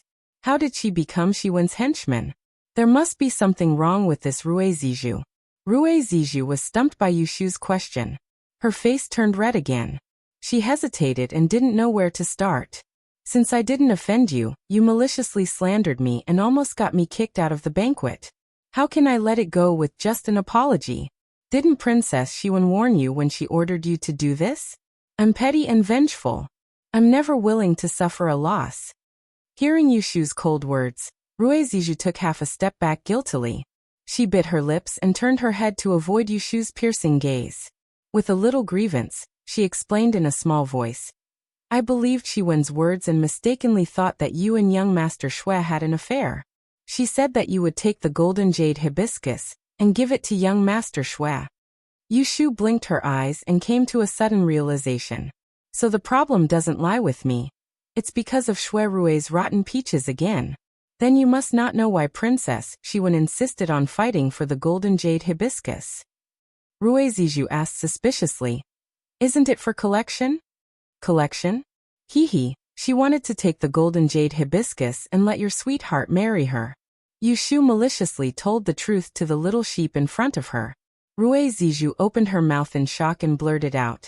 That's impossible. She knew that our two families were going to discuss the marriage. What? Rue Zijou realized that she had said something wrong and quickly covered her mouth. She was so embarrassed and angry that she wanted to find a hole to hide in. How could an unmarried girl casually talk about marriage? It was so embarrassing. You Swansea, what I said just now, please, don't go around saying it. Yushu slowly swallowed her breath to avoid showing her fierce expression and frightening the little sheep. Don't worry, I won't say it.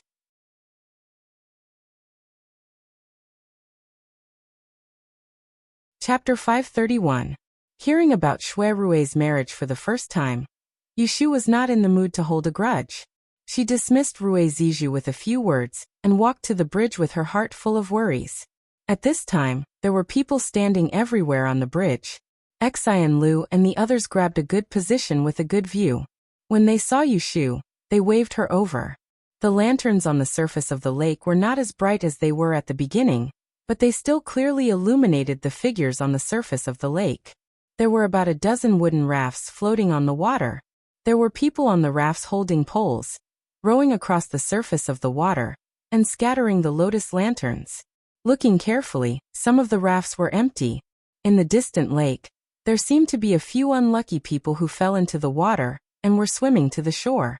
The first person Yushu saw was not Shui Rue, but Jing Chun, who was dressed in white and passing by on the water.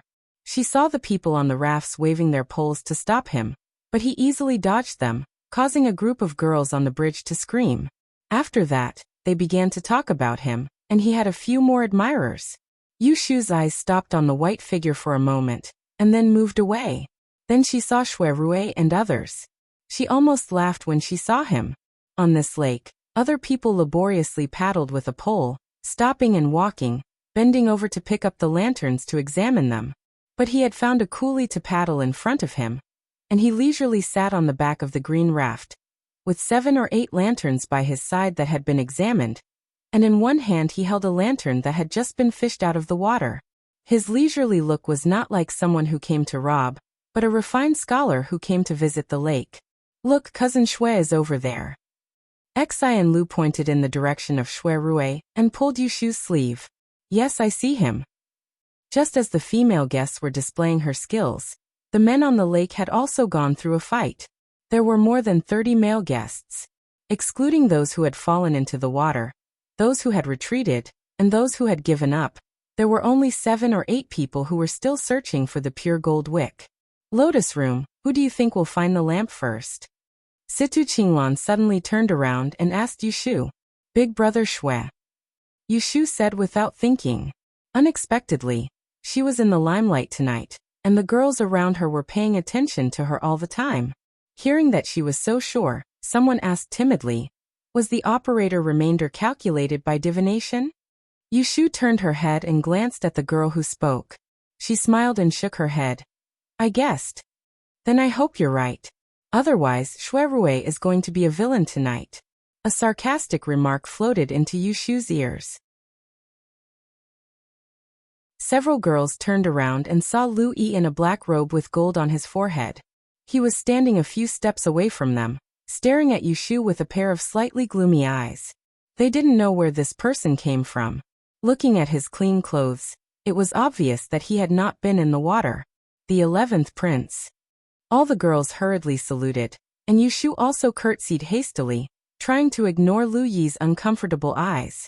But she wanted to ignore Lu Yi, but Lu Yi didn't want to ignore her. He stared at Yushu for a while, and suddenly laughed. "You look a bit beautiful when you're dressed up." Yushu frowned. It was obvious that this guy was flirting with her. Yushu didn't hear wrongly. Lu Yi was indeed flirting with her. As early as during the Shuangyang sect, when he broke into the guest room and tried to defile her, he had already had some thoughts about her. Later, he learned from Ji Xingxuan that Yushu didn't have a Taoist master as a background, which made him even angrier. Thus, he deliberately found an actress who looked like Yushu to fool around with. When he was tired of playing with her, he took a break for a while. Tonight, seeing Yushu's unusual cold and elegant appearance, evil thoughts rose in his mind. It was also because he didn't stay outside the waterside pavilion to watch the fun, and missed a wonderful show. He still didn't know that Yushu had obtained the golden jade hibiscus with the help of the death-severing strange art. Otherwise, even if his heart was itching, he would have to restrain himself. Lu Yi teased Yushu. Seeing that she didn't respond with a cold expression, he was a little displeased. He took a step forward and walked to Yushu's side. Looking at the lake, he said, "This group of people searched for half the night and still couldn't find anything. Really useless." Finishing, he turned to look at Yushu. Still, he ignored him.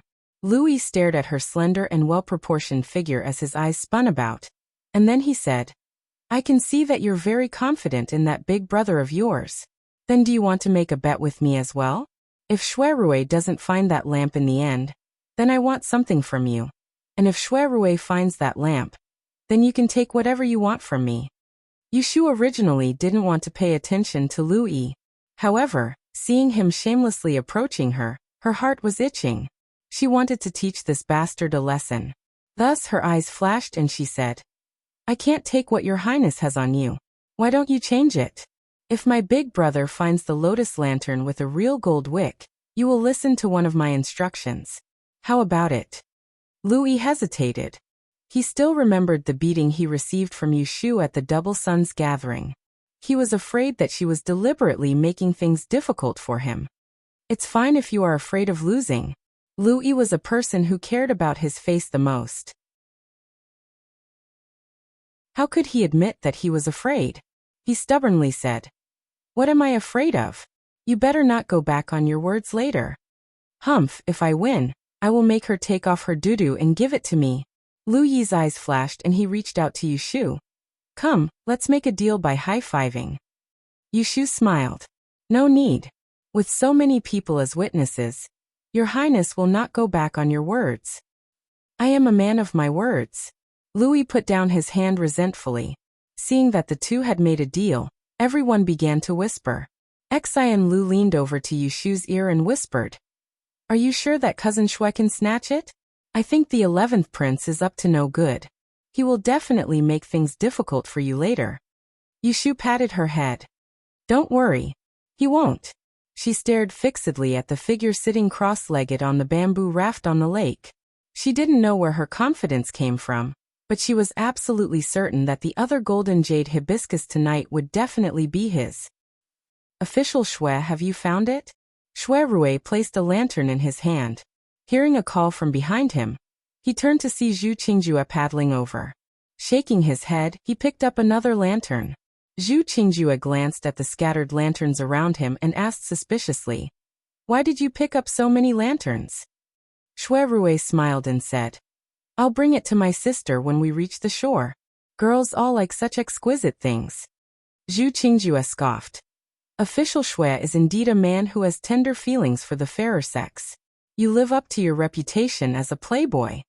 Shuerui glanced at him while seeming to be lost in thought, and then he placed his attention back onto the lantern in his hand. He first looked at the ordinary lantern wick that was covered by oiled paper, and then he stretched his hand to the base of the lantern and touched it imperceptibly. Zhu Qingjue paddled to the other side with the bamboo pole, and missed the flash of joy on Shui Rui's face. Only when he was far away did Shui Rui flip the lantern in his hand over, and on the round base, a faint word could be vaguely seen. It was embroidered with a needle and thread, and if one didn't look carefully, they would really not be able to distinguish it.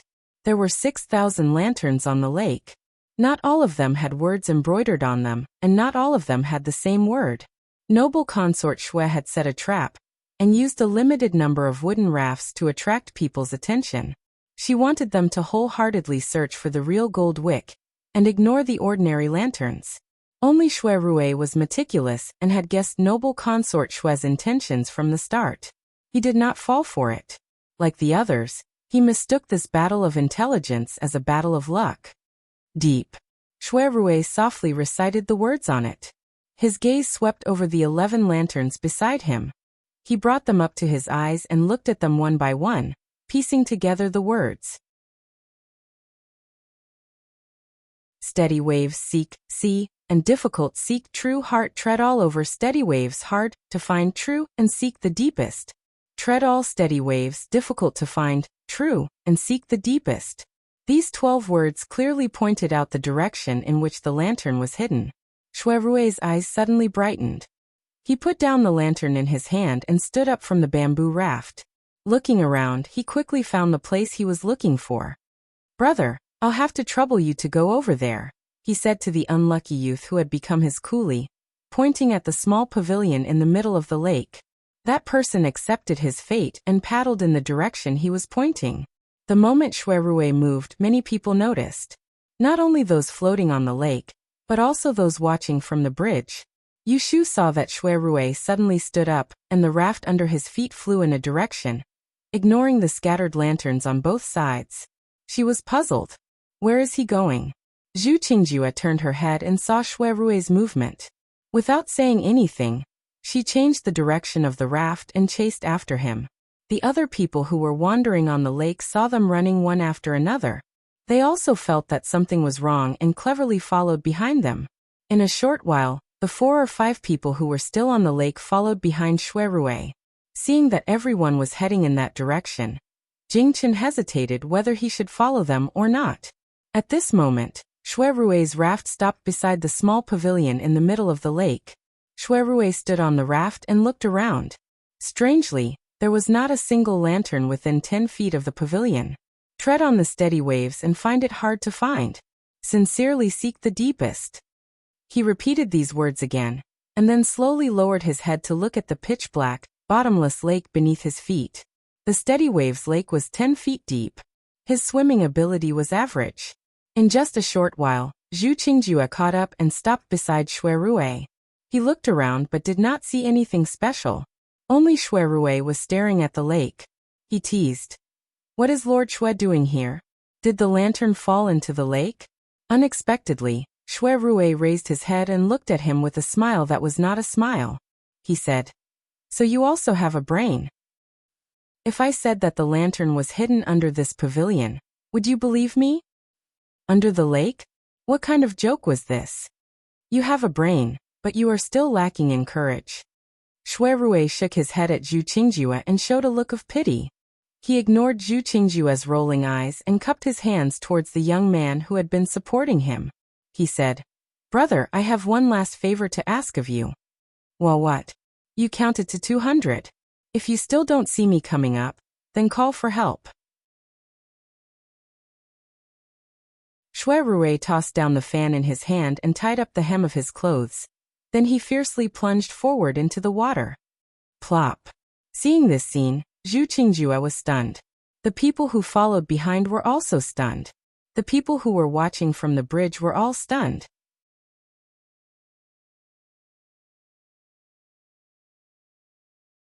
Chapter 532.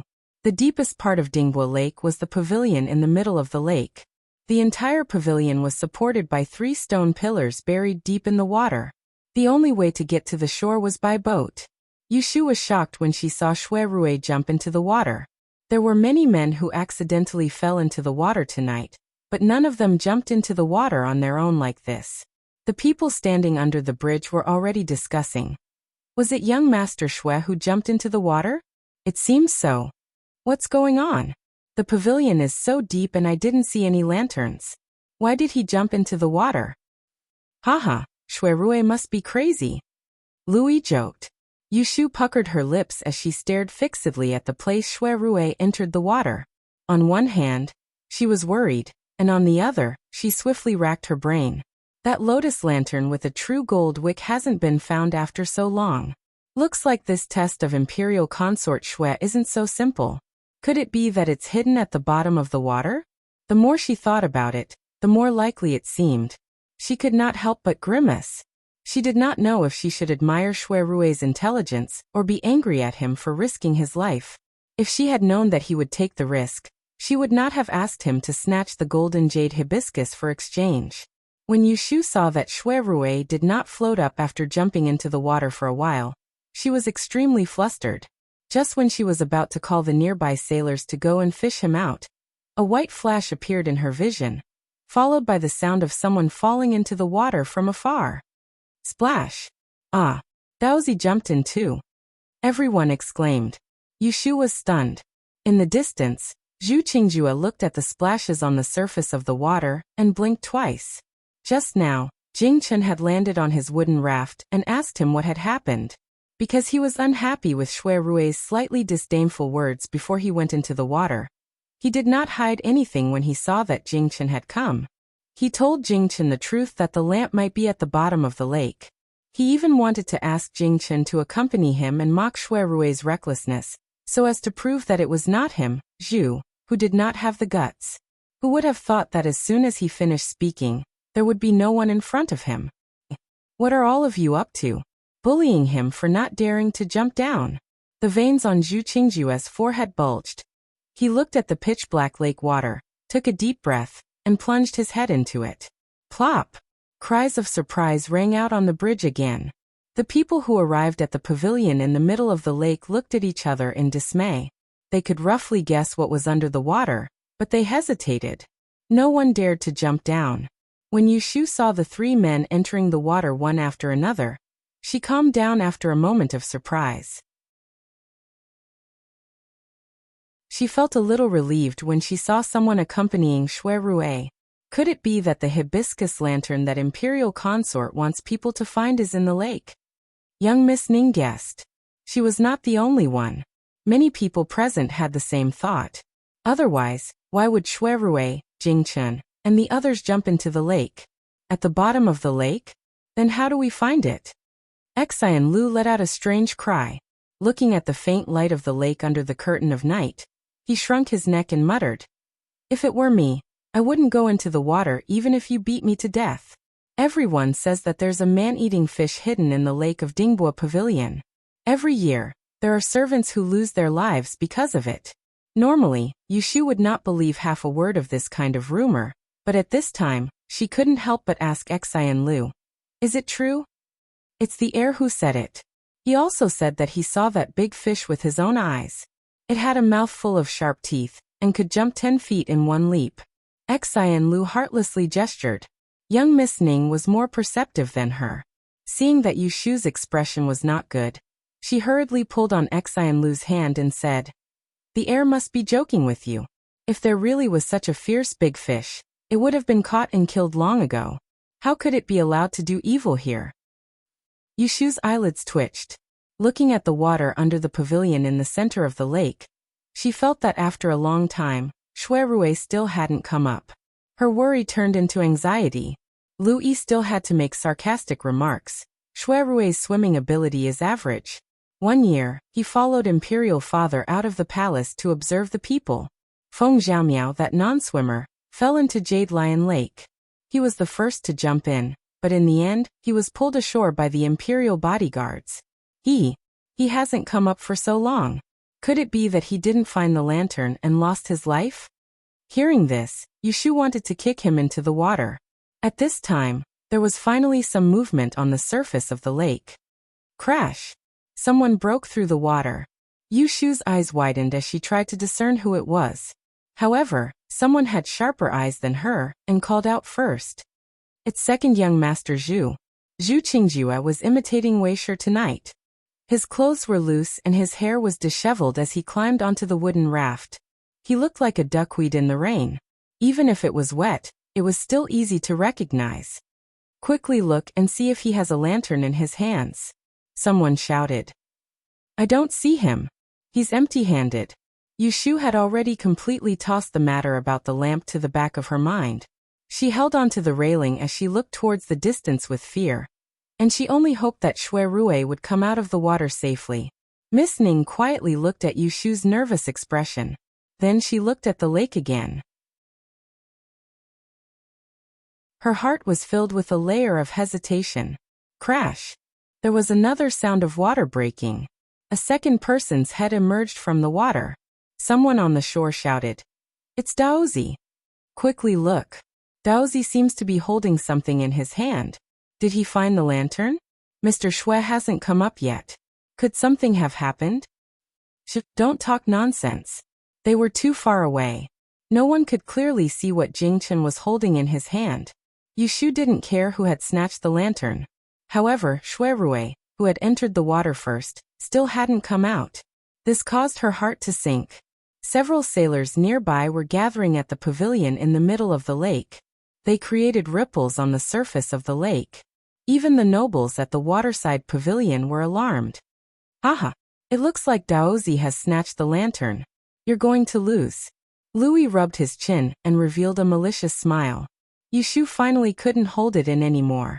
She turned her gaze and saw the empty wooden raft pushed up by the sailors. She stuffed the sandalwood box with the golden jade hibiscus in her hand into Xian Lu's arms. She turned around and walked towards the other side of the bridge. Her steps were so fast that Xian Lu couldn't stop her. The long bridge led to the other side. As Yushu walked, she began to jog. The wind blew across the bridge and blew her light skirt. The crystal beads on her head swayed and made a messy sound. Ding-lang! Ding-lang! In that instant, her heart surged. She turned her head as if she sensed something and looked at the center of the lake. At the foot of the white pavilion, circles of ripples swayed. She slowed down her footsteps, her eyes unblinking. Hualala! The surface of the water broke and a dazzling white light floated to the surface. It illuminated the wet side of that person's face. She could even hear his violent panting. For a moment, she couldn't control herself. She stopped and stood still. She held the railing with both hands and shouted towards the center of the lake. Big brother!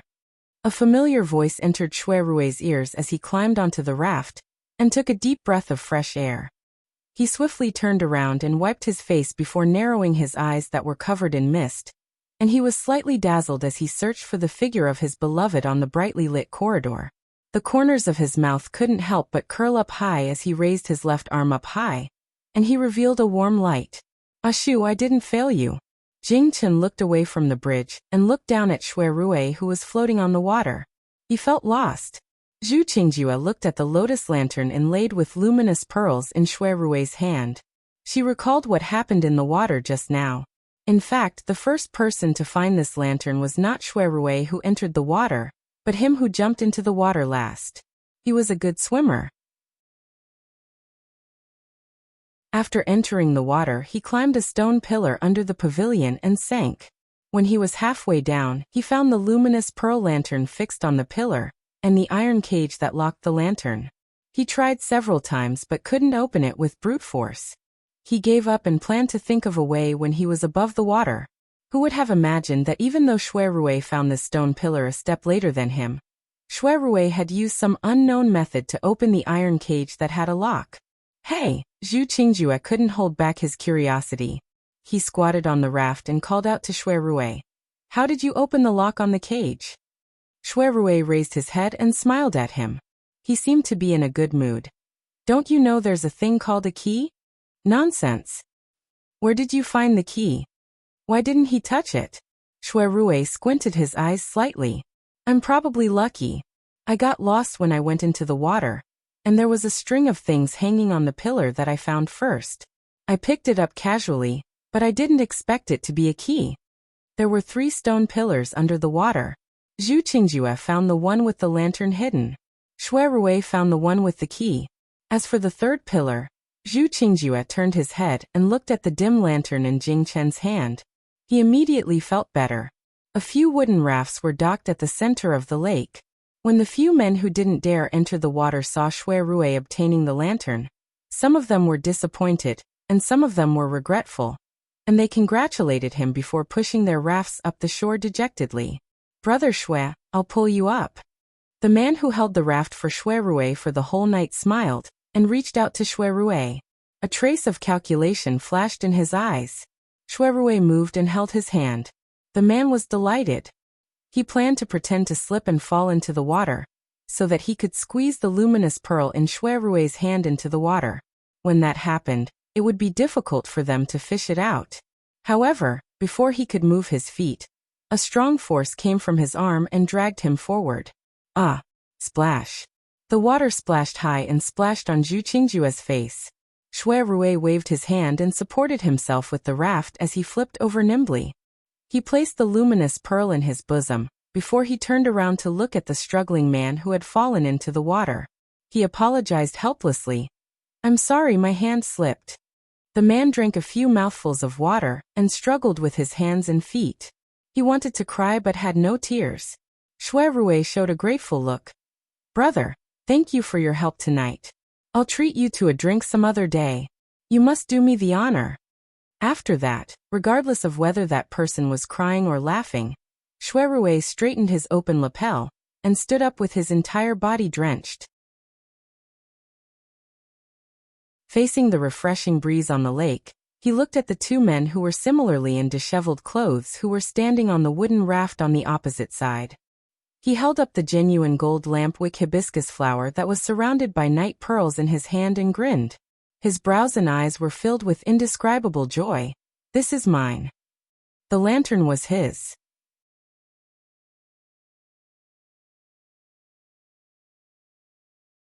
Chapter 533.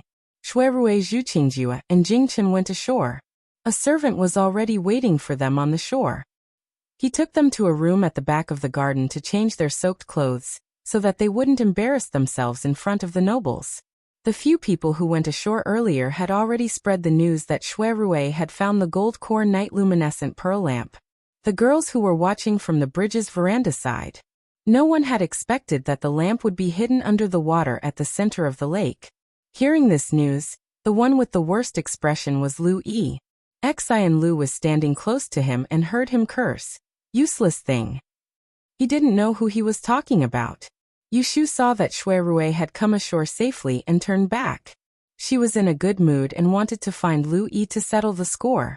But when she reached the place where he had been standing, she found that he had disappeared. "Where's the 11th prince?" she asked Xian Lu. "He went that way."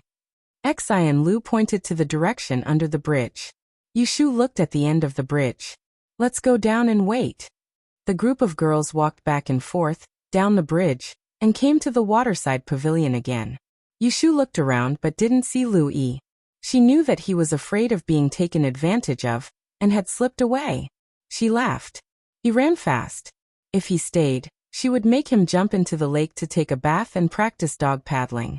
A palace servant came to report that the nobles in the waterside pavilion had different expressions when they heard about the three men jumping into the water to find the lamp. Concubine Shu smiled faintly and said to Imperial Concubine Shui, "Sister is so clever.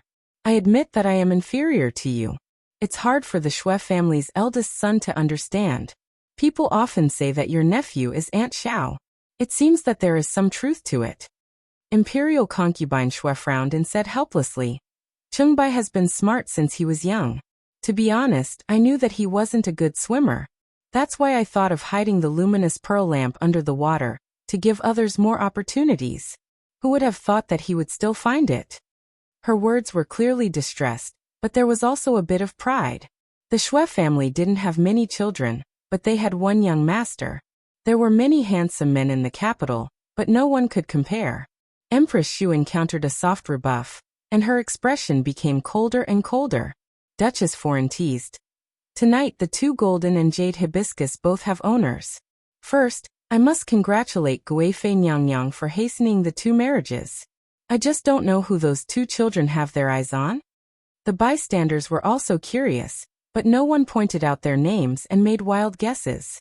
After all, It was a matter between a man and a woman. Tongue misunderstanding. Thinking about it, it has already been 3 years. Empress Shu took advantage of their discussion and muttered to herself. Even His Majesty values a young man like Shui Rui who is both brave and intelligent. It's a pity that our 10th princess doesn't have that fortune. Noble consort Shui drank her tea, and a sneer flashed across the corner of her mouth. It was as if she hadn't heard Emotienga's words, and her eyes drifted away. Lotus Room, who do you plan to give the golden jade hibiscus to? Xian Lu looked at the wooden box in Yu Shu's hand, and thought of the beautiful purple jade flower with a regretful look in his eyes. It would be a waste to give it to anyone. If I were you, I would keep it for myself. Yu Shu smiled and didn't speak. Young Miss Ning pulled Xian Lu and moved closer to her ear to ask, "Does Lotus Room Miss have someone she admires?"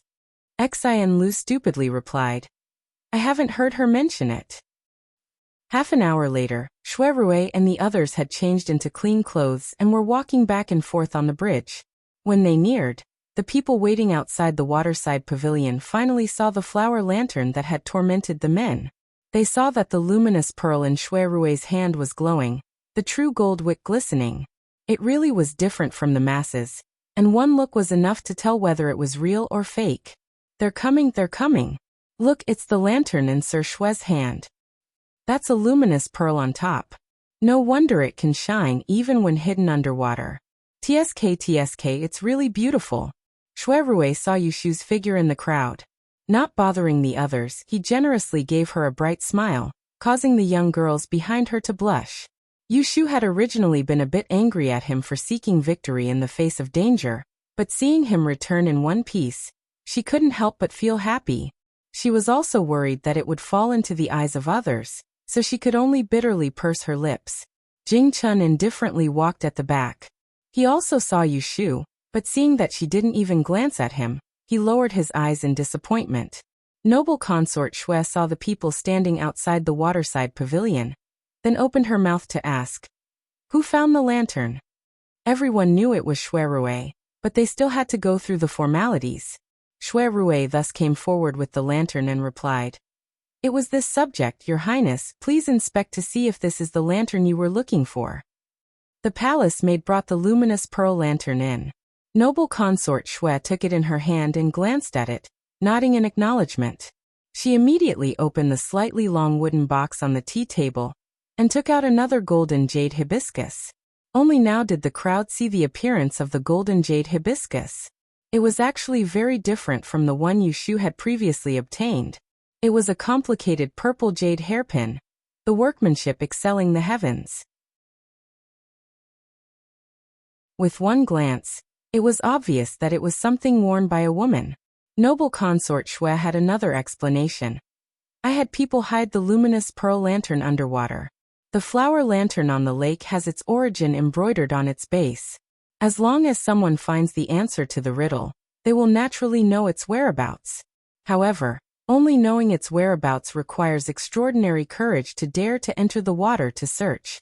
In addition, one must find a key at the bottom of the water in order to retrieve the lantern. There is another fake lantern at the bottom of the water as a diversion. Only luck can one obtain the lantern." Hearing her explanation, the crowd was shocked at the difficulty of finding the lantern. They also sighed in admiration at Shui Rui, the victor who possessed both courage, strategy, and luck. "Chung Bai, this golden jade hibiscus should be yours." Shui Rui accepted it. Then he saw noble consort Shui wave her hand and say, "Since the two of you have obtained the golden jade hibiscus, you should know that this is a heaven-sent marriage. His Majesty has ordered that tonight, you can take the token in your hands and express your feelings to the person you like. If the other party agrees, then you can find an auspicious day to get married. No one will dare to obstruct you." Hearing this, Shui Rui's expression changed. He had come in joy, but he didn't know who among the female guests had obtained the golden jade hibiscus. If it was Shiwen, then he would have to deal with her later. As he was thinking, a person walked up from behind and stood beside him. It was clearly the woman who had obtained the golden jade hibiscus. Shui Rui's gaze shifted and his heart suddenly jumped. He never would have thought that it would be her. Seeing the surprise in Shuirui's eyes, Yushu proudly raised the corner of her mouth. She thought to herself, "Who asked you to scare me just now? Now you've been scared by me." The two of them stood side by side. Others didn't know what they were thinking. They only saw that the man was handsome and charming, while the woman was aloof and elegant. One was intelligent and brave, exploring the lake to retrieve the lantern, while the other was loyal and filial, and was good at deciding life and death. They were the most outstanding couple at the banquet, attracting much envy and jealousy. Who didn't want to hear what would happen next? Who was the person they liked that made them give the golden jade hibiscus? How about it? Do the two of you have someone in mind? There's no harm in saying it. Perhaps that person is here and can fulfill your wish, or perhaps he's somewhere else. I will send someone to find him and help you decide. As noble consort Shui spoke, her gaze slowly moved between the two of them. Yushu and Shuirue briefly looked at each other. The former stepped forward first, bowed and said, "Thank you for your concern, Your Highness." However, Yushu's victory tonight wasn't for the sake of marriage. Not for the sake of marriage, but for the man she liked and not to let others covet him. Everyone was speechless. Thinking about how she had been reprimanded by the three women before, they all revealed a look of understanding. If it wasn't for the sake of marriage, then it must be for the sake of pride. Noble consort Shui raised her eyebrows slightly. Her expression unexpectedly became somewhat cheerful. She turned to ask Shuirue, "What about you?" Shuirue also took half a step forward, once again standing shoulder to shoulder with Yushu. He held up the purple jade hairpin in his hand and said in a clear voice, "I was fortunate enough to win tonight, but I don't want to give this golden jade hibiscus to anyone." He didn't want to give it to anyone, but wanted to exchange it with the woman he liked as a sign of love. Everyone looked at each other, then at Zhu Qingjue, who had an expression of, "I'm not happy" on his face. They immediately understood. He didn't want to give it to anyone because of the bet with second young master Zhu. Noble consort Shui laughed this time. She leaned back on the soft pillow, feeling very amused. "Hee hee, you two are really interesting. This is an opportunity that others yearn for but can't get, yet you two are throwing it away. What a waste, what a waste." She laughed and scolded them for being wasteful, but those with eyes could see that noble consort Shui wasn't angry because of this. Instead, for some reason, she seemed very happy. Consort Shu, who was at the side, frowned. Looking at the man and woman below, she said, "Have you two thought it through? There's no need for it now. After tonight, you won't be able to regret it." Yushu and Shuirue said in unison, "I've made up my mind. I've made up my mind." There was no need to look back. The two's minds were connected. They knew that this wasn't in response to consort Shu's question, but for the sake of this relationship. In the crowd, Feng Zhaomiao looked at the two's backs with a perplexed expression. He thought to himself, "Aren't the two of them a couple? Why don't they look so good?" Could it be that he was wrong? Miss Ning, on the other hand, stared unblinkingly at the pair of figures that she thought were very compatible with. She thought to herself, "I can't be wrong. These two people are obviously a pair." The two golden jade hibiscus flowers had found a home. It was already late at night. Consort Shu covered her mouth and yawned, reminding noble consort Shui that it was getting late, and that it was time for the two to return to the palace. Thus, noble consort Shui gave the order, and went ahead with consort Shu. The other noble women followed them and left in a crowd. As soon as they left, everyone let out a sigh of relief. They didn't need to raise their spirits to face the situation. It was unknown who brought up the bet between Shuirue and Zhu Qingjue, but they wanted the two to fulfill it. Especially Feng Zhaomiao, who took the opportunity to mock Zhu Qingjue. Zhu Qingjue wasn't someone who reneged on a debt. He looked coldly at the complacent Shuirue and said, "If you're willing to bet, you must be willing to lose. If you have anything to ask me, just say it. I'll definitely tell you everything I know." The surrounding people pricked up their ears. However, Shuirue wasn't one to let others watch a good show. He glanced at Yushu, who was waiting by the flower pond, and said to Zhu Qingjue, "Tomorrow morning, I'll be waiting for Brother Zhu at the Forgotten Opportunity Tower. We'll talk then." After saying this, he brought Feng Xiaomiao and walked towards Yushu. You're tuning in to the Li Mei's Sword of Destiny YouTube channel. We're so grateful for your support, and don't forget to subscribe to join us on this incredible journey through captivating stories. Your generosity through donations truly makes a world of difference, as it's the primary source of revenue that allows me to expand and enhance this channel for you. Thank you from the bottom of my heart for being a part of this adventure.